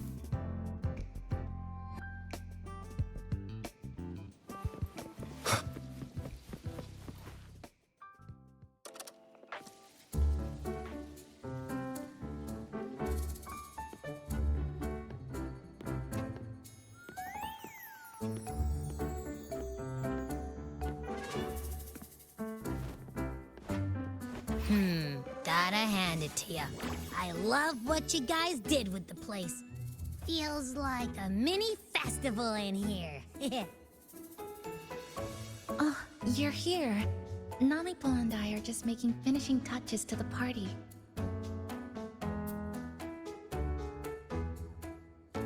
They move so quickly.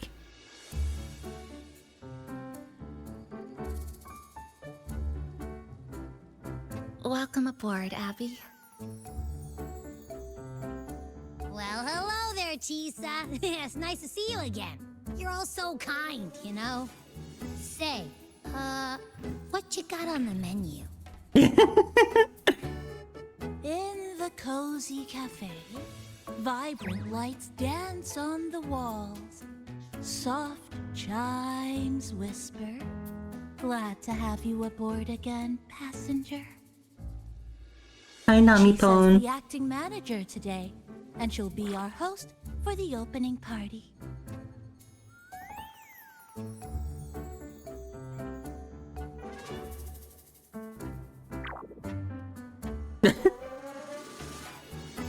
Wait a minute. Something smells funny about this guy.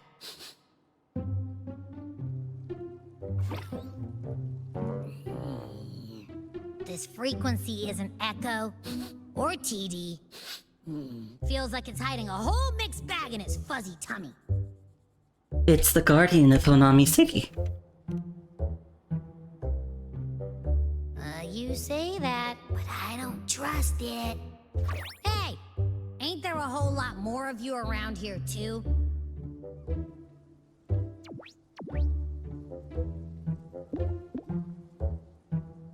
Would you like to join us in putting up the decorations, passenger? Gladly. And is completely ignoring me.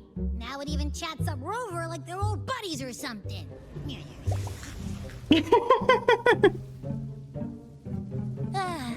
The place is starting to turn into a party now.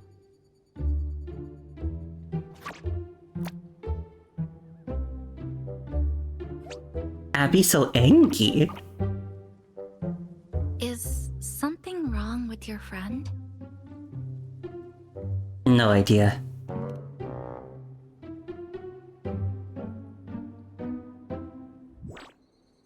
After being an emergency shelter for so long, it's finally starting to become what it was supposed to be. I'll let you finish these last few decorations.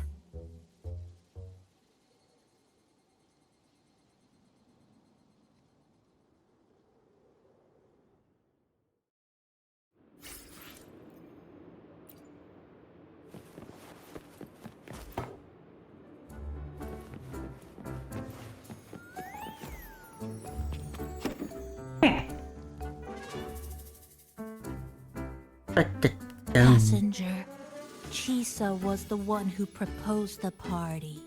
She has put lots of efforts into preparations. For this, I'd like to prepare a surprise. A special ornament just for her. Any recommendations? Maybe something that she likes? Yes. It must be something that Chisa would fall in love with immediately.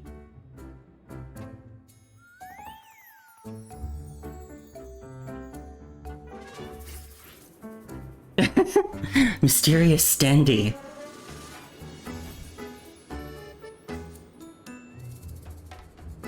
Legend has it that she is the mysterious scissors woman hunting down tacit discords in Honami. How long can you meet her gaze?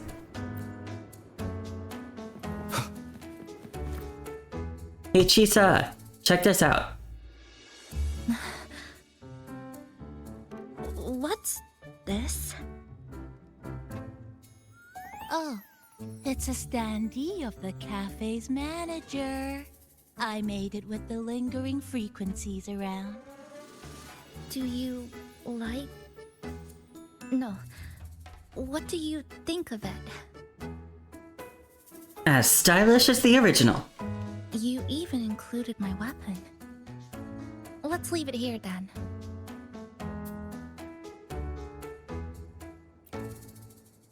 Thank you for lending us a hand with the decorations, passenger. I'm sure the others will be very pleased.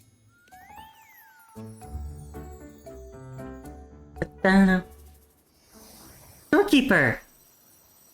Yay!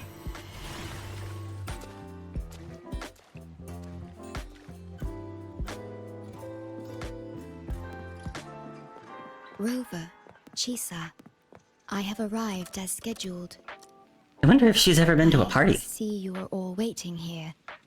Could I be mistaken about the time? No, not at all. We're glad you made it, Shorekeeper. Shashuo Cafe welcomes you aboard. I see. Mm-hmm.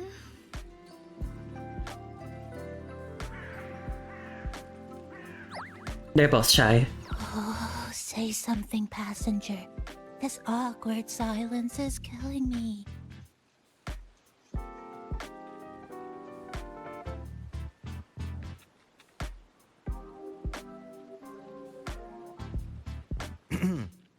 Sounds like you two already met at the Black Shores. Yes. Shorekeeper personally oversaw all of the routine checkups during my recovery, She was very helpful.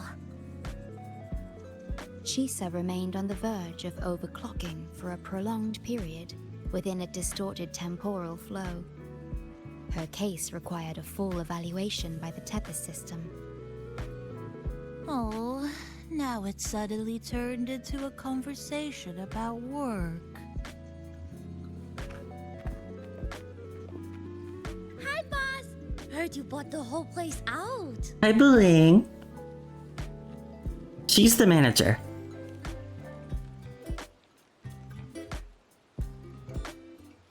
Very good, La! My reading for you said visitors from all around. Wealth coming in thick and fast. Super lucky day for an opening. You must be Buling. I've heard about you from Rover. You're the one who helped pinpoint Honami's rift. Thank you. It's no biggie. Me and boss, we go way back. Just treat me to a good meal and we're even. Good to meet you, Chisa. And this floating one here... I'm the cafe's mascot. Call me Nami-pon. Hello, Nami-pon. You show the way? Been walking until my legs go jelly. Need to sit and rest a while.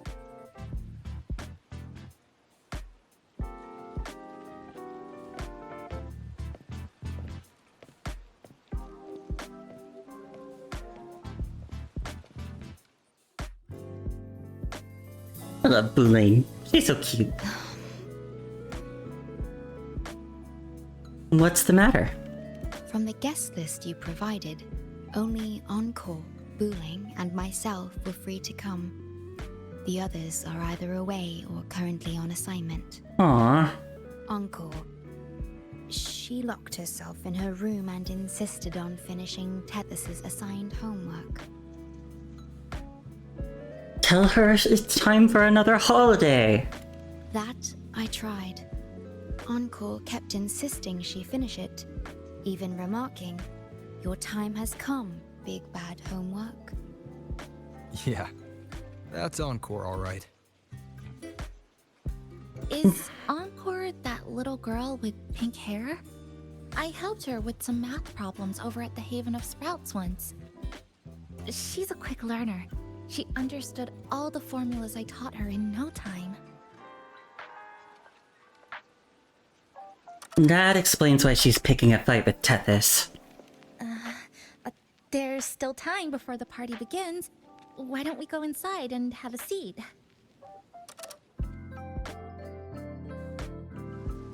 Would you like to start off with something to drink? Anything would be fine. Is that? Oh, no need to mind that. Oh, very well. I shall follow the proper code of this cafe and prevent eye contact with your standee. Wait, I didn't mean that. Wonderful.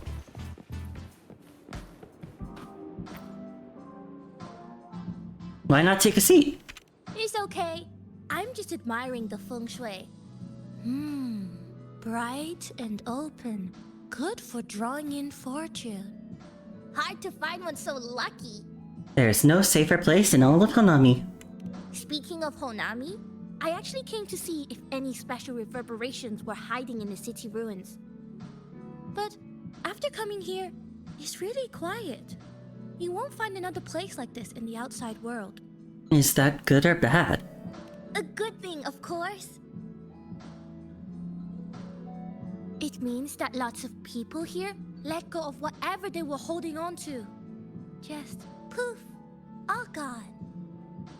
Oh yeah, the coffee beans haven't been changed in ages, right? Next time, I'll bring some of my favorite blends for you to try.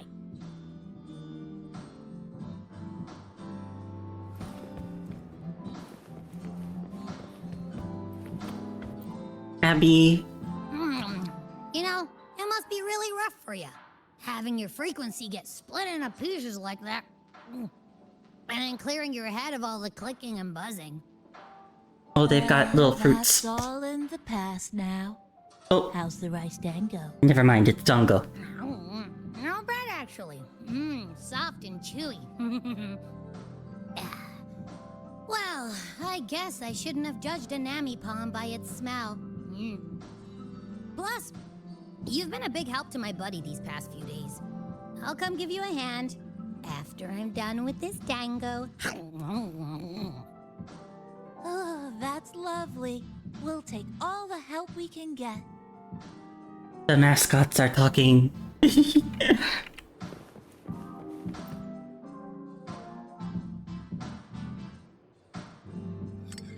Here you go. I hope it's to your liking. Thank you.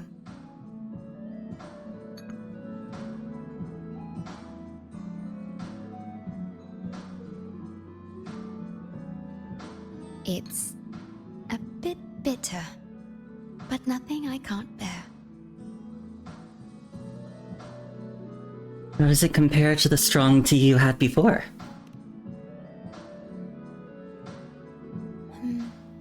I have to say that the tea was much more bitter.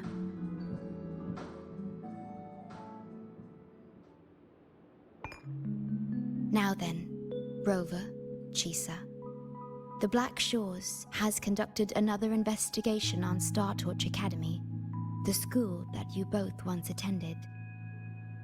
As of now, we can confirm that the Academy, along with the entire region of Lahai Roi, has been completely isolated from the rest of the world by the Void Storm. Oh. The Void Storm, the regional waveform phenomenon of Lahai Roi that disrupts the frequencies of anything around it. It happens in a somewhat cyclical pattern. The Void Storm? A wave-worn phenomenon unique to Lahai Roi. When it's active, any form of communication is blocked. So you're saying, right now, there's no way for us to reach the Academy?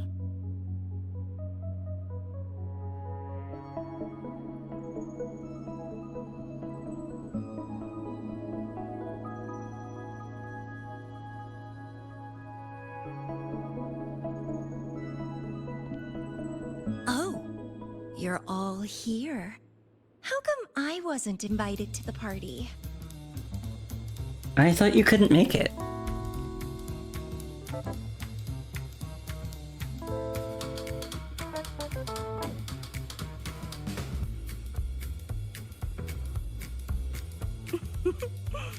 Don't be silly.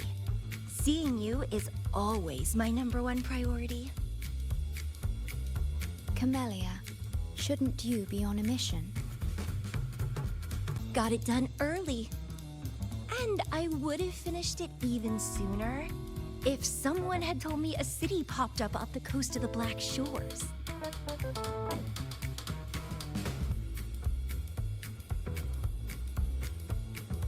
So, you must be Chisa. Amelia, please don't be weird. Hello. No, she's gonna be weird.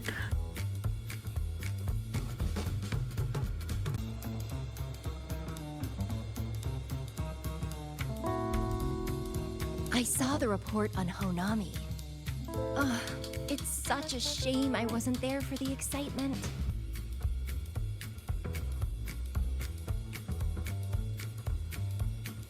You wouldn't mind having an extra girl at your party, would you?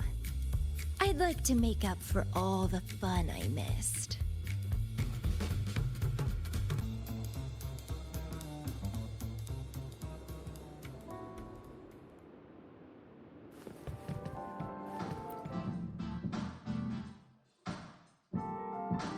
A city doomed to be destroyed again and again. Eerid glow that triggers overclocking, and TDs tearing through the streets. But never mind that. You're here, I'm here. The two of us can dance. Doesn't that sound a lot more fun? Oh, Rover, if I got pulled in too, How much more fun would that have been? Don't get ahead of yourself. The crisis is over. Also, your definition of dancing tends to be a lot more violent than most people's. Fine, if you say so. I'll take those extra performances off the table then. Anyway, pushing through the pain of overclocking and mastering the shiver of death clawing at your spine, I spy with my little eye a promising seed. Interested in trying a little germination test, Chisa? A little eval I host, just for the brave. Eval, as in... She's gonna beat you up. Defeat me, or be defeated.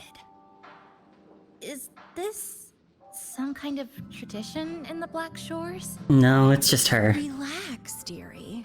Don't get worked up just yet. You can show me your dance moves once you're fully recovered.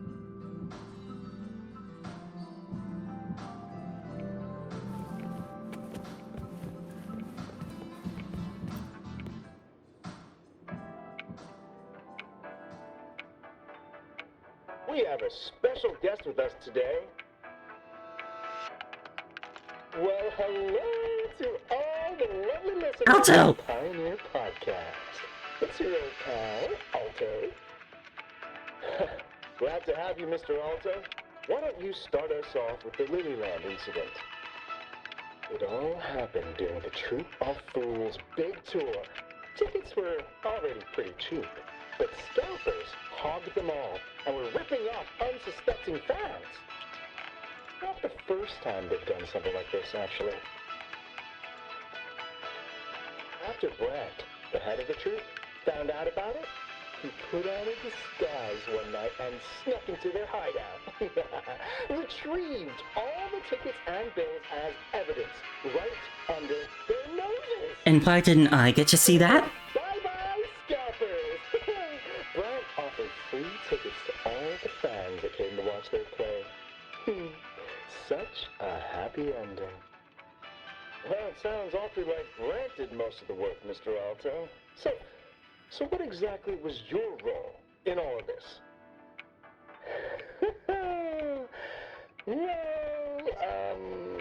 I supplied Brent with intel on the hideout, of course.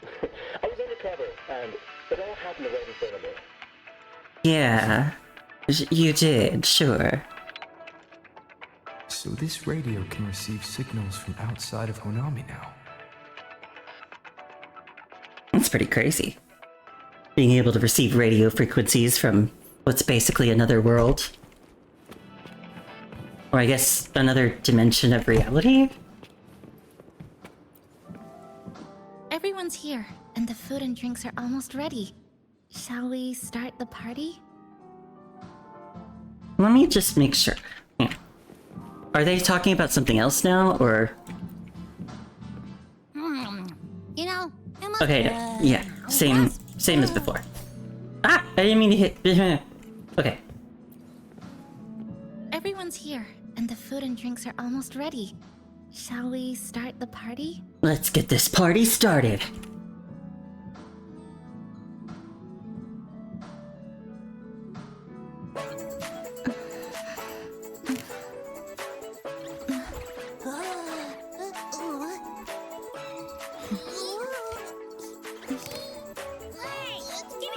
Oh no. Careful. Oh.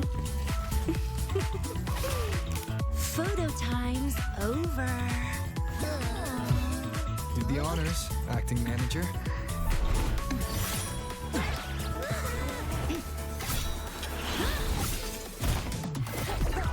Ooh, very efficient.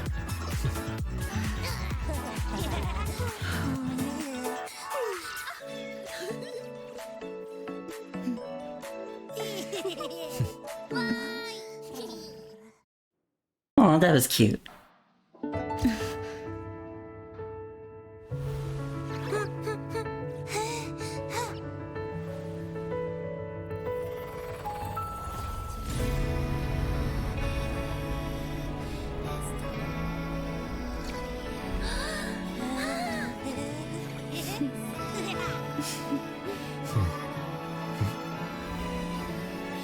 Oh, Sumika.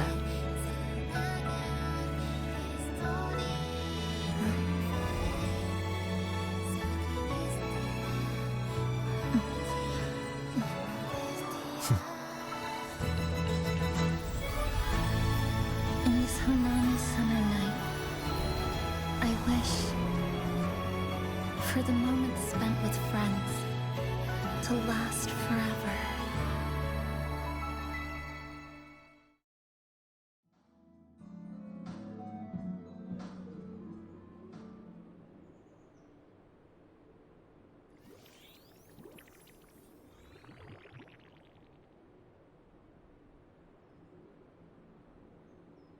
Eepin. No longer eeping.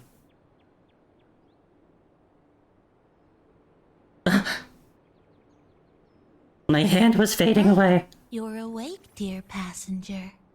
Uh-oh. What does that mean?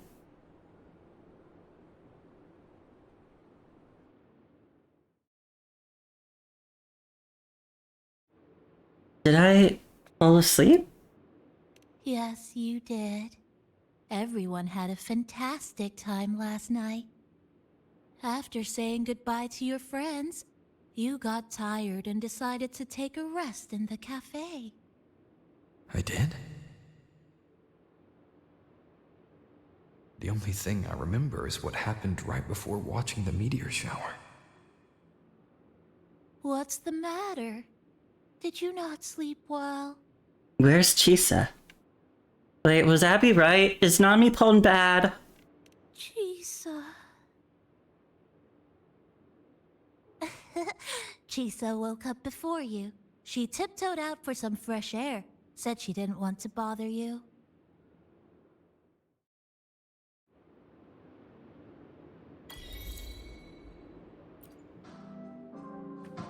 Anything you'd like to know, passenger? I'm here to help anytime. About last night's view. It was the surprise we prepared, and Honami's way of answering everyone's wishes. The city is free from its sorrows. Time isn't stuck anymore. That was a little epilogue after the real ending. And a happy one. Anything you'd like to know, passenger? I'm here to help anytime. About what happened after the party. Actually, we had a big meteorite scare. Their original trajectory would have wiped out the whole crossing. But you and Chisa gathered everyone's strength and turned that big scary rock into a sky full of stardust. Then you curled up here in the cafe and took a nice long nap. Chisa woke up first and watched you sleeping for a while. You sure that's what happened? Oops, guess you got me there. But that last part is true, though. Anything you'd like to know, passenger? I'm here to help anytime. That's it for now.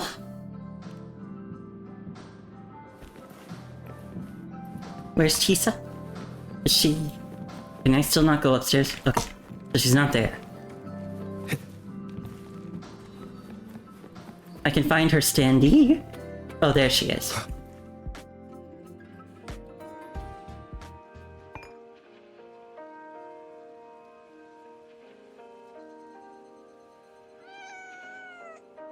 Kitty.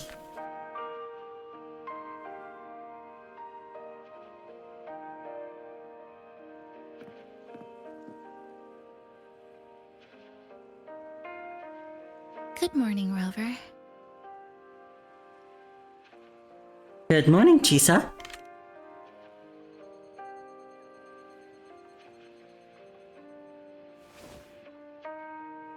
It feels like we're back to our adventuring days in Honami. That was a perfect wrap for our opening party. It was a very special night.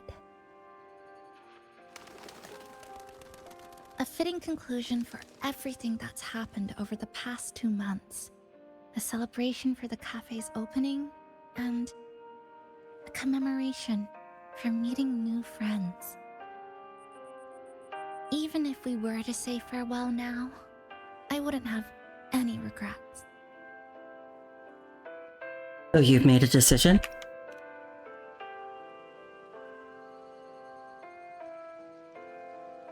Yes, I have decided what I'll do next.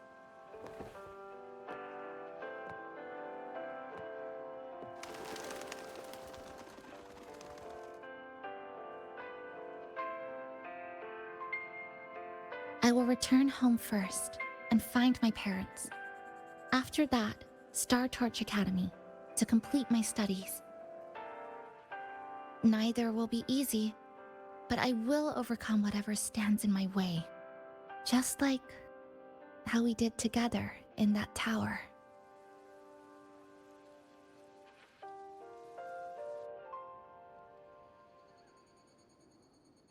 Nothing can trap me. I'll find my way back. That's right. Nothing can stop you. We'll be going our separate ways for a while, but I'm sure when this is all over, you and I will see each other again. No. When the time comes, I promise I'll come looking for you. Then again, I won't be leaving right away. The Black Shores still wants me back for a few health checkups.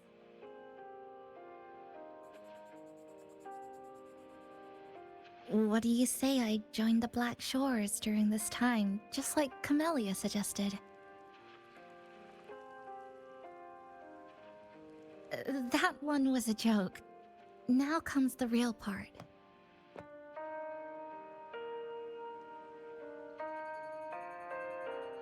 Thank you, Rover.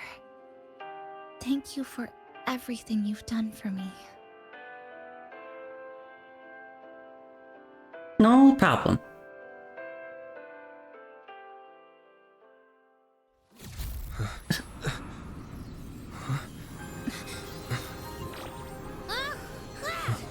Why are your frequencies leaking all over the place?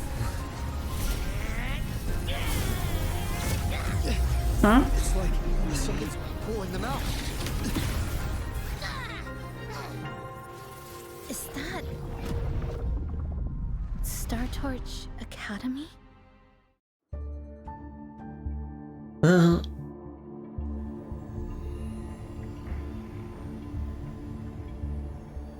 So maybe this is how we'll get to Lahai-Roi? Your frequency loss has been contained for now. How are you feeling?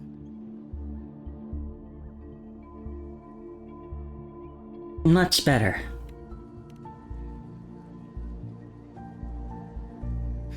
I'm glad to hear that. Your vitals are also within normal parameters now. This part of you feels completely empty. Well, let me check that out for you.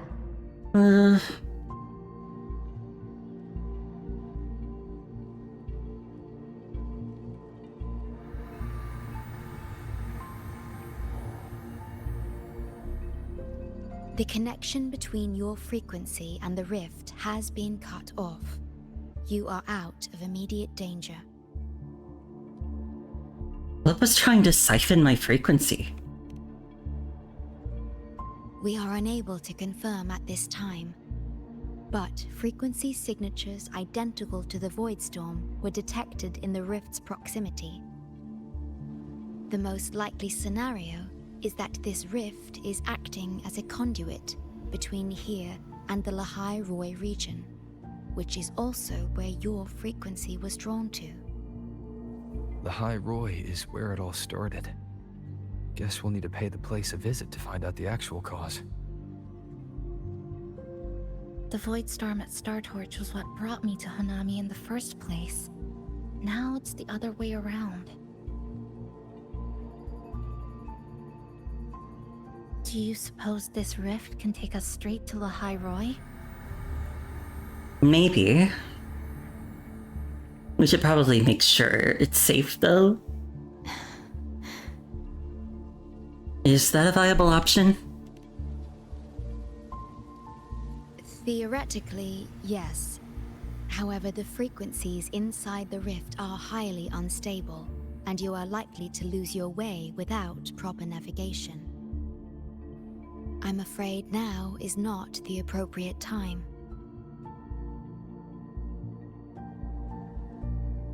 Gotta wait for next patch.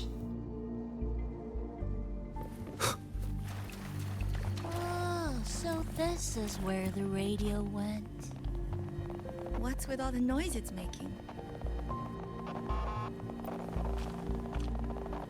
Oh, you're here. Look what I found. Spotted it next to the rift. Here, listen to this. This time, we have invited our guest. The thing's not even turned on, but it's been playing these choppy sounds nonstop.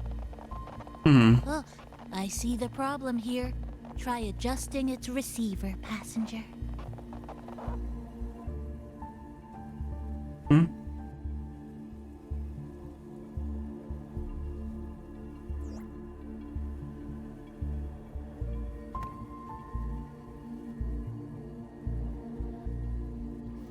If I'm not mistaken, the sounds will become clearer once you've adjusted it to the right frequency. Let's give this a try then. Does it matter? Clockwise, I guess. That doesn't seem right. Try the other way. Okay. In that case...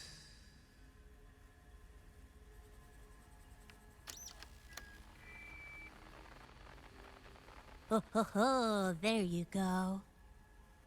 Mrs. Kachiba, would you mind sharing with us why you chose this particular design of the Academy's new uniform? Huh? Is that her mom?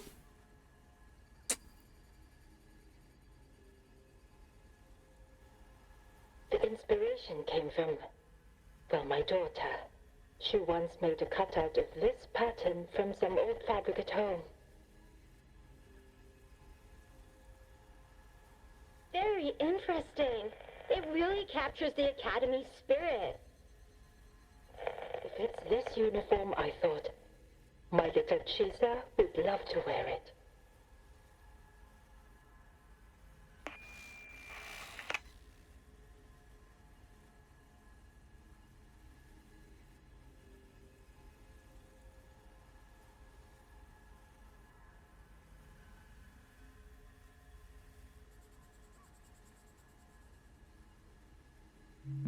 Something's probably broken inside.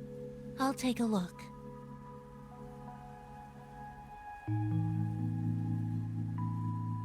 Namipon, was that a live signal from Lahai Roy? Yes, it was. That cassette we put inside lets it receive radio signals from the rift. With the right tweak, maybe I can track it. Like I did with Neon Towers.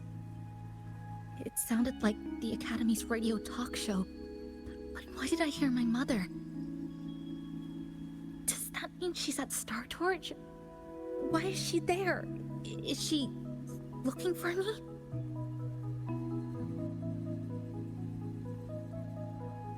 Chisa?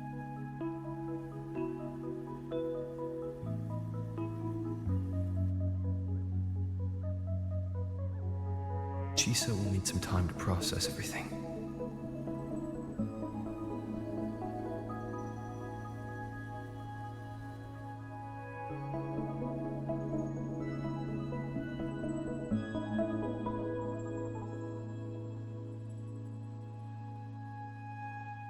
I am detecting a unique frequency from this radio. It has formed a connection with Lahai Roy on the other end of the rift. Once it's all fixed up, I can piggyback on this frequency and plot coordinates from there to Hanami. Understood. With established coordinates, you will be able to navigate your way within the rift. The Black Shores will also assist with stabilizing the rift to ensure your safety as much as possible. Should you decide to travel to Lahai Roy, to Star Torch Academy. Lahai Roy has been mentioned a lot in passing lately. It is a region once forgotten, covered in snow most of the year, and sparsely populated. No sentinel is there to guide its civilization. Really? Beneath its ice fields lies Star Torch Academy and numerous research facilities, built by a multinational alliance known as the Space Trek Collective. An international scientific organization jointly established by various nations and organizations of Solaris. It oversees the research, development, and construction work in Lahai Roy. It was the Space Trek Collective that built the Research Institute and the Star Torch Academy in the vast space beneath the Frostlands. Star Torch Academy enacts a strict access protocol for all personnel. I will have the necessary paperwork in place before your departure.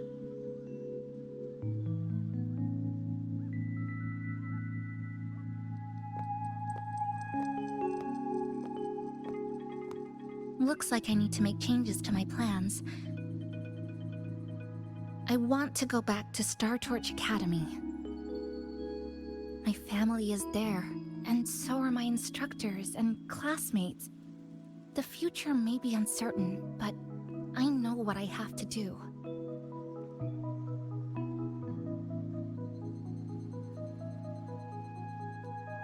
We'll find out the truth.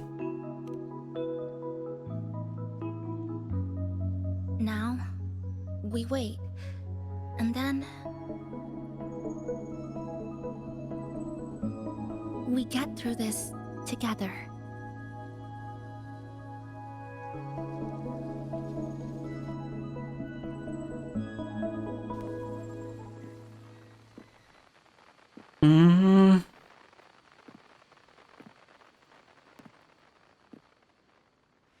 The universe has rejected us. Is this the answer you've been seeking? I hope to make you proud. I hope I haven't let you down.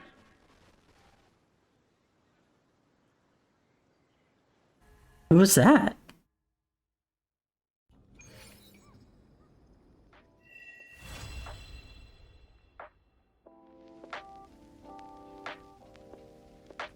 Is something wrong?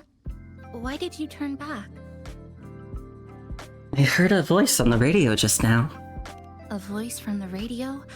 But isn't it broken? You sure you didn't hear anything strange? Yes. You must be exhausted. Should we go back to the cafe? No need, I'm fine. I don't think I was imagining it. That voice. Weird.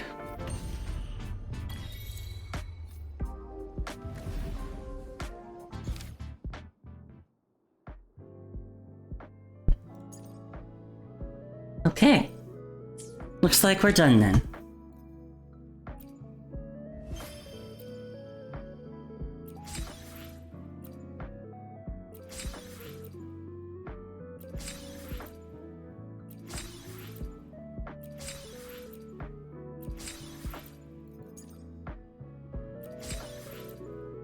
Okay. Well, that was fun. I had a nice time.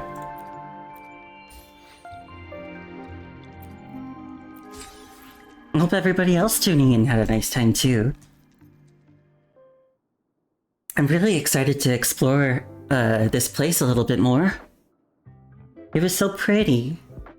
I know I've said that a lot, but it was. Okay.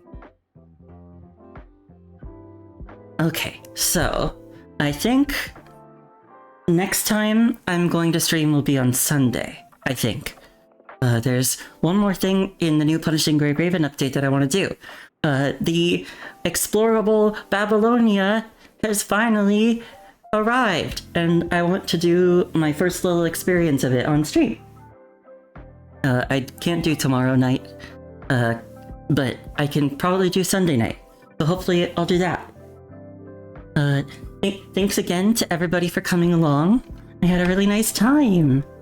And I hope I said this already, but I hope everybody else had a really nice time too. I think right now we are going to go... I think we're gonna go raid Kiro. No, thank you. And good night to you too. Kiro's playing a game called I'm Not a Human. I don't know anything about this game, but it sounds interesting. So let's go say hi. Alright. Yeah, I'll see you all next time. Thank you very much for coming. I hope you all have a really good weekend coming up. And see you later. Bye-bye.